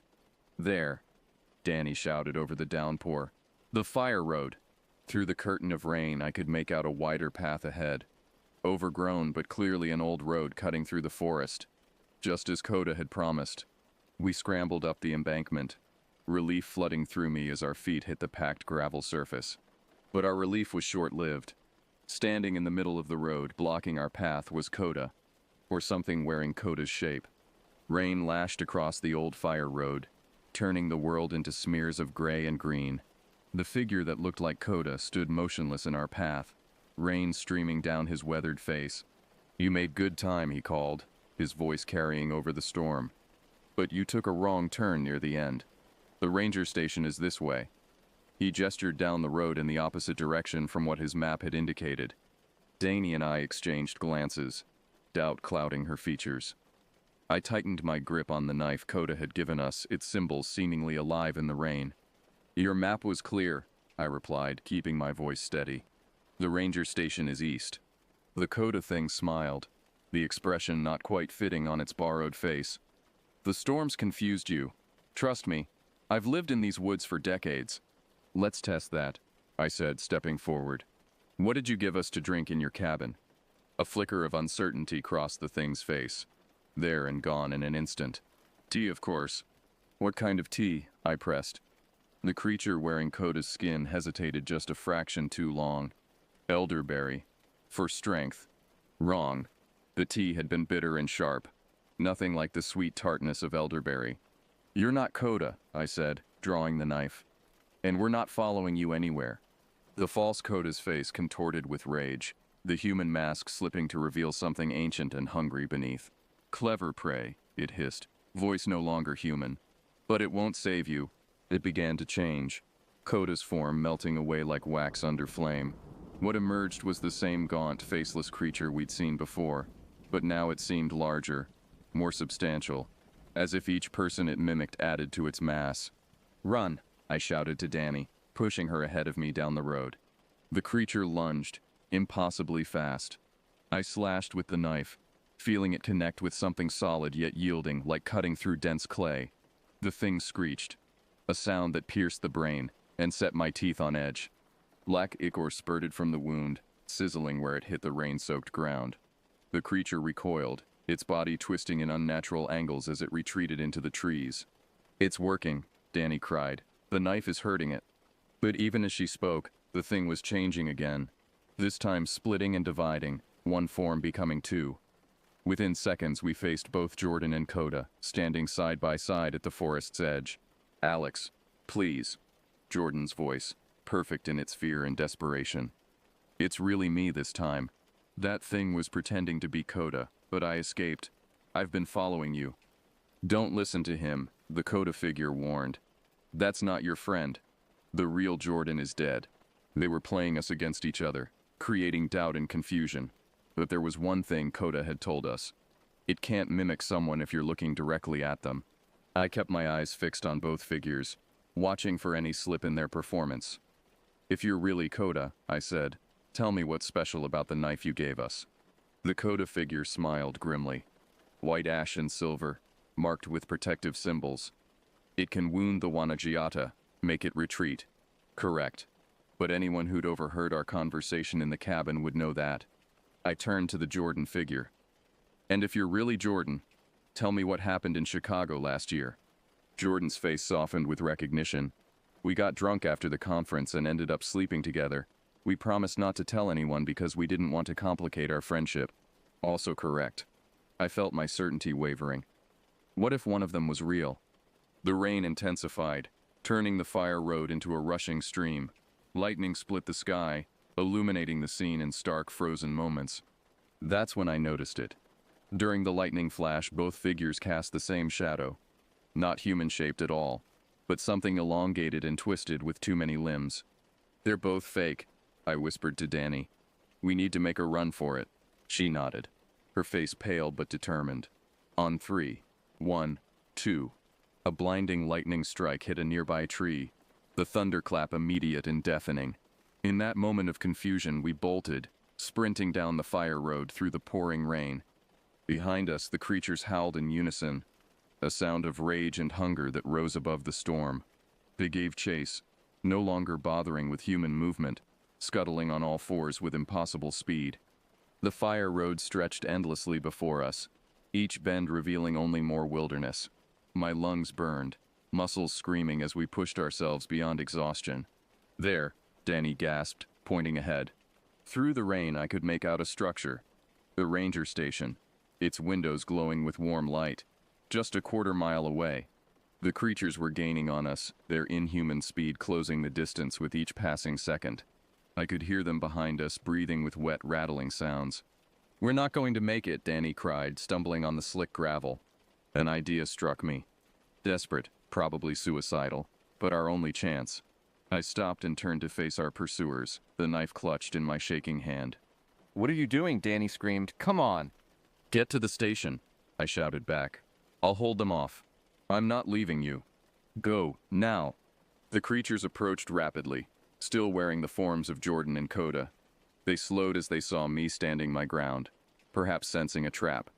Last chance to surrender, the Jordan thing said, its voice almost gentle. It doesn't have to hurt. I backed up slowly, drawing them away from Danny's escape route. What happens to the people you take? I asked, playing for time. Are they still in there somewhere? The creatures exchanged glances, a silent communication passing between them. They become part of us, the Coda thing explained, almost scholarly in its tone. Their memories, their voices, their essence, nothing is wasted. So Jordan is still alive, in a way? In a way, it agreed, stepping closer. He sees through our eyes now, feels what we feel. They were circling me now, moving with predatory patience. I continued backing up until I felt water at my heels, a drainage ditch beside the road, swollen with rainwater. You won't cross running water, I said. That's one of your rules. The Jordan thing smiled, showing too many teeth. Rules can be bent if hunger is great enough. In one fluid motion, I slashed my own palm with the knife, letting blood mix with the rain. Hungry for this? I taunted, holding up my bleeding hand. Both creatures froze, nostrils flaring on faces that shouldn't have had nostrils. Their forms wavered slightly, the human disguises becoming transparent around the edges. Blood freely given has power, the Coda thing hissed. You know not what you offer. I backed into the rushing water of the ditch, still holding my bleeding hand aloft. Come and get it. They hesitated at the water's edge, ancient instinct warring with hunger. Then, with a sound like tearing cloth, they began to change. Human forms melting away, revealing their true nature. What stood before me now defied description. A twisting mass of limbs and faces. Skin that shifted and flowed like liquid. Parts of it resembled Jordan. parts coda and parts something far older than humanity. It lunged across the water. I was counting on that. As the creature's mass hit the rushing current, I plunged the knife into the center of its writhing form. The effect was immediate and catastrophic. The thing convulsed, its body rippling with shock waves that distorted its shape. It screamed with multiple voices. Jordan's, Coda's, and others I didn't recognize, all layered in a terrible chorus of agony. Black ichor erupted from the wound, mixing with the rainwater and my blood. Where they combined, the creature's flesh began to dissolve, melting away like sugar in hot water. I stumbled backward, watching in horror and fascination as the thing thrashed in the current, its mass diminishing with each second. It reached for me with desperate melting limbs, but the water carried it away, still shrieking, still dissolving. Within moments it was gone, leaving only a dark stain in the water that quickly dissipated.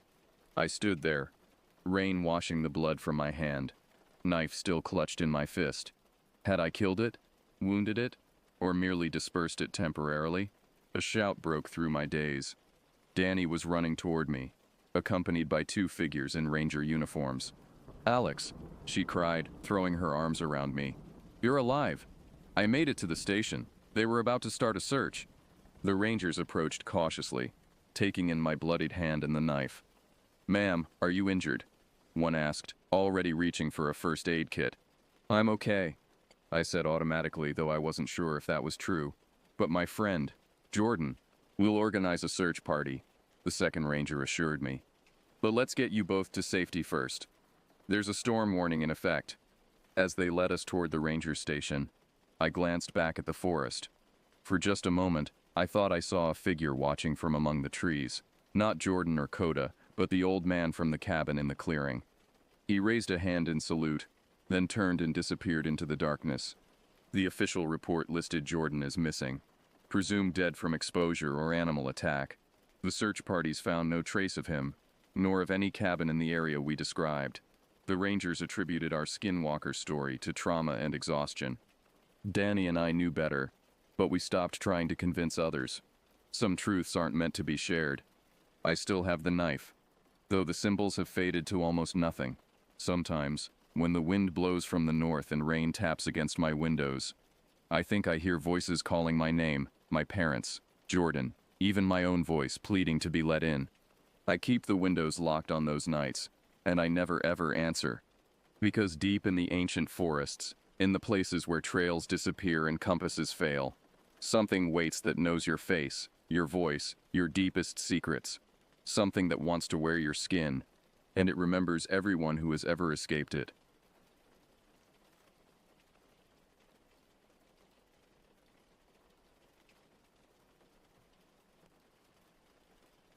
The worst part of working in the Allegheny National Forest isn't the terrain, though it's not friendly. It isn't the cold, the long stretches of radio silence, or even the rare encounters with black bears. It's the silence. It settles in thick, crawling under your skin like something alive, something hungry. And when you've been out here as long as I have, you start hearing things that shouldn't be there. Whispers in the wind, footsteps that match your own until you stop walking and then keep going for 3 more steps. It was 2003, and my name's Matt Vickers. I've been with Search and Rescue for about 11 years, working out of Warren County, Pennsylvania. 11 years of dragging bodies out of ravines, finding hikers who'd been picked clean by scavengers, and discovering campsites that looked like something had exploded from the inside out. I'm the guy they send when people go missing out here, which happens more than you'd think. The statistics don't lie. Allegheny swallows at least a dozen people every year, and we're lucky if we find half of them. Funny enough, I'm not really much of a camper myself, but you know, you go where the work is. The outdoorsy types always expect me to say I'm passionate about the wilderness, that I feel some deep connection to nature's raw beauty. Truth is, I just prefer my paycheck to come with a decent health plan. But after 11 years of walking these twisted trails, I've learned to read the forest's moods. I can tell when the air pressure drops before a storm, when the animal sounds shift from normal chatter to the kind of desperate quiet that means something's hunting. That morning started like any other, with the phone ringing at 5:47 a.m.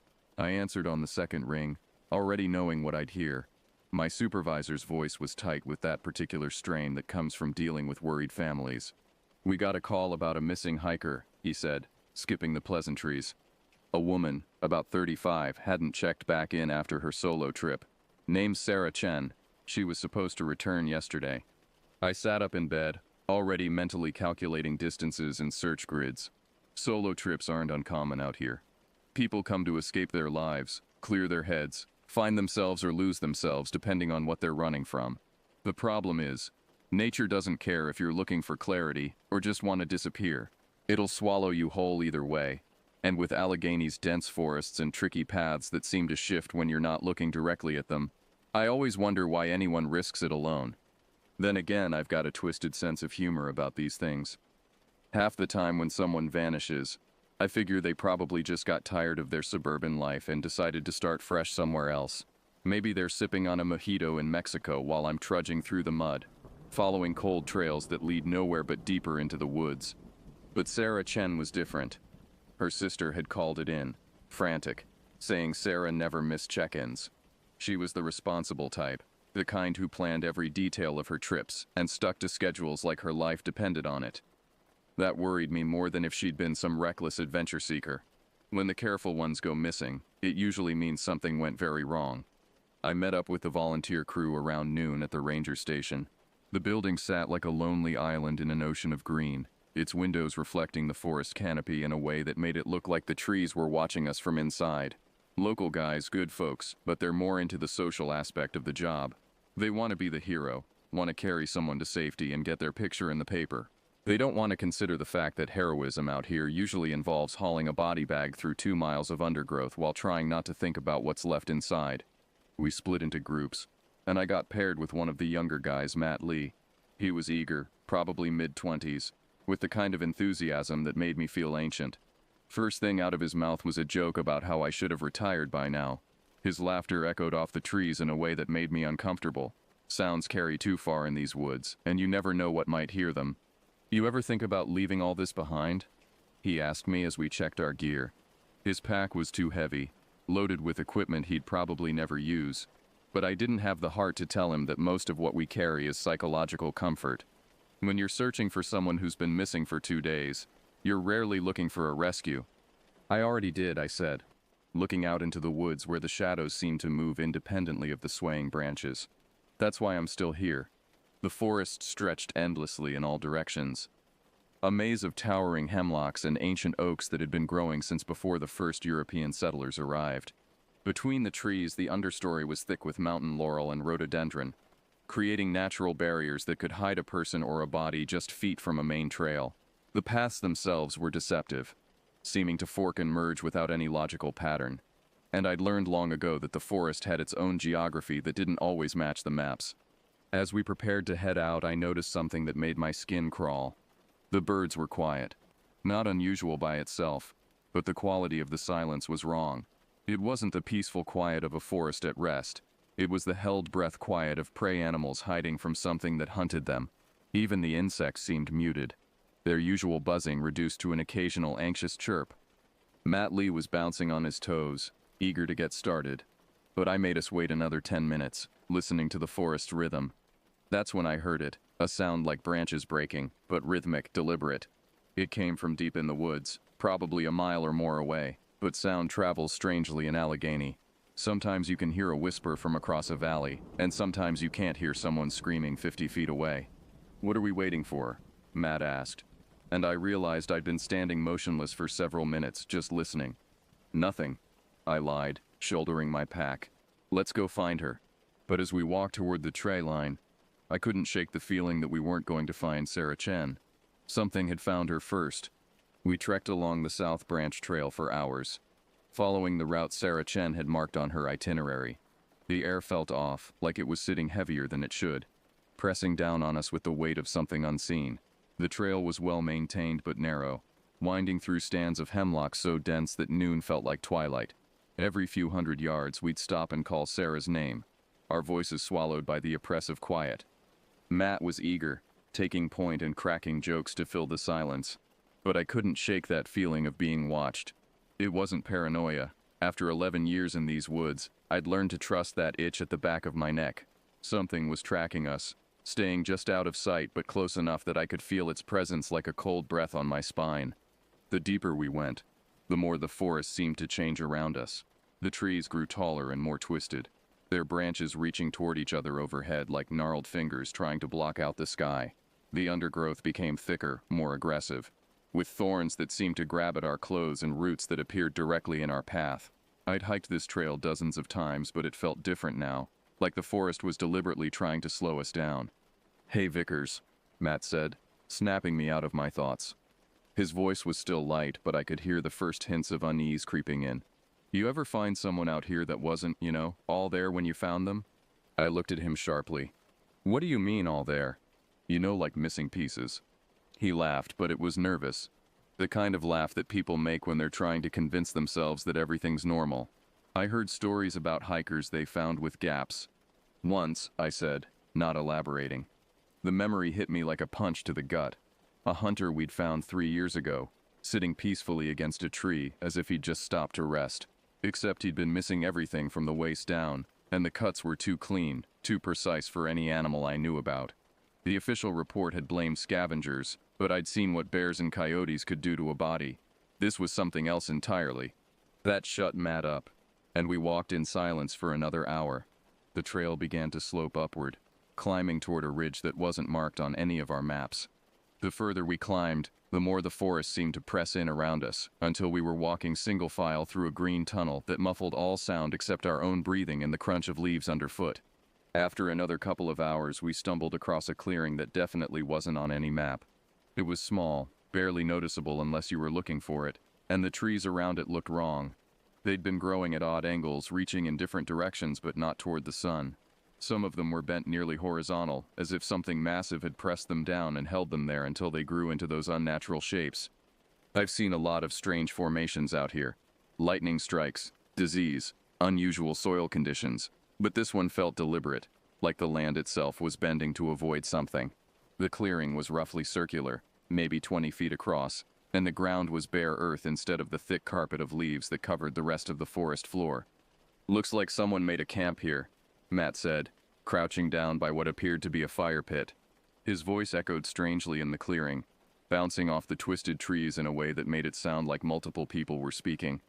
But the thing is, it wasn't a fire pit. Not really. The stones were too close together, stacked in a way that didn't make sense for containing a fire.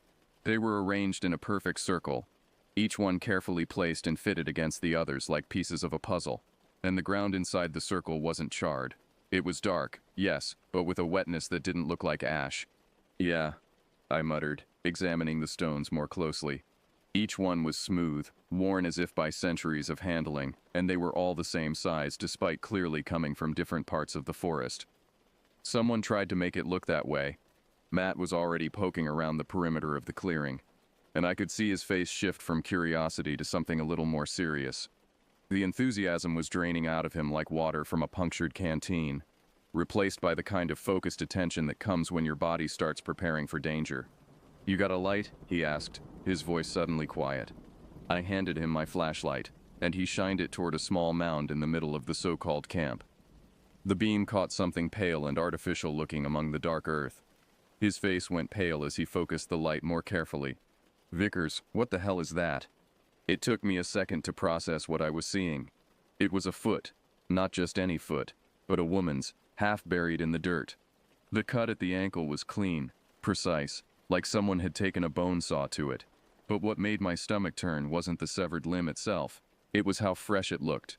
The flesh was still pink, the nail polish still bright red despite being chipped at the edges. Whoever she was, she'd cared enough about appearances to paint her toenails before coming out here. Before whatever had happened to her. The foot was positioned deliberately, toes pointing toward the center of the stone circle like an arrow. Around it, the dirt had been patted down smooth, and I could see the faint impressions of other shapes in the earth, shapes that might have been fingers or claws or something else entirely. Matt gagged and stumbled backward, his hand clamped over his mouth. But I didn't. You get used to it in this line of work, though this was one of the cleaner scenes I'd encountered. No blood spray, no signs of struggle, just a severed foot placed like an offering on an altar. I crouched down next to the mound, trying to piece together what I was seeing. The dirt around the foot was different from the rest of the clearing. Darker, richer, as if it had been fertilized with something organic. When I brushed some of it away, I found more bone fragments, small pieces that looked like they'd been gnawed clean.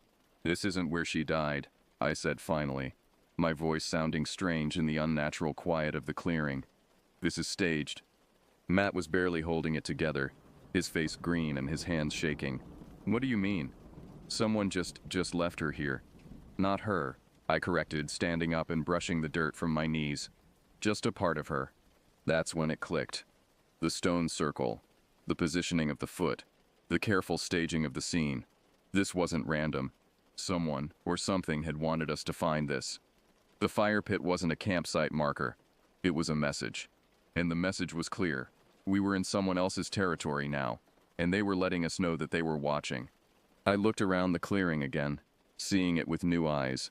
The twisted trees weren't just growing strangely. They were positioned to create a natural amphitheater with the stone circle at its center. The bare ground wasn't just cleared of leaves, it was worn smooth by repeated use. This place had been used for something, and judging by the bone fragments scattered in the dirt, it had been used for a long time. "Who the hell would do that?" Matt asked, his voice trembling now. He was backing toward the edge of the clearing, his instincts telling him to get away from this place as quickly as possible. I didn't answer because I didn't know, but I'd been around long enough to know when something was off, and this was beyond off. This was a deliberate display, a way of marking territory and sending a message. The question was, what kind of creature left human feet as calling cards? The shadows in the clearing were growing longer as the afternoon wore on, and I realized with a chill that the sun was starting to set. We needed to get back to the main trail before dark, but first I had to call this in. The radio crackled with static when I tried to raise the base station, and it took several tries before I got through. "This is Vickers," I said, trying to keep my voice steady. "We've got a situation here. Human remains partial. Grid reference." I checked my GPS and read off the coordinates. "We're going to need the coroner, and probably a forensics team." The response was garbled, but I caught the gist of it. Help was coming, but it would be morning before they could reach us. The unspoken rule in these woods is that you don't stay after sunset, especially not in a place like this. But as we prepared to leave, I took one more look at the stone circle and the severed foot. Something glinted in the fading light, something I hadn't noticed before. Half buried in the dirt near the foot was a small piece of metal, a dog tag or piece of jewelry.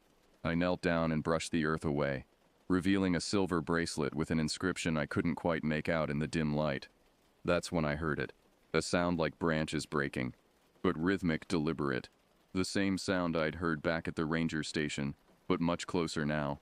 It was coming from the tree line, just beyond the circle of twisted trees, and it was moving in our direction. Matt heard it too, his head snapping up like a deer sensing a predator. "What was that?" I slipped the bracelet into my pocket and stood up slowly, every instinct screaming at me to run. But I forced myself to stay calm, to think rationally about what we were dealing with. The sound stopped, and the silence that followed was absolute. No birds, no insects, no wind through the trees. It was the kind of silence that comes just before something terrible happens. "We need to go," I said quietly, not wanting to raise my voice in the oppressive quiet. Now, but as we turned to leave the clearing, I couldn't shake the feeling that we were already too late. Something was out there in the darkening forest, and it had been waiting for us to find its message. Now that we had, the real hunt was about to begin. We marked the spot with GPS coordinates and agreed to come back with more gear in the morning. Matt was still shaken up, his hands trembling as he tried to fold the map, and I couldn't blame him. First time seeing something like that tends to mess with your head. Makes you realize that the world is a lot more dangerous than you thought. But me, I was more concerned with the fact that someone had gone through the trouble of leaving a foot behind, knowing full well we'd find it. The hike back to the main trail should have taken us 45 minutes, but it felt like hours. The forest had changed around us, becoming more hostile with each step. Branches seemed to reach out deliberately to snag our clothes, roots appeared directly in our path, and the undergrowth grew thicker and more aggressive. What had been a clear trail that morning was now a maze of obstacles that forced us to push through walls of thorns and climb over fallen logs that hadn't been there before. But worst of all was the sound that followed us. It wasn't the rhythmic breaking of branches anymore. It was something more subtle, more deliberate, footsteps that almost matched our own rhythm, but not quite. When we stopped to rest, they continued for exactly 3 more steps before falling silent. When we started walking again, there would be a pause, Then the sound would resume, always staying just out of sync with our own movements. Matt heard it too, his head constantly turning toward the sound, his pace getting faster with each phantom footfall. "There's something out there," he whispered during one of our rest stops, his voice barely audible even in the oppressive quiet. I nodded, not trusting my own voice. The thing that was following us was smart. Smart enough to stay hidden. Smart enough to maintain distance. Smart enough to know that we knew it was there. It was toying with us, letting us know that we were being hunted but not revealing itself. The psychological effect was worse than any direct attack could have been. By the time we reached the main trail, the sun was setting, and the forest was transforming into something altogether more sinister. The familiar landmarks looked different in the fading light. Trees that had seemed welcoming that morning now loomed like twisted sentinels, and the trail itself seemed to shift and change with each step. Shadows moved independently of their sources, and the air grew thick with the smell of decay and something else, something animal and wild. That night, I didn't sleep. I kept thinking about that clearing, about those trees and how unnatural they'd felt. Like the woods themselves had recoiled from that place, bent and twisted to avoid something that didn't belong. I don't believe in ghosts or any of that nonsense, but there's something about Allegheny that goes beyond explanation. It eats people, plain and simple, and it's been doing it for a long time. I pulled out the bracelet I'd found and examined it under my desk lamp. The inscription was clearer now. Sarah, love always, Mom. My blood ran cold as I realized what this meant. The foot we'd found belonged to Sarah Chen, the woman we'd been searching for. But if her foot was in that clearing, arranged like some kind of offering, where was the rest of her? I spent the night researching, digging through old police reports and newspaper archives, looking for any pattern that might explain what we'd found. What I discovered made my skin crawl. Over the past 20 years, there had been dozens of disappearances in Allegheny, far more than the official statistics suggested. Hikers, campers, hunters, all vanishing without a trace, leaving behind only scattered belongings and sometimes body parts arranged in ways that didn't make sense. The reports were buried deep in the files, classified as animal attacks or accidental deaths. But reading between the lines, I could see the pattern.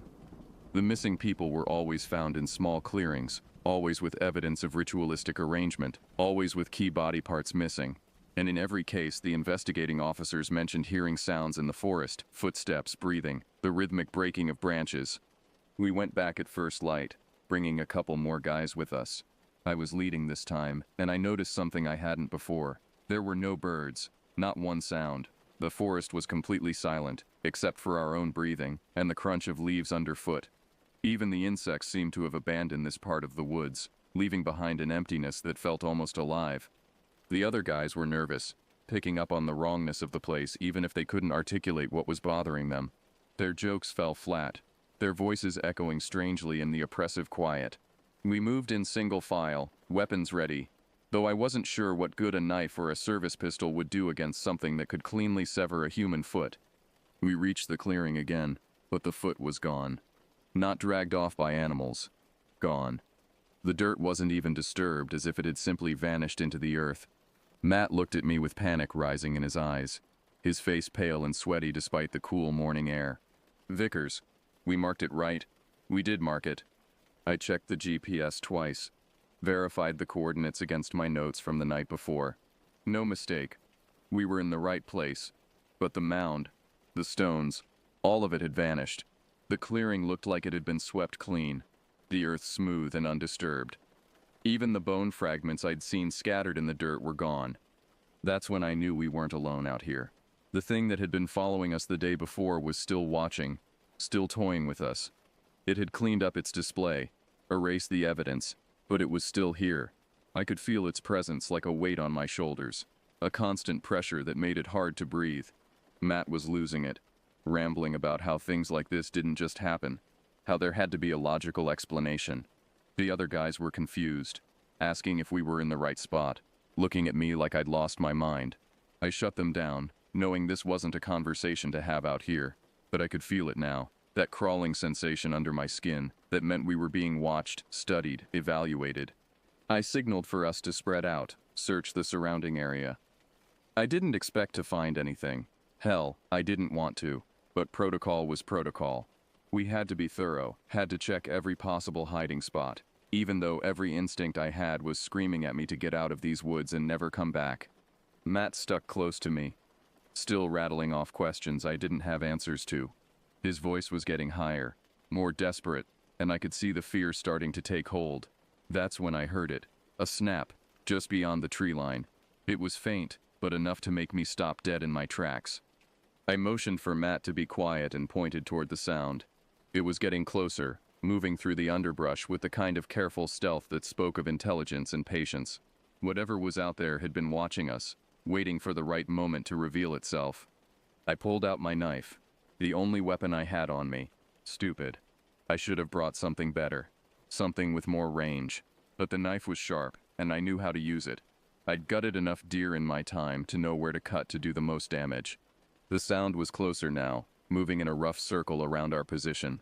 I could track its progress by the way the branches moved, by the subtle changes in the forest's ambient noise.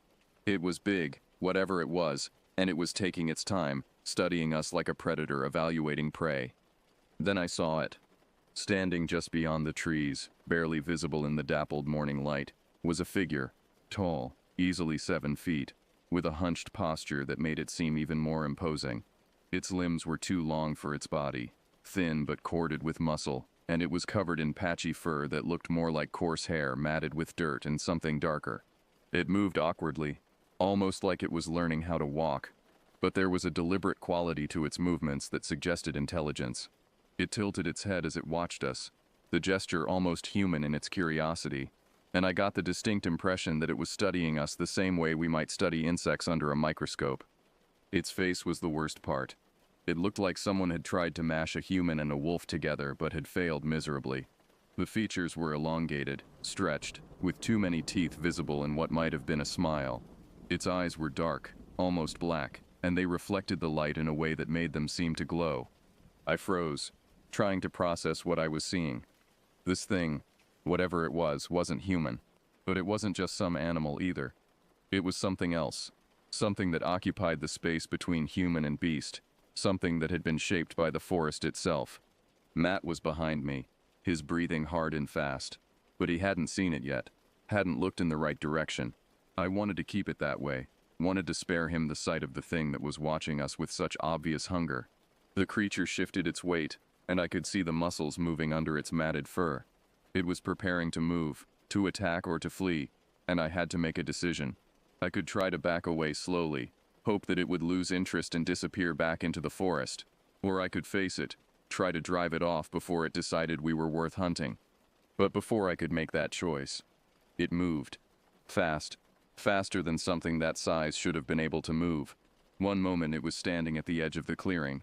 The next it was bounding toward us with a fluid grace that spoke of years of hunting in these woods. I barely had time to shout a warning before it was on us, and I realized with horrible clarity that we had never been searching for Sarah Chen. We had been hunting, and now we were the prey. The creature slammed into me with a force I didn't expect from something so gangly. I hit the ground hard, my head bouncing off a root, and the world exploded into stars and darkness.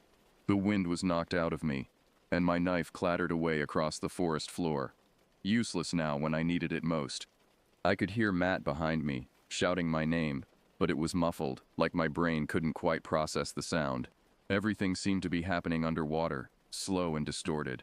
The creature hovered over me, its breath hot and rancid, carrying the smell of rotting meat and something else, something sweet and cloying that made my stomach turn. Up close I could see details that made my skin crawl. The patchy fur wasn't fur at all. It was coarse hair, slick with something dark and wet that might have been blood or saliva or something worse. The creature's skin underneath was pale, almost translucent, and I could see dark veins pulsing beneath the surface. Its fingers ended in claws that looked more like surgical instruments than natural weapons, sharp and curved and stained with substances I didn't want to identify. But it was the face that haunted me. Elongated, like someone had grabbed both ends of a human skull and pulled until the features stretched and distorted. The jaw was too long, filled with teeth that were too sharp and arranged in too many rows. Its eyes were completely black, reflecting my terrified face back at me like dark mirrors. The smell hit me in waves, rot and decay, and something animal and wild, that spoke of years of killing and feeding. Whatever this thing was, it had been hunting for a long time, and it was very good at what it did. I kicked at it, scrambling to get away. But it was fast. Too fast. Its claw raked across my leg, and I felt the sharp sting of razors cutting through my pants into my flesh. The pain was immediate and intense, but it was nothing compared to the terror of seeing those black eyes studying me with such obvious hunger. Blood soaked through my pants, warm and sticky, and I could feel it pooling in my boot. The creature's head tilted as it watched the blood flow, and I swear I saw something like satisfaction in those dark eyes. It was enjoying this, drawing out the moment before the kill. I gritted my teeth, ignoring the pain, adrenaline kicking in as I rolled to the side and grabbed for my knife. My fingers closed around the handle just as the creature lunged again, and I swung wildly, more out of desperation than any real plan. The blade caught it across the arm, cutting through the matted hair and into the pale flesh beneath. The creature shrieked, not like an animal, but almost like a child in pain, high-pitched and wrong. The sound echoed through the forest, bouncing off the trees and coming back to us from all directions. It backed off, surprised by the pain, dark blood dripping from the wound. But it wasn't retreating. It was reassessing, figuring out how dangerous I actually was. The intelligence in those black eyes was terrifying, more frightening than any mindless beast could have been. That gave me just enough time to get to my feet. Matt was there, pulling me up by the arm, his face pale as hell. His hands were shaking, but he was trying to help, trying to be useful in a situation that was beyond anything he'd trained for. "We have to go, now," he yelled, his voice finally breaking through the haze in my head. "That thing, what the hell is it?" I didn't answer because I didn't know, but I could see the other guys in my peripheral vision, frozen in place, their faces showing the same mixture of terror and disbelief that I felt. This wasn't something that existed in the rational world they knew. It was something out of nightmare, something that shouldn't be real. We ran, crashing through the brush like our lives depended on it, because they did. Behind us, I could hear the thing moving, following us through the underbrush. It wasn't as fast as before. The wound I'd given it was slowing it down, but it wasn't stopping. It was persistent, patient, like a predator that knew its prey would tire eventually. The forest seemed to close in around us as we fled, branches grabbing at our clothes, roots trying to trip us with every step. The terrain became more treacherous, filled with hidden ravines and fallen logs that forced us to slow down despite our desperate need for speed. We reached the rest of the group, and I could see the confusion on their faces as we burst out of the tree line, bloody and panicked. They hadn't seen what we'd seen, hadn't felt the primal terror of being hunted by something that was more intelligent than any animal had a right to be. One of the guys, Matt Bennett, stepped forward, trying to calm everyone down. He was older, more experienced, the kind of guy who'd been doing search and rescue for 20 years, and thought he'd seen everything. "Vickers, what the hell is going on? You look like you've seen a ghost." Before I could answer, the creature burst out of the trees behind us, moving with that same fluid grace I'd seen before. It crashed into Bennett like a freight train, and his scream cut through the air, sharp and short. He didn't have time to fight, didn't have time to run, didn't have time to do anything but die. The creature's claws tore into his chest, pulling flesh and bone apart like it was nothing more than wet paper. Blood sprayed across the clearing, painting the trees and the ground in arterial red. Bennett's body convulsed once, twice, and then went still, his eyes staring sightlessly at the canopy above. The rest of us were frozen in place, our minds struggling to process what we were seeing. This wasn't a bear attack, wasn't some rabid animal acting on instinct. This was deliberate, methodical, almost surgical in its precision. The creature knew exactly where to cut to cause maximum damage, exactly how much force to apply to tear through human flesh. I could hear Matt Lee swearing under his breath, his voice high and desperate. One of the other guys was praying, his words tumbling over each other in a stream of desperate pleading. But I wasn't praying or swearing. I was watching, studying, trying to understand what we were dealing with.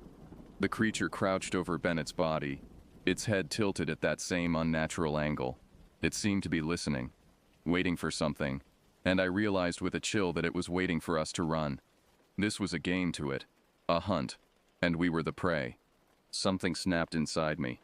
I wasn't thinking anymore, wasn't calculating odds or considering consequences.